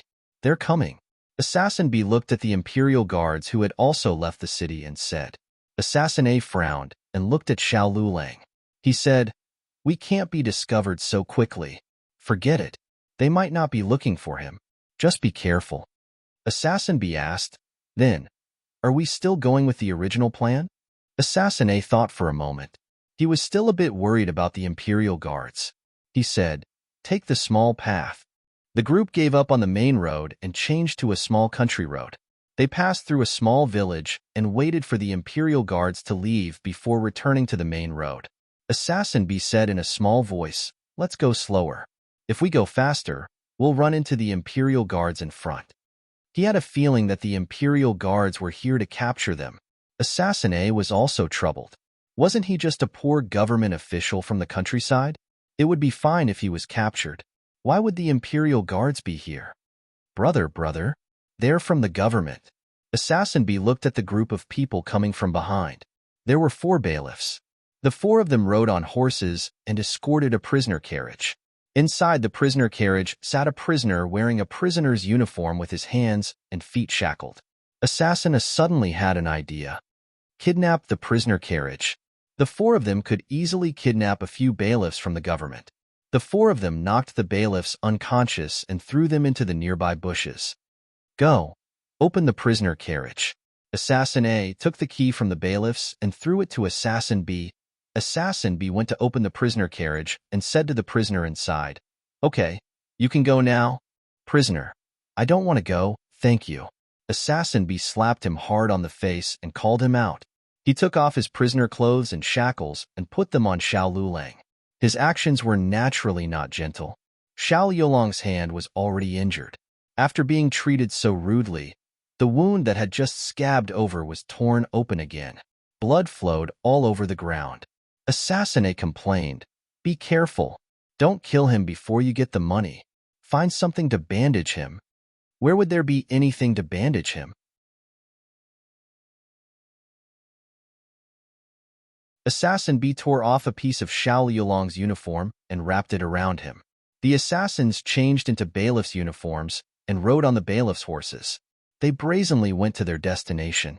The assassin's bandage was not very good. Xiao Liulong's wound was still bleeding. His pressure points had been sealed, so he could not wrap the cloth tighter around him. The carriage traveled a bit on the official road. They ran into Minister Zhao of the Ministry of Works, who had just returned from outside. Minister Zhao was also participating in the examination of the 6 ministries. Xiao Lulang was the invigilator, so the two had met before. Xiao Lulang tried to ask Minister Zhao for help. Perhaps Assassin B's pressure point ceiling was not good enough. Xiao Lulang was already able to move slightly. However, he was not sure if this move would be enough to attract Minister Zhao's attention. He was very careful. The prisoner carriage jolted, and he fell forward. It looked like he did not sit properly and fell down. His shoulder and head heavily hit the prisoner carriage. The loud noise startled Minister Zhao, who lifted the curtain. However, he only glanced at the prisoner carriage before putting the curtain back down. It was clear that he did not plan on interfering with the work of the other government offices, so he did not suspect anything. The two sides quickly passed each other. Minister Zhao's carriage was far away. Xiao Lulang knew that his hope had been extinguished. This might be his last hope, because they were almost at their destination. Big brother, look, we're almost there. It's right in front. Assassin B was so excited that he almost rushed out on his horse. Assassin S stared at him. Don't mess around. Be careful of attracting the Imperial Guards. Right. We can't attract the Imperial Guards. Assassin B giggled as he agreed. The group of people followed the official road to a T-junction. They did not continue on the official road, but turned into a small road. Right at this time, another carriage came from the other side of the official road. Xiao Lulang only lightly swept his eyes over it and his body froze. He suddenly did not care about hiding the fact that he could move slightly. He turned his face and lowered his head, trying to not let the other party see him. He had forgotten that he was wearing a human skin mask. So what if they saw him? They wouldn't recognize him. Princess, there's a prisoner's carriage in front. In the carriage, Yujin whispered to Princess Xinyang. Princess Xinyang said, then go slower. Let the prisoner's carriage pass first. Yes, Yujin answered. She lifted the curtain and said to the coachman, go slower. The coachman slightly tightened the reins and slowed down. After the prisoner's carriage passed, they continued to speed up. Long Yi spurred his horse and also followed them. Suddenly, Long Yi stopped. Princess Xinyang did not hear the sound of Long Yi's horse. She frowned and lifted the curtain to take a look. Sure enough, Long Yi's figure was nowhere to be seen. Stop, Princess Xinyang said. yes. The coachman stopped the carriage. Princess Xinyang signaled Yujin to open the rear window. Yujin opened the curtain and opened the rear window. Princess Xinyang saw Long Yi riding the carriage and stopping at the intersection. He stared at the prisoner's carriage without blinking. Princess Xinyang looked at the prisoner's carriage. Her expression did not change at all. She said, Long Yi, let's go. Long Yi did not leave. In the prisoner's carriage, Xiao Lulang dripped blood. Drop by drop, it all spilled on the road. Long Yi got off the horse. Princess Xinyang coldly said, don't touch the prisoner's carriage. Shadow Dragon Guard would not disobey his master's orders. Princess Xinyang did not allow him to touch the prisoner's carriage, so he really did not touch it. The next second, he slashed with his sword. The 4 assassins were chopped to death on the spot. Long Yi calmly put away his sword. He walked over and directly grabbed Xiao Liulong's cage. Princess Xinyang angrily looked at him. He rolled his eyes. Because his hands were busy, he could only use the tip of his foot to kick the carriage. It was as if he was saying, here, the prisoner's carriage is here. I did not touch it. What I touched was the cage.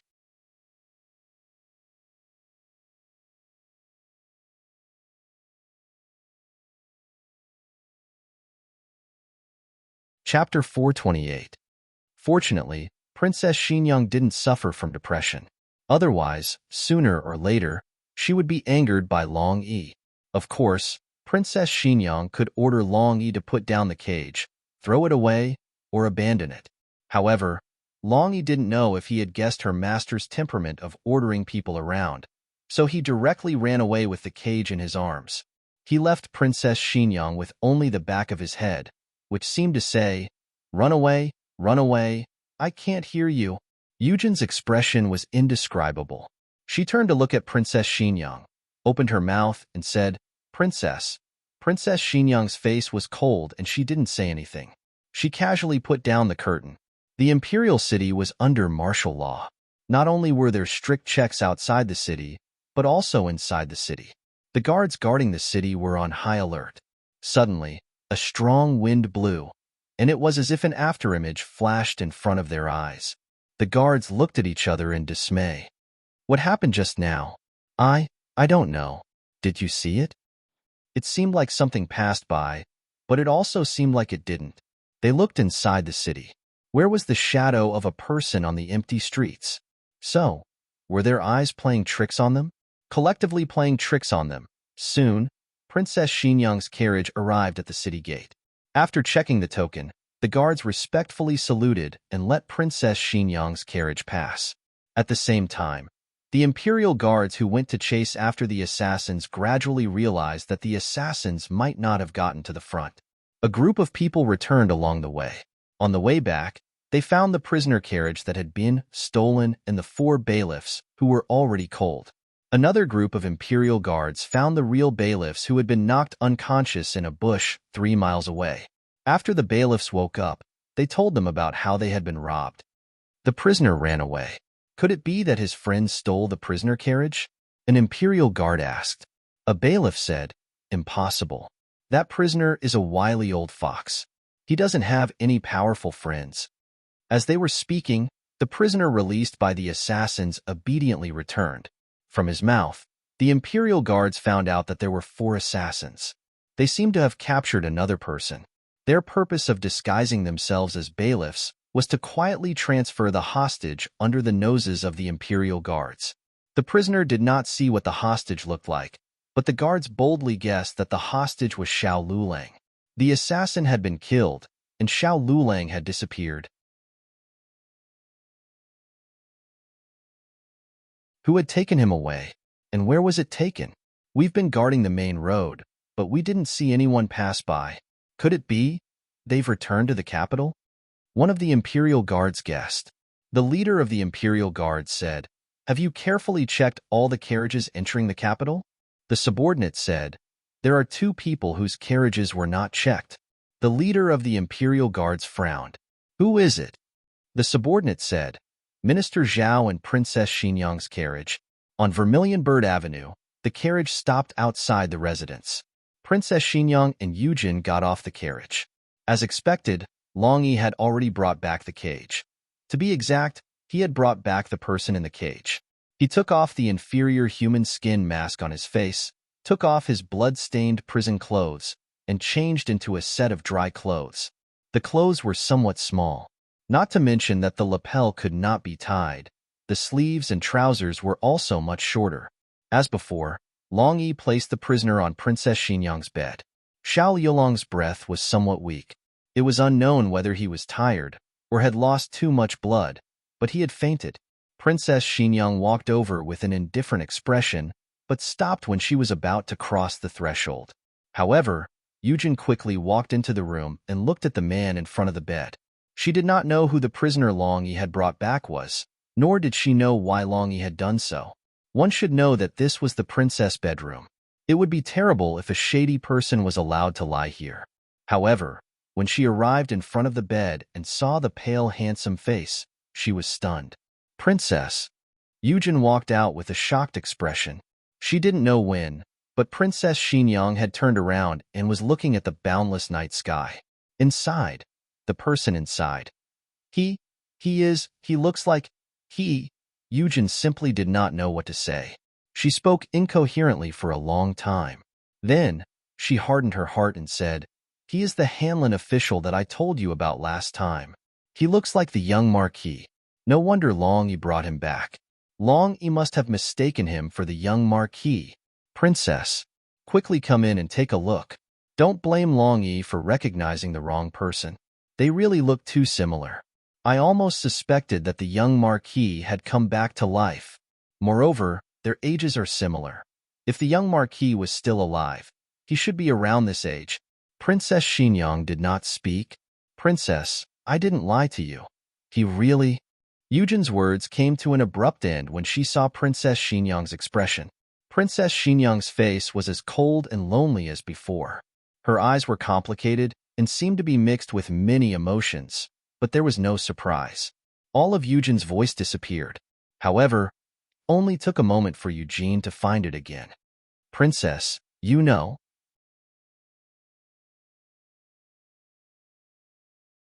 Yujin wanted to ask when she knew.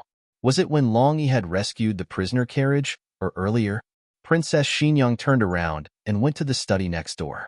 Yujin came to the door and intended to enter the room, but she felt the great alienation and loneliness of Princess Xinyang. She did not want anyone to enter the room. Yujin stopped outside the doorway and stared blankly at Princess Xinyang, who was shrouded in darkness. Her eyes moved and she asked, Princess, is he the young Marquis?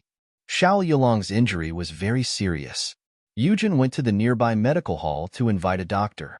The doctor looked at the injury and said that he was unable to save the injured hand with his medical skills. This hand was injured once, fell once, and was tossed around by the assassin many times. It was not better than being frozen in the snow for several hours.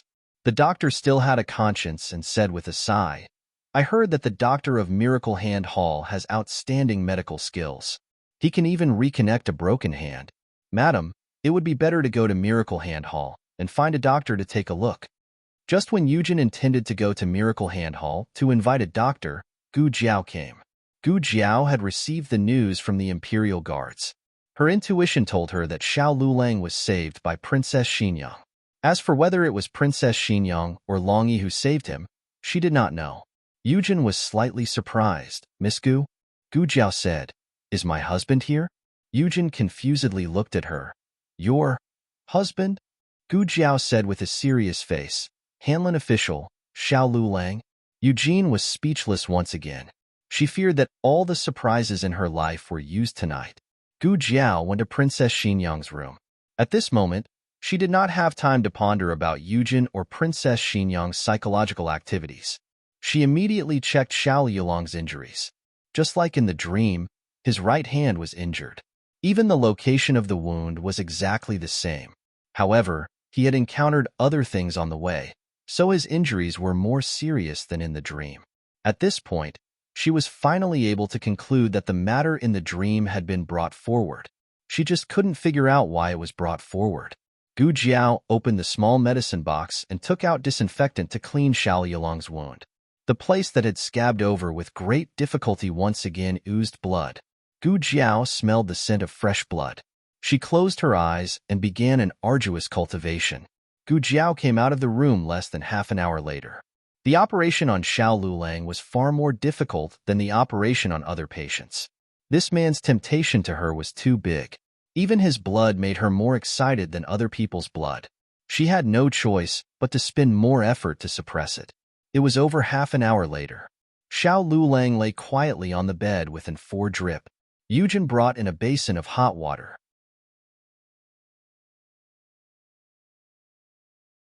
It was the first time she had seen such a strange thing. She couldn't help but take a second look. Thank you. Gu Jiao accepted the hot water and wiped Xiao Yulong's face and hands. Dr. Gu. Yujin hesitated. What's the matter? Gu Jiao asked. Can you go see the princess? Tell the princess. Yujin glanced at the unconscious Xiao Lulang and swallowed the words, young duke. The patient's condition. Okay. Gu Jiao put down the handkerchief and went to the study next door. There were no lamps in the study. Only the cold moonlight and the scattered candles in the corridor shone in. Princess Xinyang sat by the windowsill with her back to the door. Gu Jiao gently knocked on the already open door, then walked over. She sat down in front of Princess Xinyang. What are you doing here? Princess Xinyang indifferently asked. She didn't raise her head to look at Gu Jiao and continued to look at the night outside the window. Gu Jiao said. His injury is not serious. I came to inform the princess. Princess Xinyang indifferently said. What does it have to do with me whether he is okay or not? Gu Jiao raised her eyebrows. If it has nothing to do with you, then why did you take him in?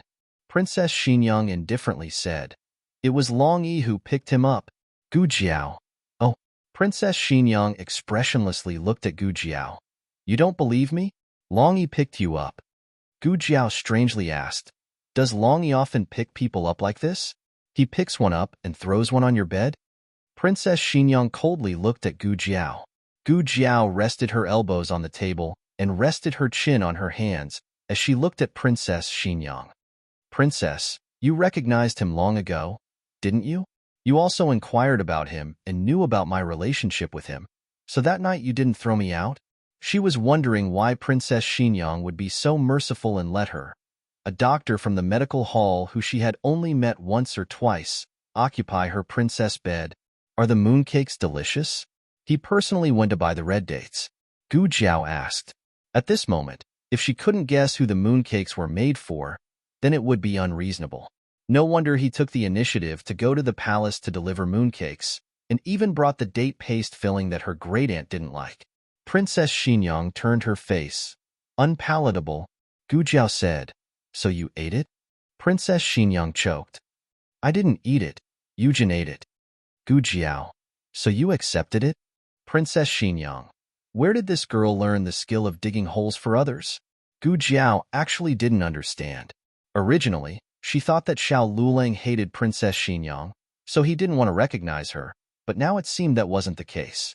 As for Princess Xinyang's attitude towards Xiao Lulang, Gu Jiao was even more puzzled. She thought that Princess Xinyang didn't know that her son had returned to the capital alive, but now it seemed that wasn't the case.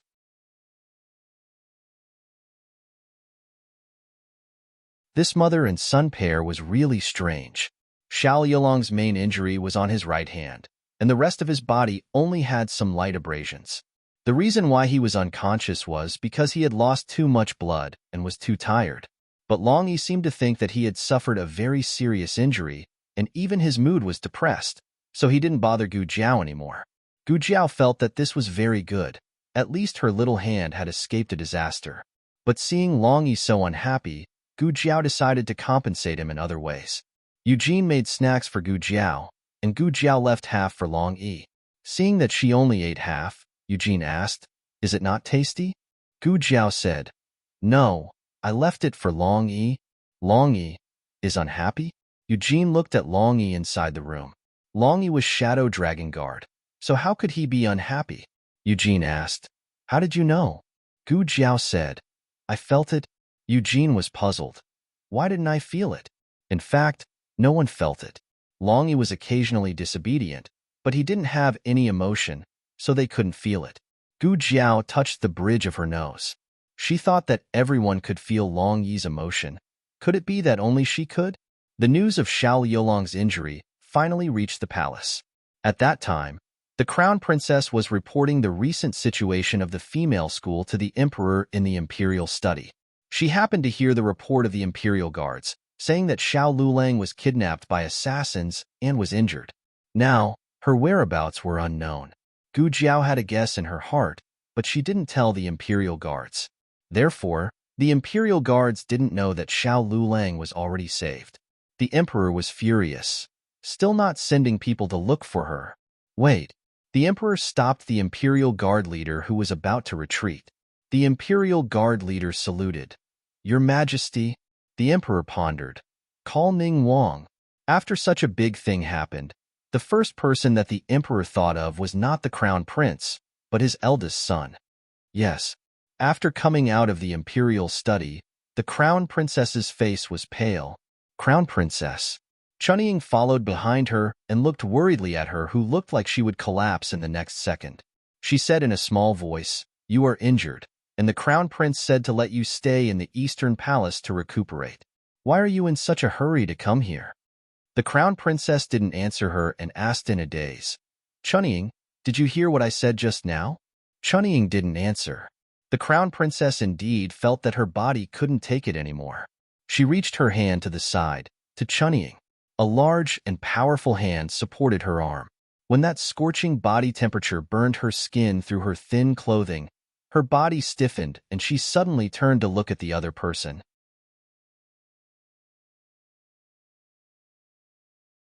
When she saw who it was, she suddenly broke free from the other person's hand and retreated a few steps. "Chunying," she called. However, Chunying had already retreated somewhere. Ningguang walked forward unhurriedly and looked behind her. He said playfully, "There is a pool behind you. Be careful." The crown princess turned her head to look, and her throat moved.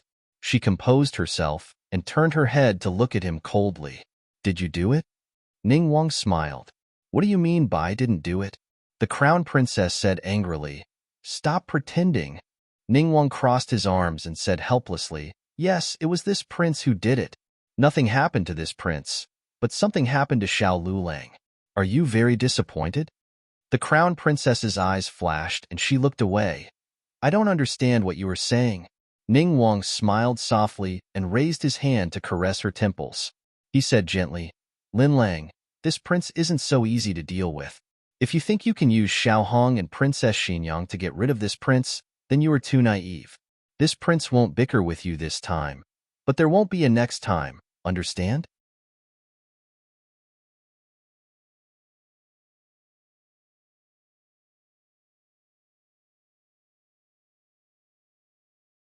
Chapter 429. His tone was the most gentle whisper in the world, and his gaze was filled with deep emotion. However, the crown princess still felt a chill run down her spine. Her entire body was frozen in place, and it seemed as though she could not say a single word. Prince Ning gently caressed her face and quietly said, "Lin Lang, ever since the day you and this prince caused Xiao Heng's death, you have already been unable to clear your name. Could it be that you still don't understand this logic?" The crown princess' gaze became fierce. "I did not harm him. It was you. From beginning to end, it was you. It was you who followed me to the directorate. It was you who killed him." Prince Ning raised his hand and patted the back of her head. "If it was not for you calling him out alone, how could this prince have had the chance?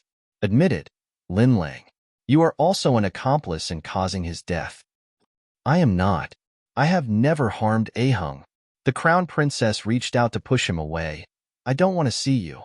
Leave."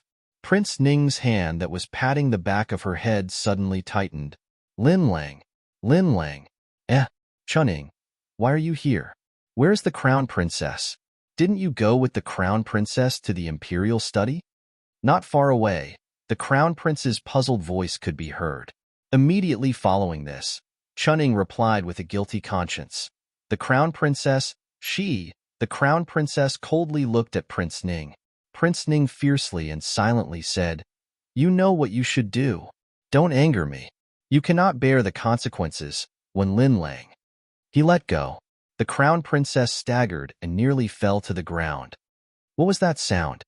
Because they were too close, in the instant that Prince Ning let go of the crown princess, the crown prince had already walked over. He saw the pale-faced crown princess and the gentle and calm Prince Ning. He furrowed his brow, as he instinctively did not like his own woman standing with another man, even if that man was his own older brother. Eldest brother? He strangely walked over. Prince Ning smiled and said, "Father ordered me to go to the imperial study to meet him." Coincidentally, second sister-in-law was coming out of the imperial study, and we ran into each other. So that was the case. The crown prince secretly thought that he was overthinking things. Ning Wang was his elder brother. Even if they were not from the same mother's womb, they still had the same father. Lin Lang was his younger sister-in-law. How could there be anything between them? The crown prince came to the crown princess' side and held the crown princess' hand. Feeling the coldness of her fingertips, his brows furrowed even more.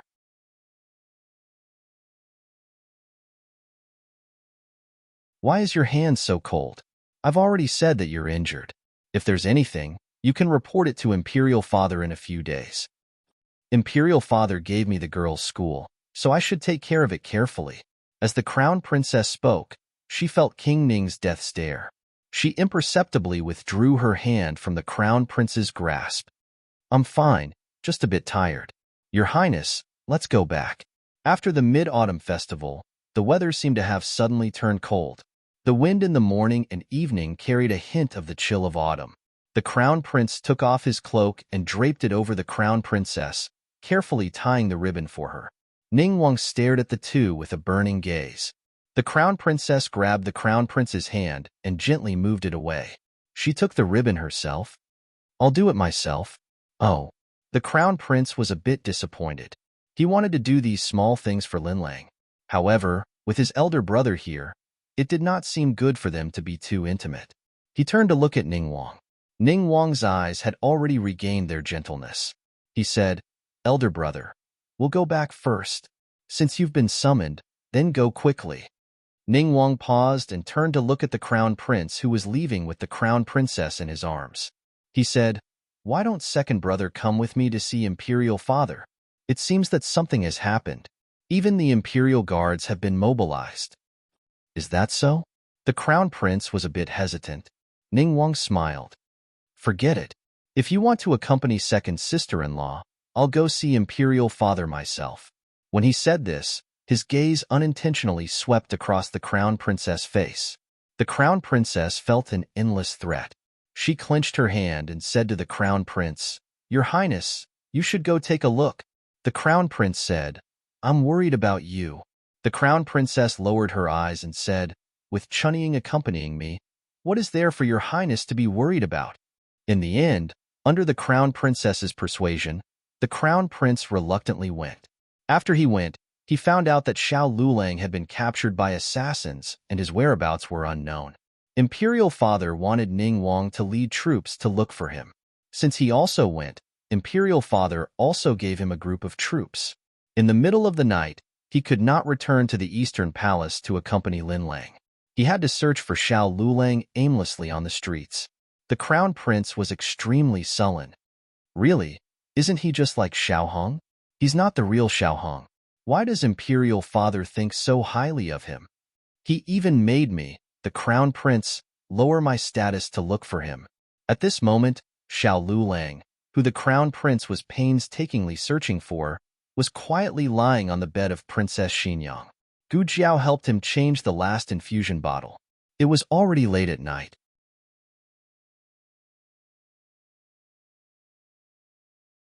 Gu Jiao and Long Yi were quietly guarding him in the room.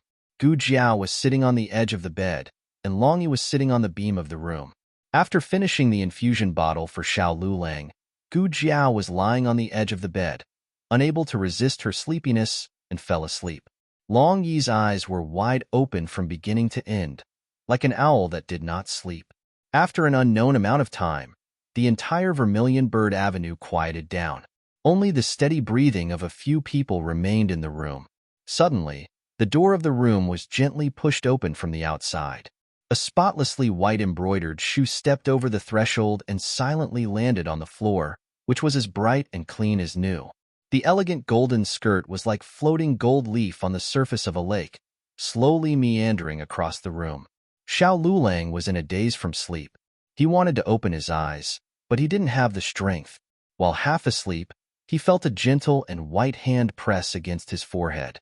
He didn't know whose hand it was, nor did he know whether he was dreaming or not. That hand pressed against his forehead for a while, then left. When Xiao Lulang completely opened his eyes, he only saw Gu Jiao lying on his side, sleeping. His hand was held in Gu Jiao's hand, and Gu Jiao's other hand was pressed under her body. In this position, no matter what, she couldn't free her hand to touch his forehead. So, was it just a dream? It was pitch black, and he was only half awake. For a moment, he didn't realize where he was. This environment, this atmosphere didn't make him feel disgusted, but it also didn't make him feel unfamiliar. He pulled the blanket over Gu Jiao's shoulder, then took out the hand that Gu Jiao had pressed under her body. He closed his eyes and fell asleep again. For the time being, Gu Jiao didn't announce that Xiao Lulang had escaped danger. In her dream, she only knew that someone had hired someone to plot against Xiao Lulang, but she didn't know who that person was. The other party didn't know that Xiao Lulang was safe, so they might be frantically searching for Xiao Liulang's whereabouts. As for Princess Xinyang, she didn't seem to have leaked any information about Xiao Lulang. At the first glimmer of dawn, Gu Jiao returned to Jadewater Alley. She had to let her family know that she was safe. While she was at it, she packed a few sets of Xiao Liulong's clothes for him to change into.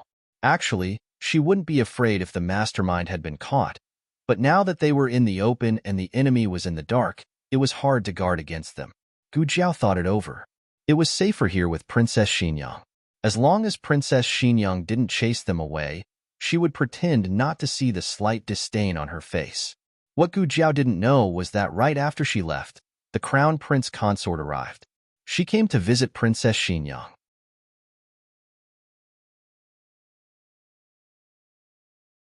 At the same time, she also wanted to confirm something with Princess Xinyang.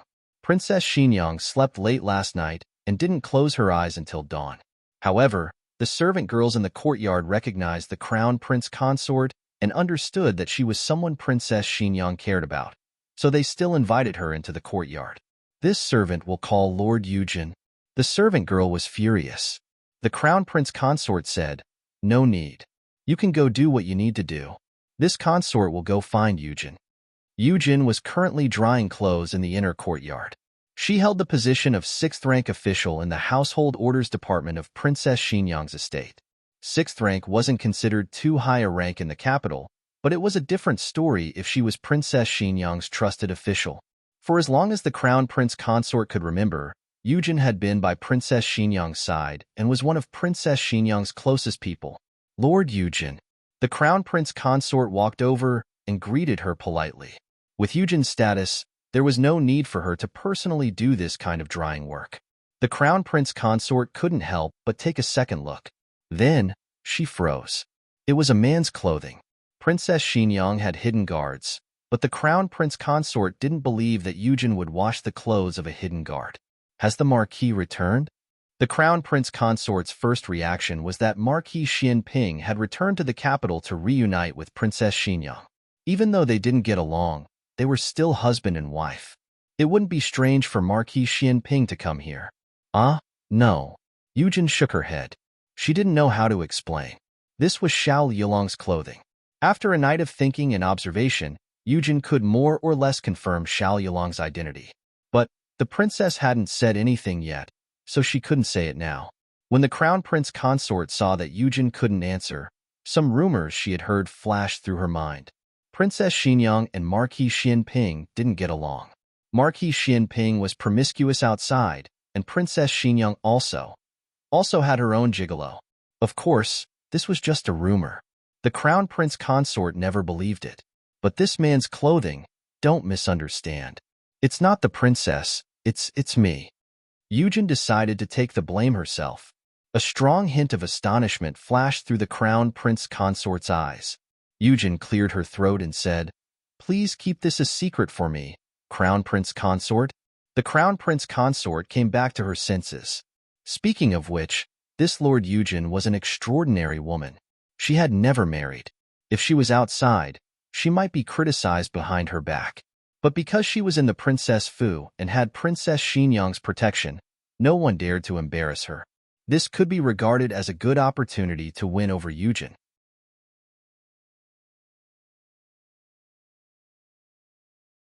The Crown Prince consort smiled and said, "Lord Yujin, rest assured, I didn't see anything today." With Crown Prince consort's words, "I'm relieved." Yujin simply smiled more unsightly than crying. Princess Xinyang was still sleeping, so she couldn't wake her up. The Crown Prince consort asked herself whether she had such big face, so she decided to come again another day. She bid farewell to Yujin, and when she passed by the room of Princess Xinyang, she heard movement inside the room. She thought that Princess Xinyang had woken up, so she intended to enter the room to pay respects to Princess Xinyang. But Long Yi, who had jumped down from the beam of the room, firmly blocked the door.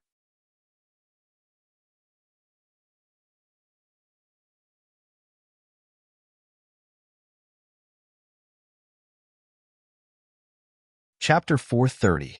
Crown Princess recognized him.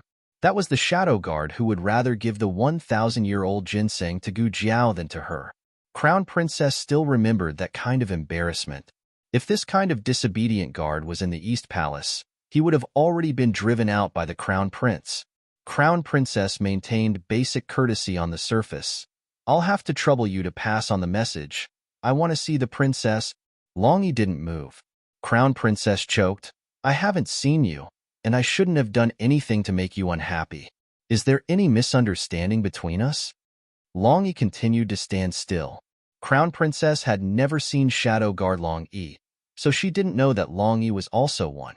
She only thought that this person was deliberately opposing her. She thought that if Princess Xinyang really woke up, then she should have heard the movement at the door. Since she didn't come out, then she shouldn't have woken up. Forget it. Why would she bother with a shadow guard? She didn't lose her status. Crown Princess turned around and left. Just when she walked out of the courtyard, she unexpectedly encountered Gu Jiao, who had rushed over from Jadewater Alley. Crown Princess was startled. It's you? Why are you here? You are. She looked at Gu Jiao, and again looked back at the house behind her, then asked with uncertainty here. Gu Jiao sized her up, clearly also wanted to ask why Crown Princess had come here. Crown Princess indifferently said, "This Empress is asking you a question." Gu Jiao raised her eyebrows. "Do I have to answer if you ask?" Crown Princess had hit a wall with Long Yi, so she had a bellyful of anger.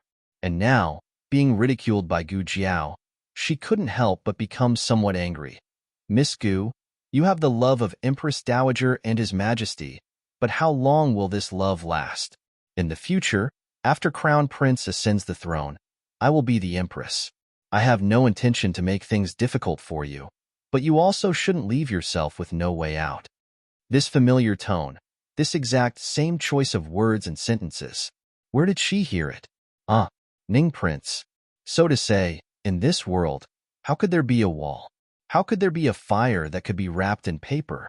When a person had an inexplicable relationship with another person, their every word and action would unconsciously reflect each other's habits. Eugène's appearance broke the tense stalemate in time. "Dr. Gu is here. Please come in and have a seat."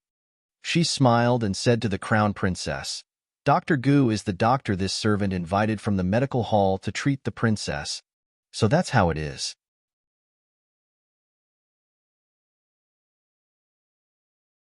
The Crown Princess withdrew her gaze from Gu Jiao's face. "Then I will come to see the princess when she wakes up." With that, the Crown Princess stepped over the threshold. The moment he brushed past Gu Jiao subconsciously asked, "Does Xiao Yilong's disappearance have anything to do with you?" Gu Jiao asked casually. Unexpectedly, the Crown Prince Consort's body stiffened due to her guilty conscience.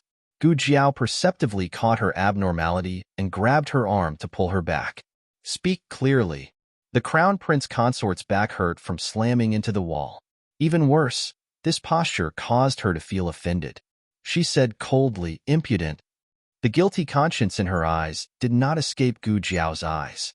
Gu Jiao grabbed her lapel and unceremoniously pushed her against the wall.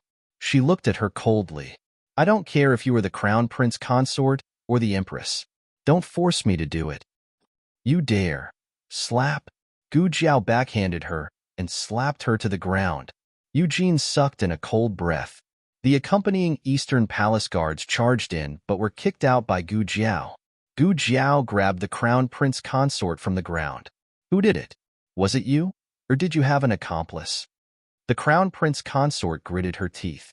"I didn't do anything. Let go of me." Princess Xinyang was startled out by the huge commotion. "Stop." Princess Xinyang's long hair was loose. She should have just gotten out of bed and didn't have time to dress up. Gu Jiao would not stop. This time, it wasn't a small matter like using a cat to scare her husband. She really almost took her husband's life. She was very angry. The consequences were very serious. Gu Jiao grabbed the Crown Prince Consort and pounded her to the ground. Princess Xinyang had never expected that Xiao Hong would marry such a rude and unreasonable woman. She sucked in a cold breath. "I told you to stop. Didn't you hear me? If you continue like this, I won't be polite." Gu Jiao was also angry. "Humph. Do what you want." This girl's ability to anger people to death without paying for it was the same as Long Yi's. Princess Xinyang clenched her fists and shouted, "Long Yi, pull them apart." Since Princess Xinyang gave the order, Long Yi had no choice but to come out. In order to prevent Long Yi from changing the concept again, Princess Xinyang originally intended to say Long Yi, make a move, but changed it to separate them. Otherwise, she felt that Long Yi might make a move on the crown prince consort. Long Yi flashed out. The order he received was to separate them, so he had no choice but to step forward and separate them. He first went to Gu Jiao's side. When he grabbed Gu Jiao, he was like this. Carefully clasping Gu Jiao's wrist, he patted the back of Gu Jiao's little hand as if he was coaxing a child. Then, he gently removed Gu Jiao's hand for fear of hurting her. When it was the crown prince consort's turn, his style suddenly changed.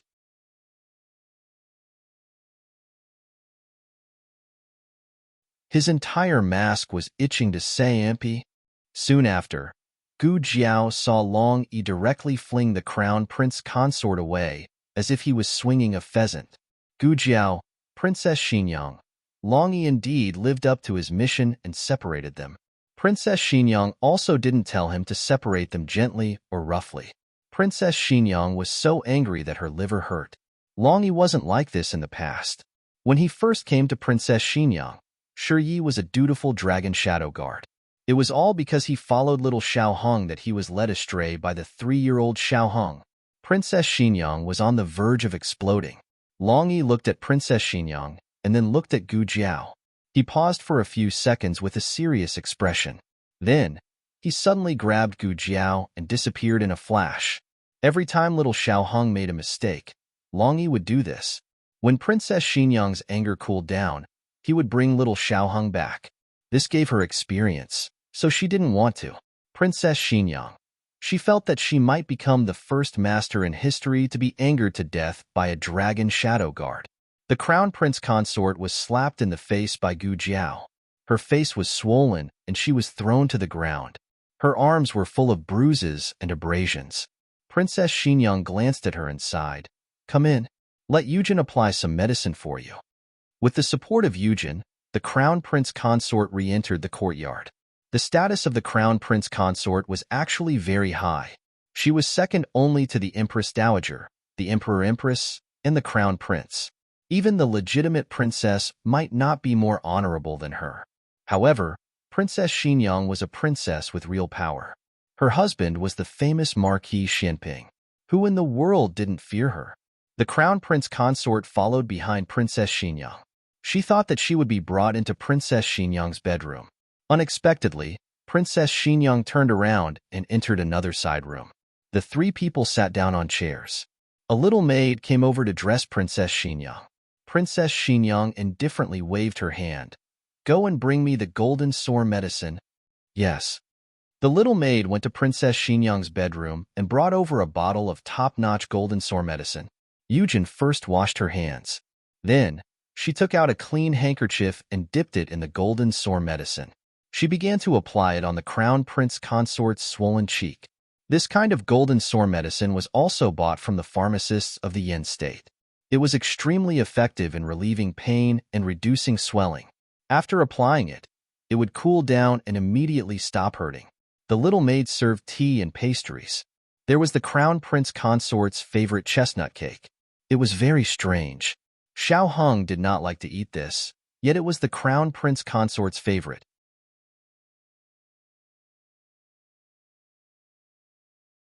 The crown prince consort saw that Princess Xinyang had prepared her favorite pastries, and the gloominess in her heart faded a little. Princess Xinyang picked up her teacup and took a sip, asking, "Why did Dr. Gu use force against you? Is there some sort of grudge between the two of you?" Normal people would either not ask, or they would ask, "Is there some sort of misunderstanding between the two of you?"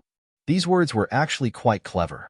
If they were asked if there was some sort of misunderstanding, the one who used force was Gu Jiao, and it was Gu Jiao who had misunderstood the crown prince consort, then the blame would be placed on Gu Jiao.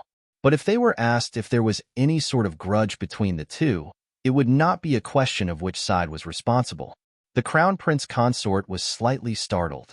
She lowered her eyes and quietly said, "Her husband went missing, and she misunderstood that this matter was related to me."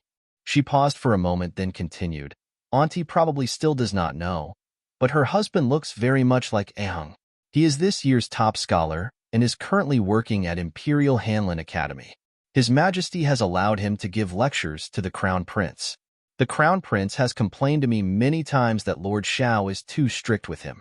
The Crown Prince has even openly contradicted Lord Xiao. I wonder if she heard about this matter and believes that the Crown Prince and I have a grudge against Lord Xiao and deliberately did something to Lord Xiao. These words were reasonable and logical. They provided a sufficient explanation for Gu Jiao's suspicions. The phrase, "her husband looks like Aha," seemed to have just been casually mentioned and was not the main point of the Crown Prince Consort's words. Princess Xinyang stopped drinking her tea. The Crown Prince Consort quickly said, "Sorry, I should not have mentioned Ahung."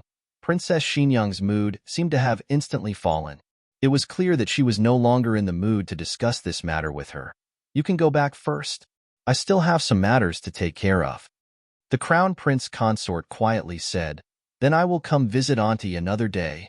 Leaving the courtyard, the Crown Prince Consort let out a long sigh of relief. Fortunately, the princess did not continue to pursue the matter. Otherwise, she did not dare guarantee that she could continue to hide it. Her original intention was not for something to happen to Xiao Lulang. She also did not expect that Xiao Lulang would fall into Prince Ning's hands. Princess Xinyang had clearly returned. How could someone still hurt Xiao Hong? For years ago, she had been careless once. Princess Xinyang should not be careless a second time. Could it be that she had made a mistake and Xiao Lulang was not Xiao Hong? But she clearly heard Xiao Hong call the old chancellor teacher. In this world, there were only two people who could call the old chancellor this way.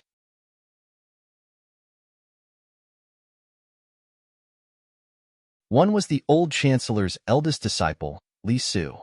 This person had already resigned and left the capital. The other was Xiao Hong. It couldn't be that the old chancellor had accepted Xiao Lulang as his disciple. That year, the old chancellor had clearly said that Xiao Hong was his last disciple. But if Xiao Lulang was Xiao Hong, why didn't he receive the protection of Princess Xinyang? Princess Xinyang had returned to the capital for so long. Could it be that he still hadn't acknowledged her? She could understand that he did not acknowledge Marquis Xian. After all, the father and son had a somewhat distant relationship. It was inevitable that he would feel resentful. But Princess Xinyang was very close to him. He had said before that the person he cared about the most in this life was his mother. Moreover, when she mentioned Xiao Hong just now, Princess Xinyang's expression did not look like she had regained her son.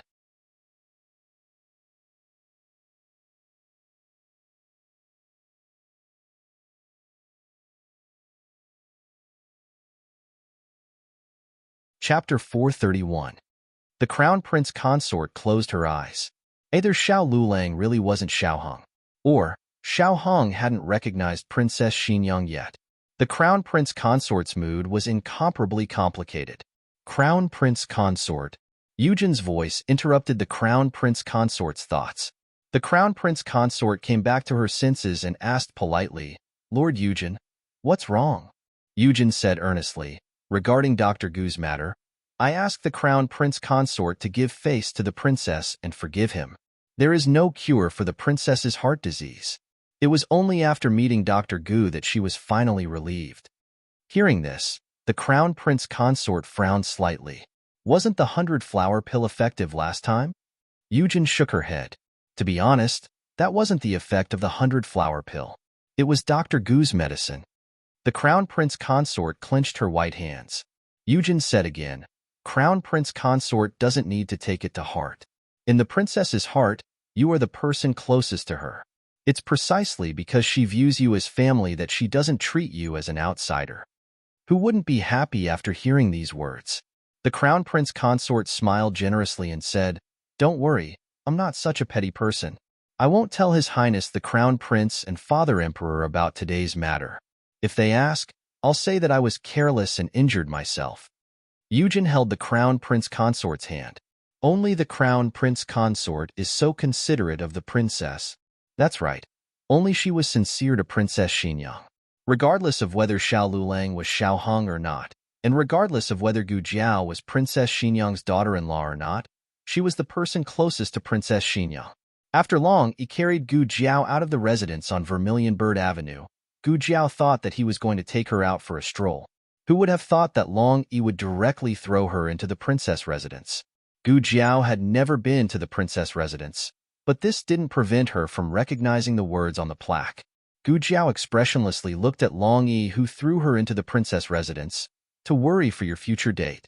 Did he even know how to pick a place? There were servants on duty in Princess Mansion, but the movement of Long Yi was too light, so no one noticed that someone had entered Princess Mansion. Gu Jiao sat on the chair, and looking at Long Yi, who had jumped onto the beam, she asked word by word, "Can we change the place?" Long Yi didn't respond.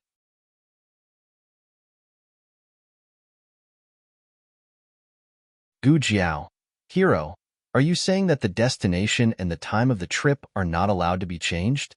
Let's discuss it again. Gu Jiao thought for a moment and said, "Why don't you come down and we go to the yard to write? Or can you tell me how long we have to stay here? The princess won't be angry for long, right?" From beginning to end, Long Yi ignored Gu Jiao. Gu Jiao tried to open the door, open the window, and slip out, but she was pulled back by Long Yi. In the end, Gu Jiao gave up resisting.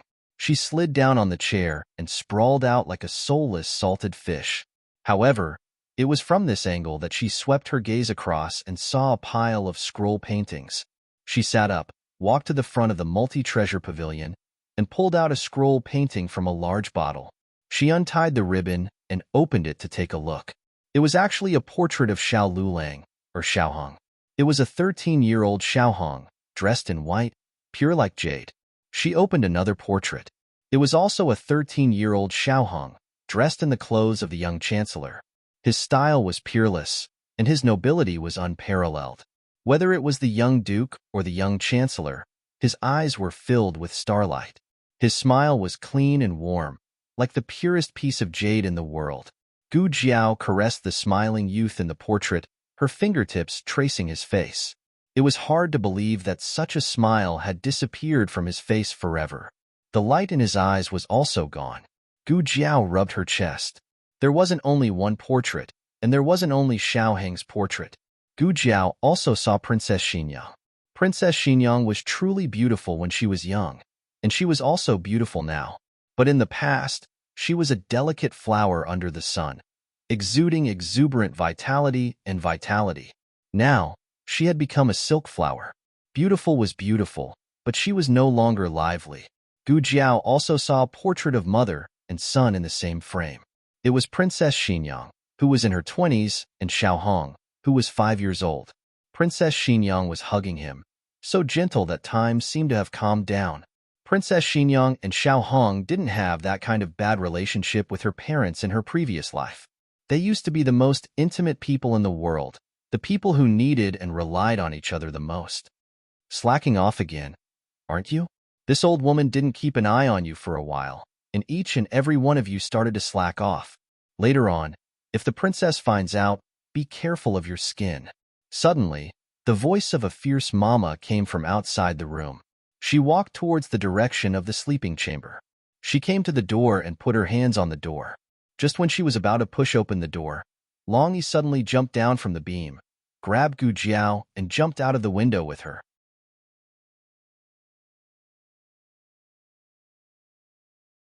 Caught by Long Yi, Gu little chick, Jiao Jiao's face was ashen. Next time, can you let me know in advance? Because of this mama's interruption, the one-day tour of the princess mansion ended ahead of time. This was also very good.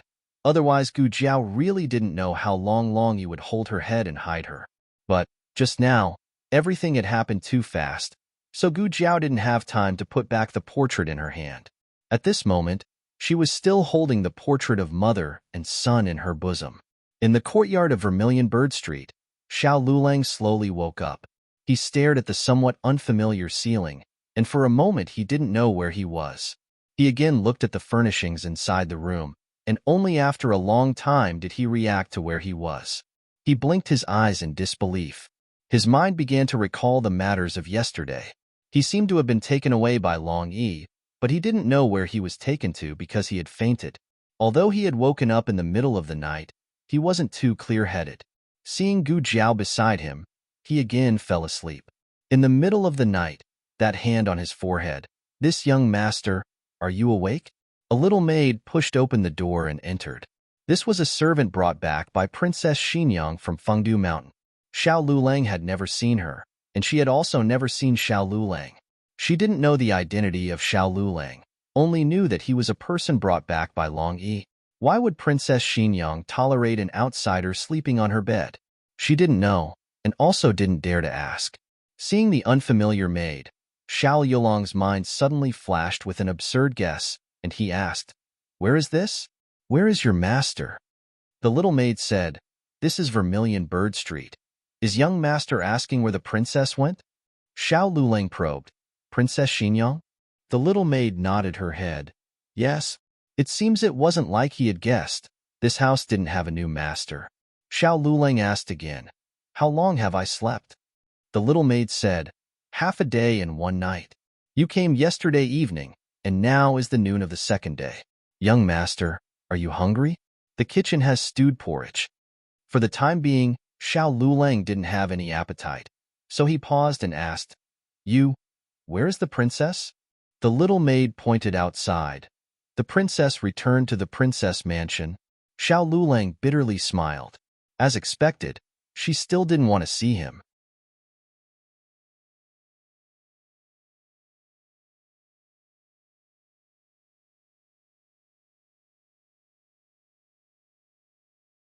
Chapter 432. The newest chapter of this book isn't finished yet. On the other hand, the Crown Prince Consort planned to immediately return to the Eastern Palace after leaving Vermilion Bird Avenue. Halfway there, the carriage's wheel got stuck. Although it was autumn, the sun was strong during the day, so the carriage was extremely hot and stuffy. "Crown Prince Consort, there's a tea house over there. Let's go sit there," Chunying said. "All right." The Crown Prince Consort touched her cheek. Princess Xinyang's wound medicine was indeed miraculous. The swelling on her cheek had actually subsided. Even so, she still wore a veil.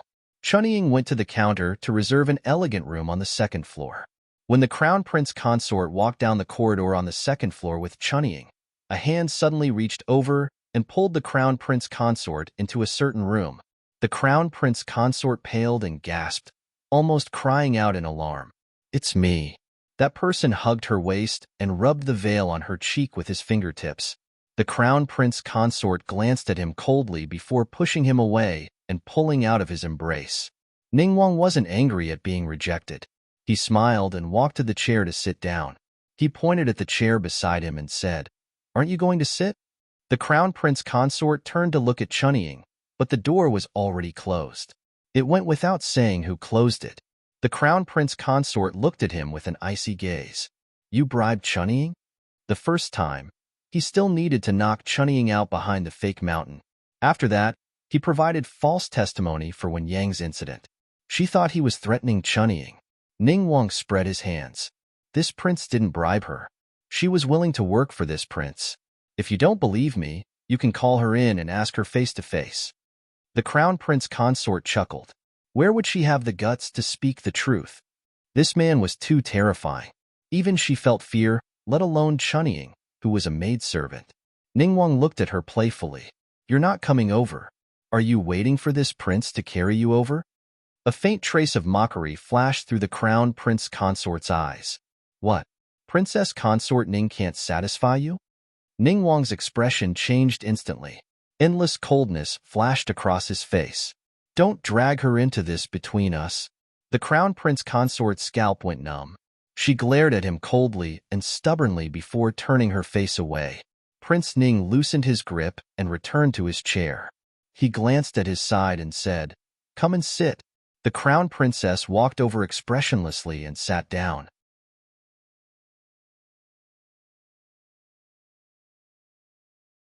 Prince Ning glanced at her wrist under her wide sleeve and asked, "Are you injured?" The Crown Princess didn't say anything. Ningguang took her wrist and carefully and lovingly held it in his palm. Seeing that she had applied medicine, he asked, "How did you get it?" The Crown Prince Consort's anger was ignited and exploded in an instant. She turned her body and looked at him with torch-like eyes. "How did this happen? Do you really want to know how? Fine, I will tell you. It was done by the daughter of Marquis Dingen Manor.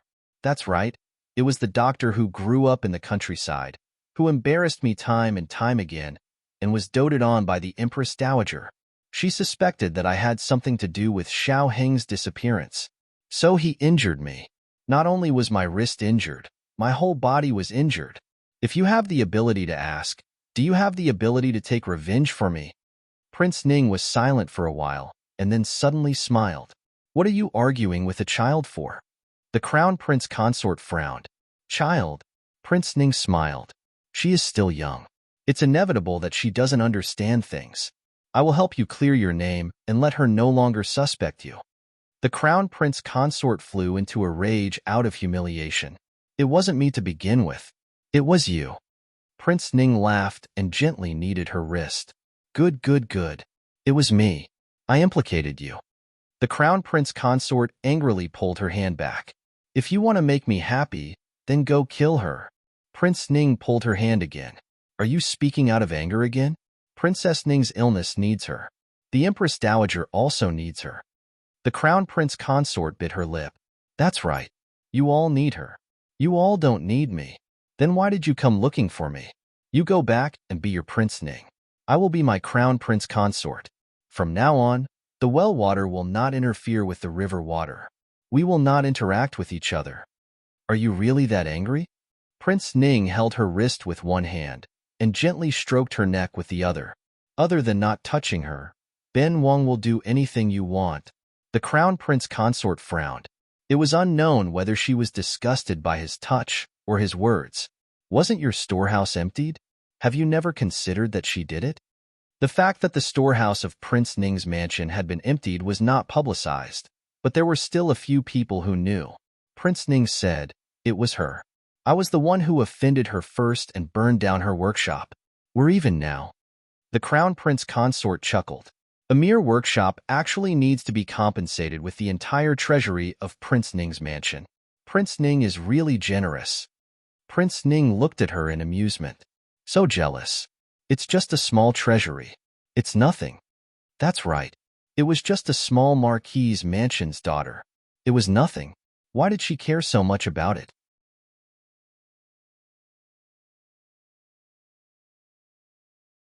She was not someone who had not seen the wind and waves.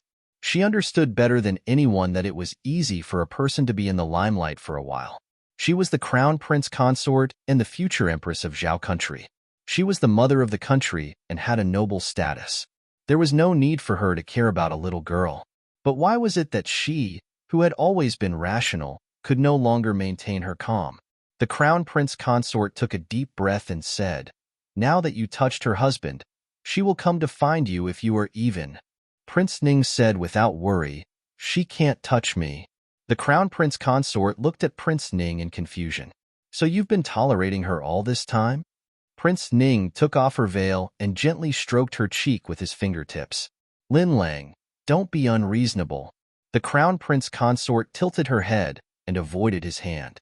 She said angrily, I'm not being unreasonable. Prince Ning's smile faded. He grabbed her chin and forced her to turn her head. The gentleness in his eyes disappeared and was replaced by coldness and viciousness. Fine. You want to kill her. Is it because she offended you, or because she married Xiao Hong? The Crown Prince consort's body froze. When the Crown Prince consort returned to the Eastern Palace, the Crown Prince anxiously greeted her. Lin Lang, where did you go? What happened to your face? The Crown Prince consort's face had recovered long ago, but the Crown Prince still saw something strange. This man was probably the only one in the world who cared about her so much. Without waiting for the Crown Prince consort to reply, the Crown Prince rolled up her sleeve again and exclaimed, Your hand? The Crown Prince consort said without a change in expression, I accidentally fell. Where did you fall? The Crown Prince asked with heartache and worry. The Crown Prince consort smiled. In Princess Xinyang's courtyard. You went to visit Aunt, the Crown Prince muttered. Why did you go to Aunt's place? Didn't I tell you to recuperate in the Eastern Palace? Does it hurt? Princess Xinyang was the Emperor's younger sister. Before she married, the Crown Prince called her Aunt. Later, she married Marquis Xianping, who was also the Crown Prince's uncle. Thus, the Crown Prince changed to calling her Aunt. The Crown Prince consort said gently, Uncle didn't return to the capital, and Aunt is alone. I'm worried about her. I've already applied medicine. It doesn't hurt. The crown prince cupped her hand and blew on it with heartache.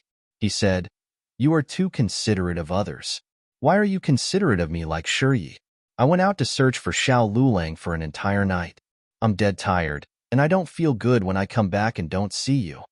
The crown prince consort had an ashamed expression. "It's my fault. I'll be more careful next time."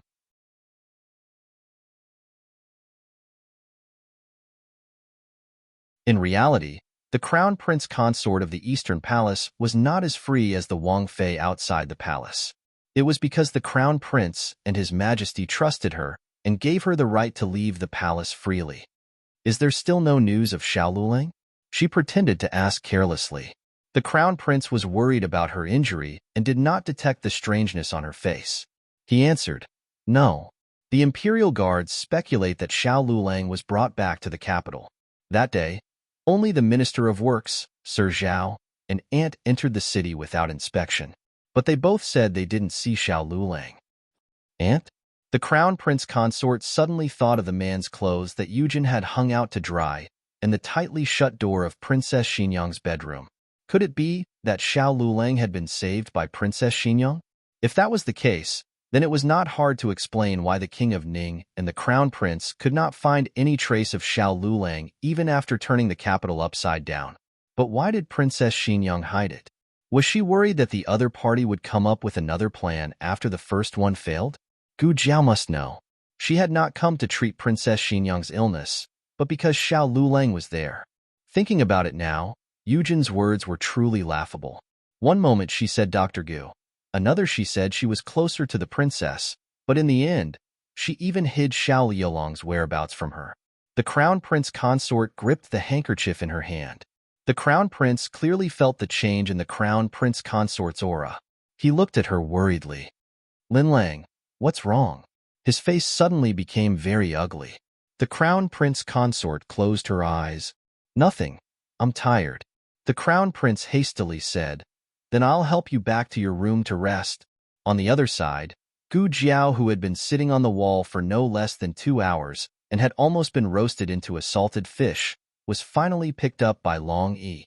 Gu Jiao opened her mouth and spat out a mouthful of black smoke. She expressionlessly said, later, "If the princess gets angry again, please let me face her anger directly." Gu Jiao seriously suspected that Long Yi was so skilled because he had taken Xiao Hong to do this when they were little. But she was even more suspicious that Xiao Hong needed to stay outside for so long, not because Princess Xinyang would be angry for so long, but purely because little Xiao Hong was mischievous and wanted to behave atrociously outside. "You were deceived, do you know?" Gu Jiao looked at him with hidden bitterness. "Your little master is a little rascal." Long Yi didn't respond. "I'm so hungry." Being roasted by the sun for so long, she was also hungry. Nearby, there happened to be a small stall selling scallion pancakes. Gu Jiao bought 2 scallion pancakes.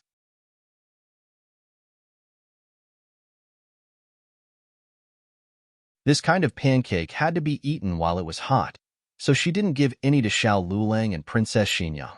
Altogether 10 copper coins, the vendor said. Gu Jiao took out a copper coin from her purse and handed it to him. Then she took the scallion pancake and gave one to Long Yi. Long Yi took it, but didn't eat it. Gu Jiao took a bite of the crispy scallion pancake and strangely looked at him. "Why aren't you eating?" That's right. She had never seen Long Yi eat anything. This big guy always wore a mask, seemingly never taking it off. Gu Jiao thought for a bit and said to Long Yi, "Let's go to the roof to eat. No one will see." Long Yi took Gu Jiao to the roof. This angle was extremely good. They could see the people on the street, but the people on the street couldn't see them. "Mask," Gu Jiao said to him. Long Yi didn't respond. Gu Jiao paused, then raised her hand to take off his mask.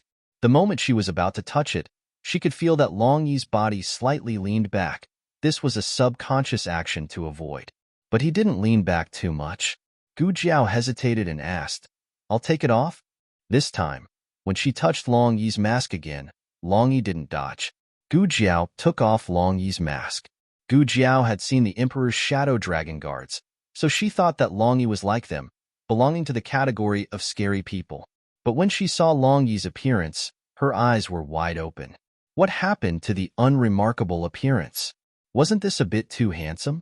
He had a pair of long and narrow phoenix eyes, thick eyebrows, and resolute facial features.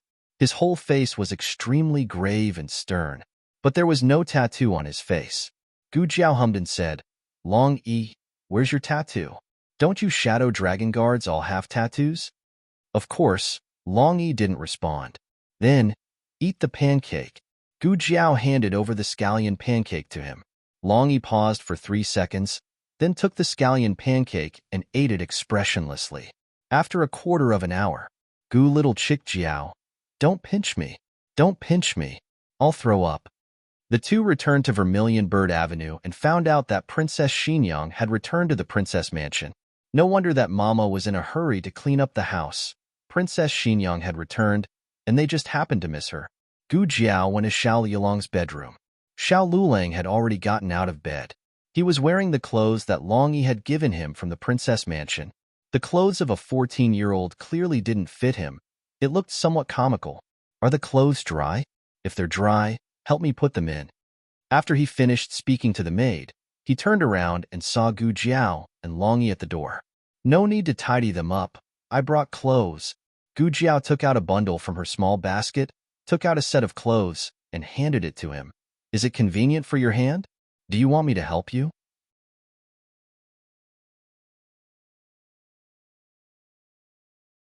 Xiao Lulang said, "No need. I can change it myself." Gu Jiao, "Oh, I really want to change it for you." Gu Jiao went to the courtyard to wait for him. Long Yi didn't go out. He looked straight at Xiao Yulong's right leg. The first time he saw Xiao Lulang in the forest, Xiao Lulang suddenly rushed over. Long Yi didn't pay attention to his movements. At this moment, Long Yi seemed to have finally discovered that his leg was lame. Long Yi knelt on one knee and went to check his leg. "Long Yi." Xiao Lulang dodged backwards. Long Yi raised his head and looked at him. His eyes seemed to be somewhat confused and also somewhat confused. Suddenly, Long Yi stood up and rushed out. Not long after, he rushed in again. Gu Jiao was at the door. Because of the 2 gusts of wind blowing by Long Yi, she couldn't open her eyes. Long Yi held a lot of medicine for wounds. He pressed Xiao Lulang to sit on a chair, bent his strong and tall body, and knelt on one knee again, opened those bottles and jars, and applied medicine for Xiao Lulang. After applying some medicine, he made Xiao Lulang move. When he was young, Xiao Lulang was a big liar. After falling down, he would pretend that he was seriously injured, deceiving Long Yi to apply medicine for him and take him out to play. He also didn't expect that one day he wouldn't need to deceive Long Yi. He really couldn't get better.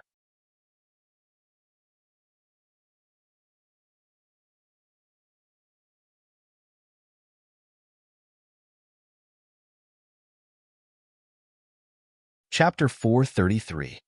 Novels with content that can't be found on the internet are all here. Long Yi tested the medicine for Xiao Lulang like before.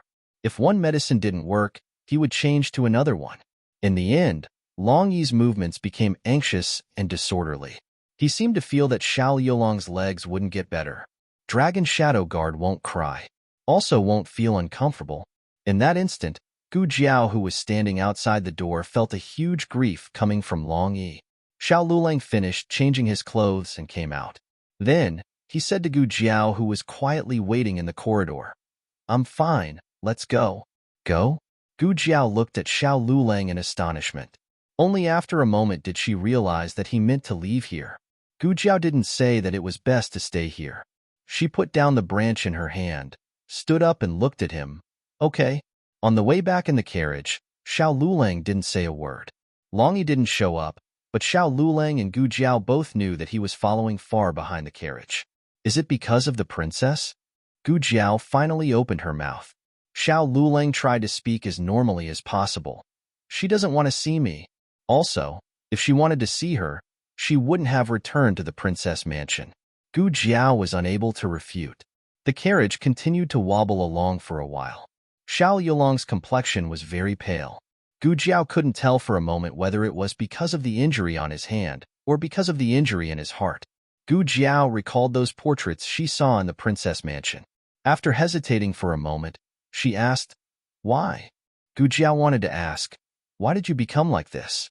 Xiao Lulang thought that Gu Jiao was asking why she didn't want to see him. This was a scar in his heart that repeatedly tore, a memory he didn't want to touch the most. But since she asked, he would tell her, "Because I'm not her biological child. Her own son is dead. Because of me." When they returned to Jadewater Alley, the two of them had already sorted out their emotions, and there was no longer any abnormality on their faces. After they arrived safely, Long Yi used his Qinggong to quietly leave. After all, he was the secret guard of Princess Xinyang, and his duty was to protect her. There were only 2 classes in the Imperial College in the afternoon. Little Jing Kong had finished school early and was peeking his head out of the door.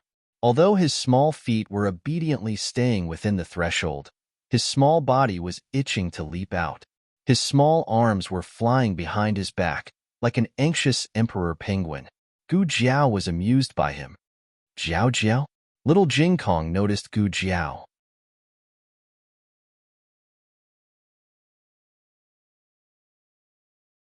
He tilted his head to look at her to make sure that his eyes weren't playing tricks on him. Then, he turned around and called out to Madame Yao and senior servant Fong, who were in the rear courtyard, "Jiao Jiao is back. I can go out now." After he said that, he stepped over the threshold with his short legs and ran towards Gu Jiao. As expected, he slipped and fell again. He hadn't fallen for a long time, but he was still very skilled at holding his head. He held his little head and rolled all the way to Gu Jiao's feet. After he finished rolling, he probably felt that his tough little image had been ruined again. He rolled his eyes, spread his arms, and called out in an especially domineering manner, "Jiao Jia." He wasn't embarrassed, but the other person was. The other person was a bad brother-in-law. There was no one else who could be as shameless as him. Unfortunately, they were all Xiao Yulong's leftovers. Without waiting for Gu Jiao to bend down to pick him up, Xiao Lulang directly grabbed the little fellow's small lapel and lifted him up. "Ayaya, I want to carry you, Jiao Jiao." "Not you." Xiao Lulang carried the little fellow into the courtyard. He had lost his cane, but he was stronger than before, so the little fellow didn't fall down. However, the moment he entered the central room, his right leg couldn't support him anymore. Gu Jiao carried little Jing Kong over in time and supported him with her other hand to prevent him from falling and embarrassing. Xiao Lulang sensed the weakness in his right leg and clenched his fist without a trace. Gu Jiao didn't tell her family that Xiao Lulang was kidnapped by an assassin. She only said that he was on a business trip. The original plan was for him to recuperate at Princess Xinyang's place until he recovered, so there was no need to tell the family. However, since he came back early, the matter of his injury naturally couldn't be hidden. Lulang is back, this time on a business trip. Sure enough, Madame Yao was only halfway through her sentence when she noticed his stiff right hand. "Lulang, your hand," Xiao Lulang said as if nothing had happened. "When I was on a business trip, I accidentally fell and hit the gap in the stairs. I bled a little, but it's fine now." He even had more than 10 stitches. Gu Jiao added in her heart. It was a pity that her husband's hand was so beautiful. If it left a scar, she would chop off the murderer's hand. Xiao Yulong's wrist was wrapped in gauze. Madame Yao couldn't really remove the gauze to check his injury, so she believed that it was just a normal scratch. However, she still felt sorry for him, so she asked senior servant Fong to stew a pot of pig's hand soup to help him heal his hand. Xiao Lulang still needed an infusion today, so Gu Jiao hung the infusion bottle on the bookshelf behind the desk in the West Room. Xiao Lulang read while he was receiving the infusion.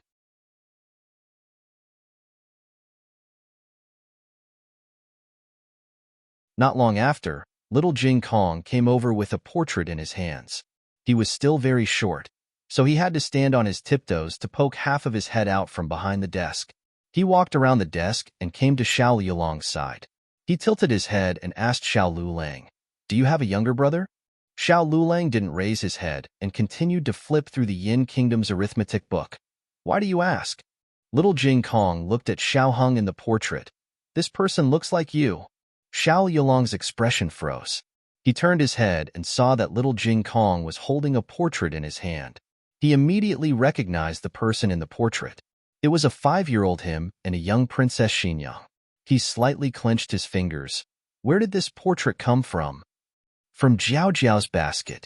Little Jing Kong tilted his head and said, Your younger brother is more handsome than you. Your younger brother can smile, but you can't. Xiao Hung in the portrait smiled innocently as if he had all the happiness in the world. The joy in his eyes almost overflowed. This was the Xiao Hung of the past. Xiao Lulang looked at himself and Princess Xinyang in the portrait, and his heart was in a trance. The motherly love and filial piety seemed to have been a long time ago. When he suddenly looked back, it felt as if a lifetime had passed. In the afternoon, Princess Xinyang's heart disease flared up and she fainted in the princess's mansion. Yujin was worried that it would delay the treatment, so she simply sent Princess Xinyang to the medical center. Gu Jiao was carried away by Long Yi again.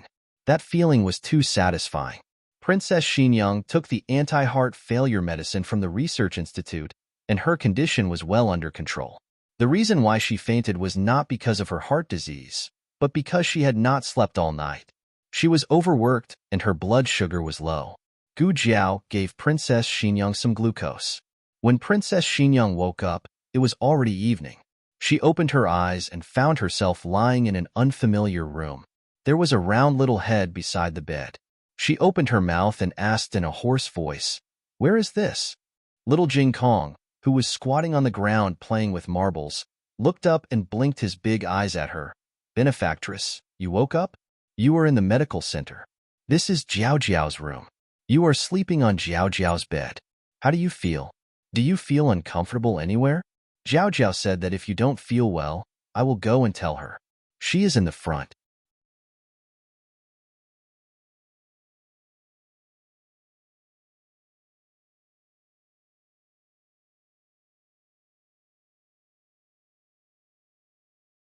Chapter 434. Novels with inner content that can't be found on the internet are all available here. Benefactress? Are you a monk? Princess Xinyang looked at him strangely. Little Jing Kong shook his little head. I used to be, but I've left the mountain now. I'm not a little monk anymore. Princess Xinyang said, Then you can't call me benefactress. The little monk said, Oh. Seeing this familiar expression, Princess Xinyang pondered for a while and looked at the little guy. You're Gu Jiao's younger brother? After investigating her, he naturally knew who her family members were. Yes, my name is Jing Kong. Little Jing Kong nodded. You're the bad brother-in-law's mother, right? I've seen your portrait before. He had asked Jiao Jiao who the fairy in the portrait was. Jiao Jiao said that she was the little brother's mother in the portrait.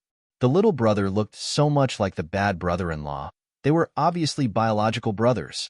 Since she was the little brother's mother, she was naturally the bad brother-in-law's mother. He was that smart. Princess Xinyang's attention was attracted by the words, bad brother-in-law, so she neglected to ask him where he saw the portrait. Bad brother-in-law? She asked. Yes. Little Jing Kong put away the marbles and sat on the small stool in front of the bed. He then said earnestly, It's really hard on you.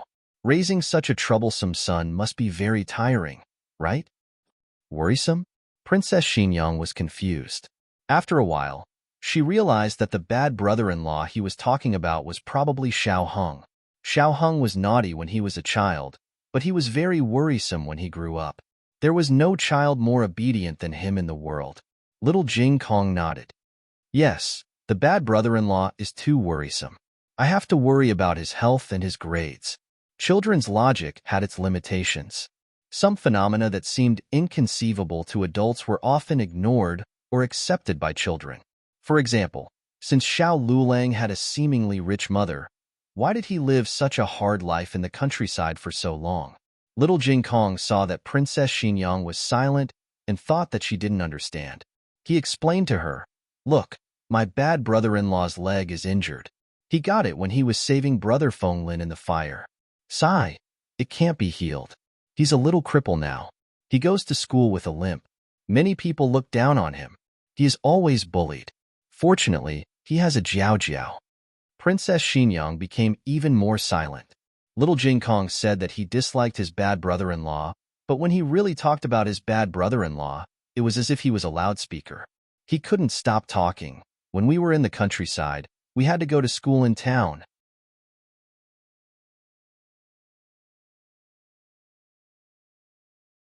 There were no carriages, only ox carts in the village. The roads were slippery in winter, so the ox carts couldn't move. Bad brother-in-law could only limp to school in town. Can't we take a carriage? Princess Xinyang asked. Little Jing Kong sighed like a little adult. Sigh. At that time, our family was poor. Being poor wasn't terrible. Do you know what was the most terrible thing? It was that my bad brother-in-law's grades were too bad. He was always the last. He almost didn't pass the exam. Princess Xinyang's mood was originally very complicated, but the last sentence caused her emotions to become incoherent. Being the last could pass the exam? Were all the students in the class great scholars like Zhuang Xianji? Little Jing Kong talked a lot about his life in the countryside, mainly about his bad brother-in-law. For the first time, Princess Xinyang learned about Xiao Yulong's life in the past few years from other people's mouths. She couldn't imagine that a dignified and proud son of God would fall to the point where he had to sit in an ox cart. He was exposed to the sun and rain, cold and hot. He seemed to have suddenly fallen from the clouds into a swamp. Jing Kong, come here. Little Jing Kong was called away by little Jiangli. There was no one else in the room. Yujin was also not there. Long Yi might be in the dark. He didn't show up often. Otherwise, even when Lin Lang wouldn't have been unaware of his existence.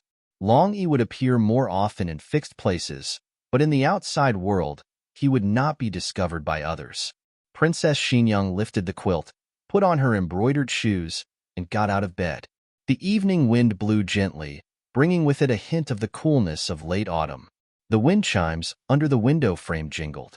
The world was noisy, but this small courtyard of the medical center had a special kind of secluded tranquility. She tightened her clothes around her chest, opened the half-closed door, and slowly walked out. Gu Jiao's courtyard was not big. It was a small courtyard. The second master had specially built it for her convenience. Even the second master himself didn't have such treatment. He only had a small room upstairs. Princess Xinyang came to the corridor and unexpectedly smelled the fragrance of sweet potatoes and corn.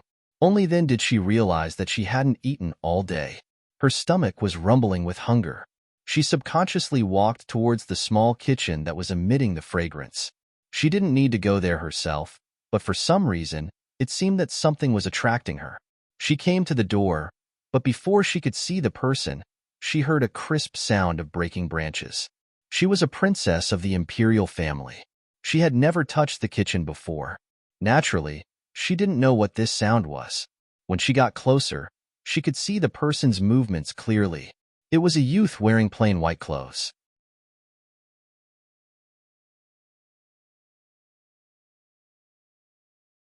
He sat on a small bench behind the stove with his back to the door. His right leg was stretched out on the ground, and his left leg was bent. There was a large piece of linen cloth covering his head. Behind him was a tall pile of messy, mottled branches. He used his left hand to grab two of the branches and forcefully swung it down on his left leg, snapping the branches. He put the folded branches on his left hand. Judging from the height of the pile on the left, he had broken a lot. The stove in front of him was burning brightly with firewood. As he broke the branches, he didn't forget to throw two in from time to time. Because his right wrist was injured, when he broke the branches, he used his left hand to hold them, but used his right forearm to press on the right. This movement was very strenuous, and it was easy to break. If it broke, he would press on it again. He repeated this process. His clothes were thin, but the back of his neck was soaked with sweat. One of the branches was too difficult to break. He tried several times but couldn't break it. He even accidentally touched the wound on his wrist. He sucked in a breath of cold air. Princess Xinyang unconsciously took a step forward, but then she stopped. Xiao Lulang finally broke the branch. He didn't bother to wipe the sweat off his forehead. He bent down and used his left hand to pick up the tongs on the ground. He flipped the sweet potatoes on the stove. After doing this, the corn and steamed vegetables in the pot should be ready. He stood up, limped around the stove, and skillfully opened the lid of the pot. A vast expanse of white steam rushed over. He found a rag and took out the steamer basket. Then, He washed his hands with water, turned around, opened the cupboard, and took out 2 sets of bowls and chopsticks. One was little Jing Kong's exclusive bowl and chopsticks, and the other. When he was halfway through, he suddenly realized something and his eyes flickered. His eyelashes trembled. He wanted to turn around, but didn't dare. With a clang, the bowl and chopsticks in his hand fell to the ground. It rolled a little far, and his legs were inconvenient. He dragged his weak right leg forward 2 steps. Just as he bent down to pick it up, a fair and slender hand reached over and picked up the bowl and chopsticks on the ground before he could.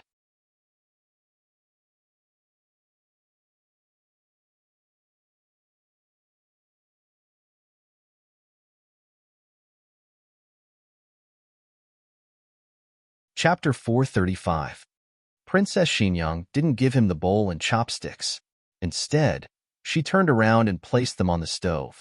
Xiao Lulang didn't think that she would suddenly wake up and lower herself to the small kitchen. Princess Xinyang also didn't think that she would come in by herself. The two of them met without any warning. It wasn't the back of her head, nor her back, nor was it the blurry sleeping face swallowed by darkness in the middle of the night. It was a clear front face in broad daylight. The immaturity of a 14-year-old had faded, replaced by the restraint of time. In fact, he was only 18 years old. There were still 3 more months before he turned 19. He should have been a young and inexperienced youth, but he was a step ahead of her. He was taller, but his cheeks seemed to have become thinner. The 14-year-old Xiao Hong was a pampered young noble, the bright moon in the sky. Now, he had fallen into the dust. A beautiful jade covered in dust, turning into a lonely little stone that seemed to have been abandoned by someone on the side of the road. For a moment, Princess Xinyang didn't know where to look. Was it his face without the mole, or his powerless feet? It was like he had been cut by a knife, and a layer of skin and flesh had been peeled off. He was bloody and exposed to the eyes of those who knew or didn't know. Every step he took left a bloody footprint. Xiao Yulong's eyes were blood red. Was this punishment enough? Was this pain satisfied? Have I redeemed myself for all my filthy sins? Princess Xinyang stared at him. Suddenly, her body staggered, and she supported herself with one hand on the scalding stove. Xiao Yulong's eyes moved. His hand subconsciously reached out, but it froze in midair under her resistant gaze. Princess Xinyang's body trembled slightly. She looked at him one last time, clutched her chest, and ran out without looking back. After Gu Jiao finished seeing the patients in the clinic, she came to the small courtyard to see how Princess Xinyang was doing. However, she was told that Princess Xinyang had already left. Gu Jiao raised her eyebrows weirdly. I was planning to let her stay for a few more days. This pair of mother and son really behaved in the same way. She wanted to meet him, but she couldn't. Xiao Lulang didn't need to come over, but when he heard that Princess Xinyang had fainted, he followed along. After Gu Jiao put Princess Xinyang on a 4-drip, she went to see the doctor. During this time, Xiao Lulang was the only one keeping watch. Little Jing Kong was playing in the yard. It was Xiao Lulang who asked Gu Jiao to remove the needles.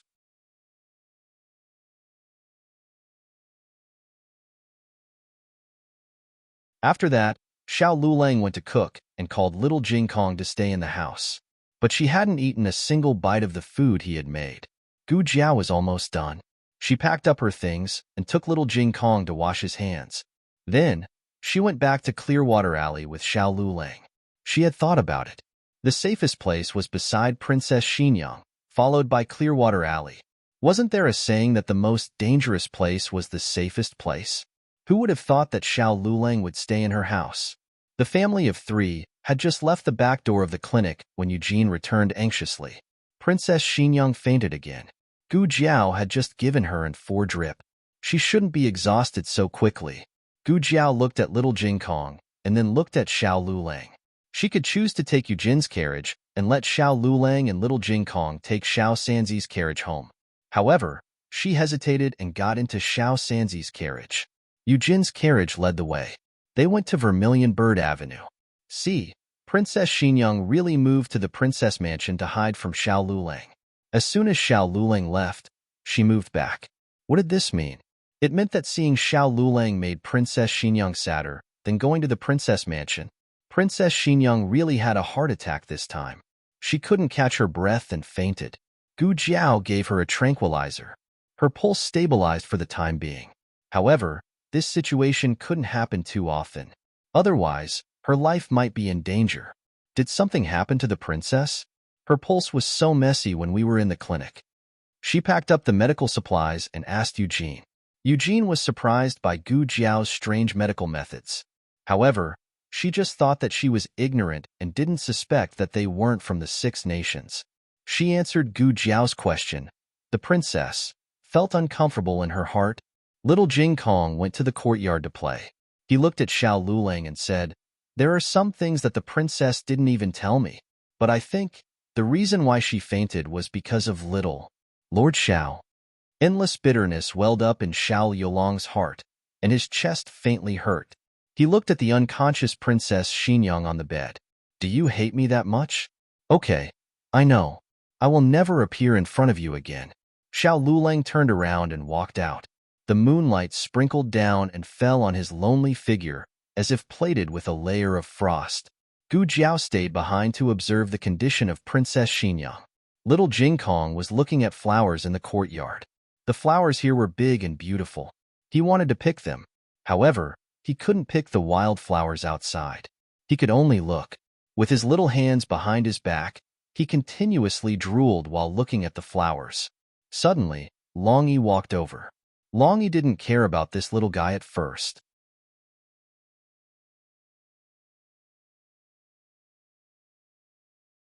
In the eyes of Dragon Shadow Guard, children were no different from stone blocks. Who would have thought that at this time, little Jing Kong suddenly rubbed his little hands? He really couldn't hold back anymore. Long Yi caught his little hands that were making trouble. Little Jing Kong blankly raised his head and said with a guilty conscience, "I didn't. It's not me. His eyeballs rolled around, and he looked very much like little Xiao Hong who had done bad things many years ago. His body was full of Xiao Yolong's aura, and even his small appearance was exactly the same. Long Yi looked at little Jing Kong, and again looked at Xiao Lulang in the room, and his brain suddenly crashed. Gu Jiao determined that Princess Xinyang was really fine, and then she got up and left. Eugene wanted to pay the consultation fee, and Gu Jiao didn't refuse. Gu Jiao went out of the house, and little Sanzi's carriage was still there, so she sat in the carriage. She thought that Xiao Lulang had already taken little Jing Kong back, but unexpectedly, both of them were sitting in the carriage at this time. Only, Xiao Lulang was awake, and little Jing Kong was lying in his bosom and sleeping. "He ate something," Xiao Lulang said. "He wanted to wait for you." He seemed to be explaining why he didn't go back. Gu Jiao nodded, but she didn't say anything. Little Jing Kong really wanted to wait for her, but he could have waited in the house. He stayed. Half of it was to wait for her, and the other half was to wait for Princess Xinyang to be safe. There was never much fairness in the relationship in this world. Many times, when parents hurt a child, the child would not stop loving his parents, but would only stop loving himself. Gu Jiao sat down next to Xiao Lulang. Little Sanzi waved his whip, and the wheels of the carriage started to turn on the quiet street. Their voices were loud enough to drown out the conversation between the two. "The princess is fine," Gu Jiao said to Xiao Lulang. Xiao Lulang lowered his eyes, and no one could see the emotions in his eyes. He nodded in a low voice, and raised his hand to pull down the coat that had slipped down, covering little Jing Kong's entire body. Little Jing Kong was sleeping soundly, and no one knew what he was dreaming of, but his saliva was dripping. In fact, the reason why Princess Xinyang fainted today was partly because of little Jing Kong's complaints. The speaker didn't mean it, but the listener took it seriously. How could Princess Xinyang know what kind of difficult life Xiao Lulang had been living for the past few years? Gu Jiao pinched Xiao Yulong's face, and when she withdrew her hand, her gaze inadvertently swept across Xiao Yulong's face. Then she looked elsewhere, but she was still paying attention to him. "Do you want to know about my background?" Xiao Lulang suddenly asked. Yes. Gu Jiao didn't deny it.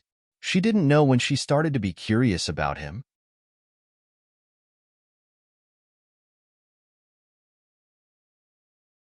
She wanted to know more about him, whether it was good, bad, proud, or embarrassing. She wanted to know everything about him. But if he didn't say anything, she rarely took the initiative to ask.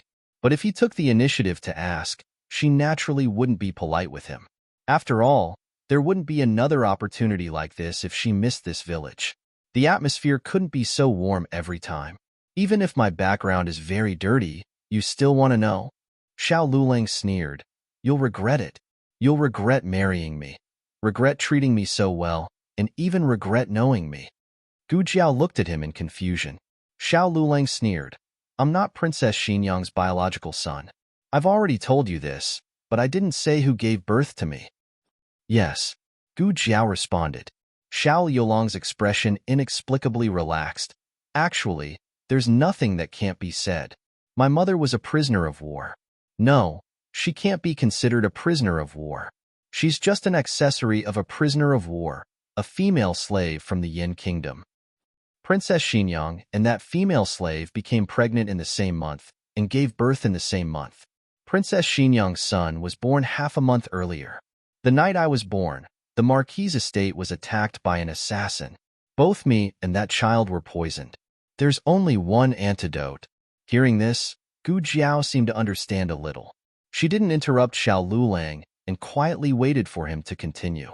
Xiao Lulang smiled faintly, with a bit of helplessness and a bit of mockery. I'm only the son of a female slave. How could the antidote be given to me? In order for me to get the antidote, the female slave stole Princess Xinyang's son and brutally killed him. Afterwards, she hanged herself. When Gu Jiao heard that there was only one antidote, she guessed what would happen next. In her heart, she wasn't too surprised. Or perhaps she was too cold-blooded. Her parents in her previous life were right. She was a monster. Xiao Lulang still had a calm expression, as if he wasn't talking about his own experience, but an unimportant story Princess Xinyang didn't know. She thought that they were taken away by an assassin and that the assassin killed them. She lost her son, and I lost my mother. She said that perhaps we were fated to be mother and son. She decided to raise me as her own son.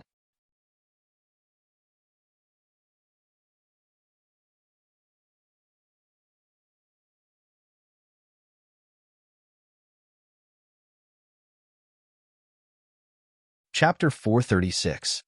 When Princess Xinyang decided to raise him, he was still a baby in swaddling clothes.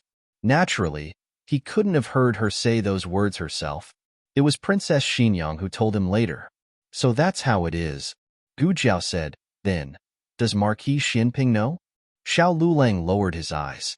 I know. After he took care of things, Princess Xinyang mistakenly thought that her son and the female slave were killed by assassins. It wasn't until 4 years ago that she found out the truth by chance. It turned out that she had raised the son of her enemy for 14 years. After that, Princess Xinyang collapsed. She had never forgotten that son, and had never treated Xiao Lulang as someone else's substitute. She had truly raised Xiao Lulang as her other son. She had done everything she could to teach him, and had given her all to raise him into the young Marquis of Zhaodu. It was because of this that she couldn't bear the blow of the truth. The female slave was already dead, so I could only kill your son. This was her inner demon, and also all of her evil. I was the last one to know, Xiao Lulang said calmly. His face was calm, but who knew if his heart was as calm as this? Gu Jiao paused. So the fire 4 years ago, Xiao Lulang nodded. She wanted to kill me, to take me down with her.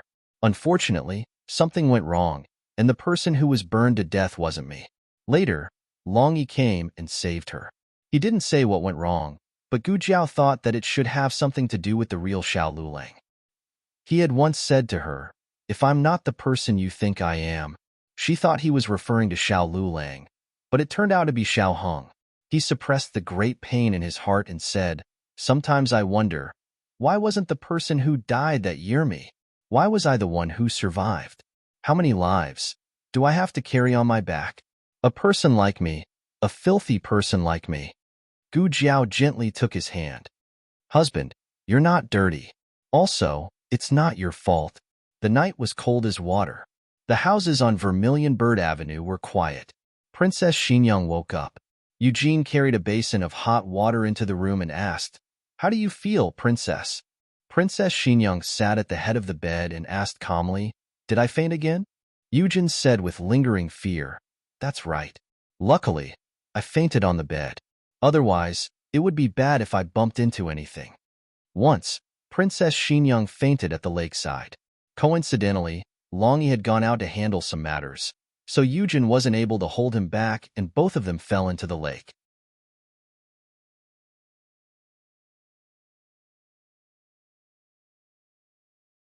Princess Xingyang looked at the needle mark in her elbow and guessed that Gu Jiao had come by. Did that girl give me something strange again?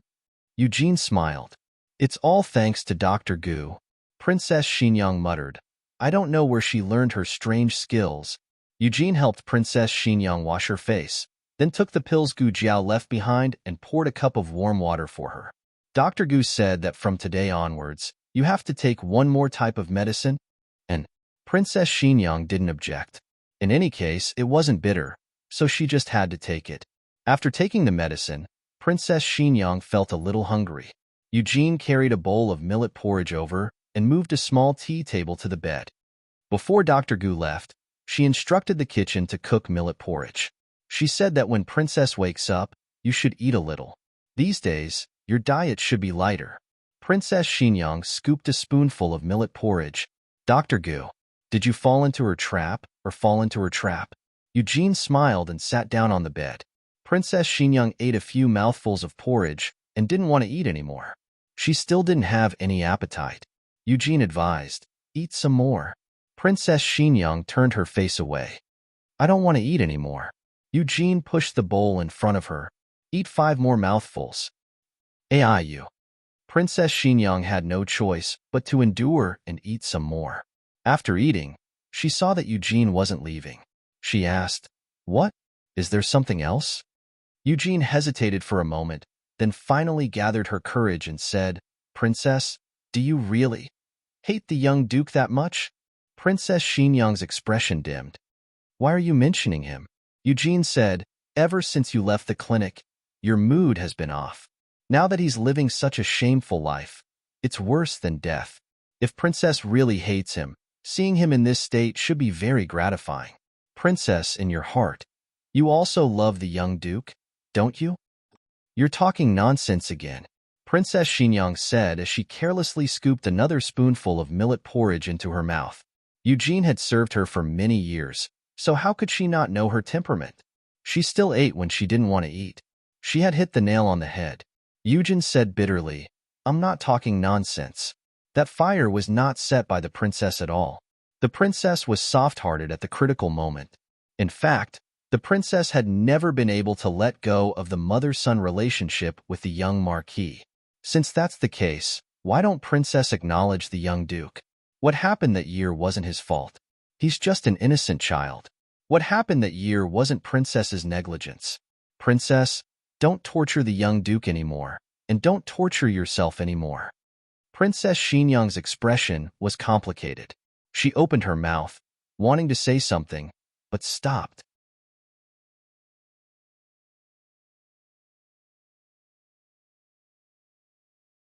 Then she gently put down the spoon in her hand and said thoughtfully, someone else set the fire that year, but I still can't find out who he is. And what? Eugene looked at Princess Xingyang. Princess Xingyang sighed and said in a low voice, forget it, it's nothing. The group returned to Jade Water Alley. Xiao Sanzi drove the carriage back to the clinic. Gu Jiao carried the sleeping little Jing Kong over, not giving Xiao Luling a chance to refuse. Xiao Luling looked at his bandaged hand, then at his weak right leg. A trace of disgust flashed through his brows. He was disgusted with himself. Little Jing Kong played until his whole body was covered in mud. Gu Jiao put a cushion on the bed and put him on it. Then she went to the kitchen to get hot water. I'll do it, Xiao Luling said. Since the little fellow went down the mountain, Gu Jiao had never done anything to bathe him. If it wasn't Xiao Luling, then it was Gu Xiaoshun or Gu Yin. Okay. Gu Jiao used her leg to hook a stool, then put the basin and towel down. Xiao Luling turned little Jing Kong over and over again. He wiped his body and changed his clothes, but little Jing Kong didn't wake up at all. Gu Jiao crossed her arms and leaned against the wardrobe. She lazily raised her eyebrows. What did he play today? So tired. He went to Princess Xinyang's flower with long E. Xiao Lulang didn't say anything about this. After washing little Jingkong, Xiao Lulang went to pour water, but Gu Jiao took the basin. This was a trivial matter in life, but it wasn't a trivial matter anymore. He was indifferent at the beginning, but now, he gradually couldn't ignore it. In the past, he didn't care about his life, didn't care about his disability, because he deserved to live in purgatory with his sins. But what was wrong with her? Why did she have to meet such an unbearable person? He once deceived himself, thinking that as long as he worked hard, perhaps they could really live a peaceful life. But when the truth was finally revealed, all his secrets were exposed. It was as if all the window paper was torn apart. He discovered that all his efforts were so weak. He was the son of a lowly female slave. His body flowed with lowly and dirty blood. His birth was a sin, and his survival was also a sin. He stepped on the bones of his own brother. He was not worthy to touch those beautiful things. Marquis Gu was right. He didn't deserve her. This kind of person should stay far away from her. Xiao Lulang sat in the room for a while, but before she returned to the east room to rest, he heard a sound coming from the courtyard. It was so late, and everyone was asleep. Why didn't she go to sleep? What was she doing in the courtyard? Xiao Lulang wanted to go and see, but he also felt that he shouldn't go and see. Since he had decided to let go, then what she did had nothing to do with him.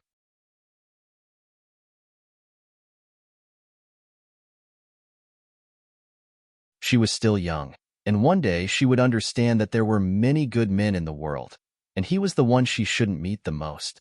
He closed his eyes and tried hard to harden his heart, but he couldn't ignore the movement in the courtyard. Fine. Sooner or later, he would have to say goodbye, so choosing a day was better than the present. Wu-Hua, little Jing Kong on the bed mumbled in his sleep and kicked the quilt over. Xiao Lulang walked over, pulled the quilt over him, and tucked him in. After that, he went out of the room and followed the sound to the backyard. The scene in front of him made him stunned. Under the cold moonlight, in the cold courtyard, she bent over and stepped on the stone bench to cut wood. She was taller than 2 years ago, but she was still a woman, so she still looked thin. Probably because she didn't want to wake up her family, her movements seemed very light, but in fact, she used a lot of strength. This was much more strenuous than cutting wood without using her hands. In just a few moments, fine beads of sweat had already seeped out of her forehead. Xiao Lulang walked over and asked in confusion, "What are you doing?" "Did I wake you up?" Gu Jiao asked him. Xiao Lulang shook his head. "No, I haven't slept yet." After saying that, his gaze fell on her saw and the wood. Gu Jiao curved her lips. "You lost your cane. I'll make you a new one."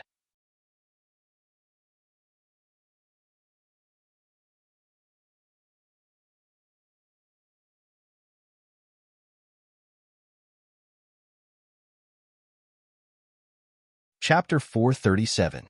Xiao Lulang felt as if his heart had been ruthlessly rubbed by someone. He looked at her in disbelief and confusion. Why? Why was she so good to him? He wasn't worth it. Gu Jiao continued to cut wood and said, "I've boiled the hot water. Go take a bath and sleep. I'll be done soon." She put down the saw and said, "I'll go get the water." Xiao Lulang grabbed her arm and looked at her deeply. "Jiao Jiao, don't be so good to me. I can't bear to let go. If you regret it one day, I might do anything to keep you by my side. I'm not a good person. I'm not as harmless as you think." Gu Jiao met his complicated gaze and said frankly, "You're very good to me too." Xiao Liulang's heart was suddenly in a mess. He took a deep breath and slowly raised his hand. His fingertips gently touched her cheek. "Silly girl, you'll regret it." Gu Jiao seriously thought about this possibility. Then, she shook her head firmly. "I won't. At most, I'll divorce you." Xiao Lulang. He wasn't comforted at all. Xiao Lulang stared at her and suddenly laughed. Gu Jiao had a strange look on her face. "What are you laughing at?" He answered truthfully, "Laughing at you." He originally wanted to be sad.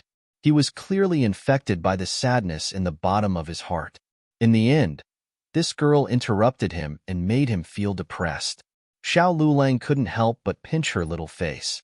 "Say, why are you so good at ruining the atmosphere?" Gu Jiao had no idea what she had done to ruin the atmosphere. She looked at him in confusion. Xiao Lulang was amused by her small appearance. He put one hand on the back of her neck, tilted his head slightly, and covered her. Was he going to kiss her? Gu Jiao rolled his eyes and closed them in the next second. However, after waiting for a long time, she still didn't receive a kiss from him. Instead, she heard a muffled chuckle. Gu Jiao opened her eyes and turned her head to look. She saw someone pinching a piece of sawdust on his fingertips. He straightened up and looked at her with a smile. "There's this on your head." Gu Jiao's face darkened. Oh, Xiao Lulang understood what she wanted. He also wanted to. When he thought about how his dreams were filled with her at night, he hated that he could not press her down and treat her the way he did in his dreams. But he couldn't do that. She had just learned of his background and hadn't really understood it yet. She didn't understand what it meant to be the son of a slave. He would give her time, whether she regretted it or not. But he wouldn't give her too long. For the next few days, Xiao Lulang stayed in Clearwater Alley to recuperate.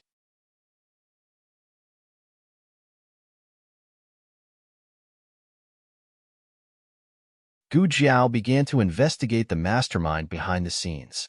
On the fourth day, Yuan Tang came to the clinic. Gu Jiao thought that he came to get medicine for Lu Yisheng. The stitches on Lu Yisheng's severed finger had been removed. The intervention effect was good, but he still needed to continue to take medicine. Depending on the situation, he would start rehabilitation. 10 taels, Gu Jiao said. Yuan Tang's body trembled. Your medicine is so expensive. Why does my cousin think so highly of it? Gu Jiao said indifferently. You're the one buying it, not your cousin. Yuan Tang asked, What do you mean? Gu Jiao said, Different people have different prices. Yuan Tang said, You're a profiteer. Yuan Tang resigned himself to his fate and took out 10 taels. Gu Jiao took the money. Seeing that he didn't leave, she looked at him strangely. What? Is there something else? If you want to sell me information, I advise you to give up. The corner of Yuan Tang's lips, which had just been raised, collapsed in a second. Are you a bug in this prince's stomach? How come you know everything I do? Ah, Feixing's leftover. Gu Jiao sat back on the chair and buried herself in today's medical records. Forget it. He was just teasing her. He wanted to get back the 10 taels of silver. It wasn't that he wouldn't talk about it if he didn't get the money. Yuan Tang opened his folding fan and said slowly, I heard that your husband went missing. Do you know who did it? Who? Gu Jiao asked. Yuan Tang curled his lips into a smile. Prince Ning. Gu Jiao wasn't surprised to hear this answer. She put the medical records back on the shelf and looked up at Yuan Tang. Are you sure? Yuan Tang clicked his tongue and raised 3 fingers. I swear to the heavens as the future crown prince of Chun that I didn't make a mistake. I definitely didn't fake it. However, he put down his hand and patted his palm with his folding fan. Isn't Prince Ning on Empress Dowager Zhuang's side? Why did he kidnap your husband? Is he taking revenge on you for killing so many of his experts? Although those experts came for me, you helped me. So he holds a grudge in his heart? Prince Ning didn't hold a grudge because of this incident, but because she went to find Princess Ning afterwards. Even so, he only burned down one of her workshops. After that, she emptied his treasury. To be honest, Gu Jiao didn't think that Prince Ning would touch Xiao Lulang for a treasury. Gu Jiao thought of the crown princess guilty expression. She had something to do with it. Could it be she already guessed Xiao Yulang's true identity and told Prince Ning about it? Prince Ning wouldn't touch Xiao Lulang, but that didn't mean that he wouldn't touch Xiao Heng. The crown princess had once been Xiao Heng's fiancée, and the two had grown up as childhood sweethearts.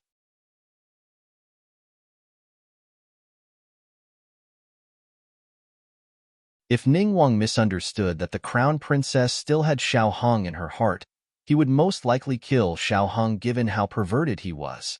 Wait, kill Xiao Heng? Something flashed through Gu Jiao's mind, but it was too fast for her to catch. Dr. Gu, what are you thinking about? Yuan Tang interrupted Gu Jiao's train of thought. I'm thinking, Aya, it's burning. It's burning. A young medicine boy's exclamation came from the lobby. Gu Jiao stood up.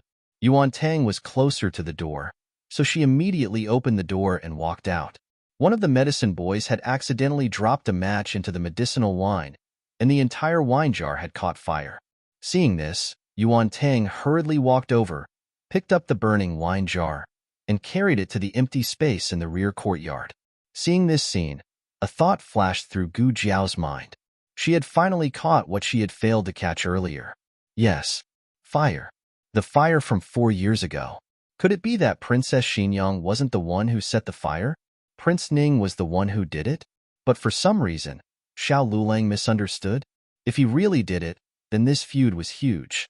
He didn't capture Xiao Lulang just to show off his power. He truly wanted to take Xiao Yulong's life. She had originally planned to slowly harvest this golden leek, but he actually dared to touch her husband. Gu Jiao didn't have any evidence for the incident from 4 years ago, but it didn't matter. Even if she didn't count the old debt from 4 years ago, just this one incident alone was unforgivable. In the afternoon, Gu Jiao made a trip to the imperial palace. Prince Ning was a prince who was highly regarded by the emperor. He was currently working at the Ministry of Appointments and would occasionally be summoned by the emperor to the imperial study or Pure Flowers Palace. Recently, because he was searching for Xiao Lulang, the emperor summoned him and the crown prince almost every day to ask about the progress of the matter. Although Gu Jiao wasn't in the imperial palace, she had close relations with Renshou Palace, so she had heard some things from eunuch Qin. Gu Jiao arrived at the imperial palace and asked the guard on duty, "Has His Highness Prince Ning entered the palace?" The guard recognized her and knew that she was a favorite of Empress Dowager Zhuang and His Majesty, so he was happy to do her a favor. Moreover, it wasn't a secret. He entered the palace. Gu Jiao asked again, "Did he go to the imperial study or Pure Flowers Palace?" The guard said, "He went in the direction of Pure Flowers Palace." "Many thanks." Gu Jiao thanked him, then turned around and went to Pure Flowers Palace. Gu Jiao couldn't enter Pure Flowers Palace as easily as she could at Renshou Palace. She still needed to announce her arrival. However, Eunuch Wei quickly walked over and invited Gu Jiao in. Eunuch Wei said, "Why has Miss Gu come? Are you here to ask about Lord Xiao?"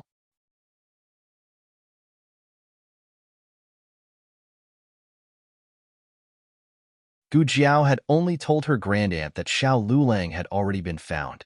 She hadn't told the emperor, so Eunuch Wei also didn't know.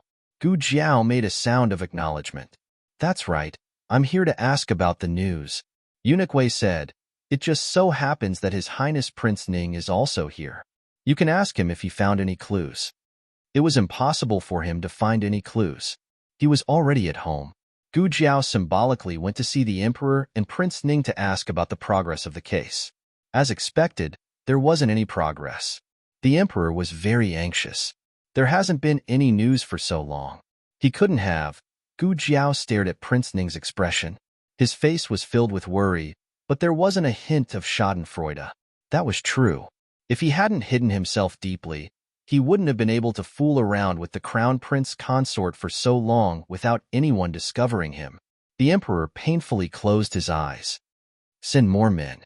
No matter what, I want to see him if he's alive, or his corpse if he's dead." Prince Ning cupped his hands in salute. "Yes, this subject obeys." The emperor sighed. "We will also send a few more men to you. You'll have to work a little harder these next few days.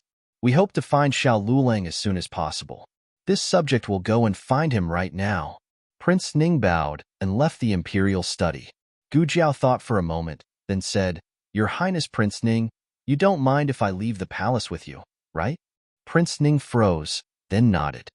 "Of course I don't mind. Dr. Gu, please." "Your Majesty, I'm leaving." Gu Jiao bade farewell to the emperor. The emperor was currently worried about Xiao Yulong's safety, so he didn't keep Gu Jiao for a meal at Pure Flowers Palace. Gu Jiao and Prince Ning left the imperial palace. On the way, the two chatted for a while, and it didn't seem like they had any disagreements. Before boarding the carriage, Prince Ning smiled and said, "Dr. Gu, if you and I can always be harmonious like this prince can pretend that nothing happened in the past." Gu Jiao didn't respond to his words. Instead, she asked, "I didn't come in a carriage today. Can you give me a ride?" "Of course." Prince Ning generously gestured for Gu Jiao to board the carriage. Gu Jiao boarded the carriage, and Prince Ning also got in. He maintained a polite distance from Gu Jiao. Gu Jiao said seriously, "I have some things I want to say to Prince Ning in private." Prince Ning gave her a deep look, then smiled knowingly. He ordered, "All of you, stop first. You're not allowed to follow."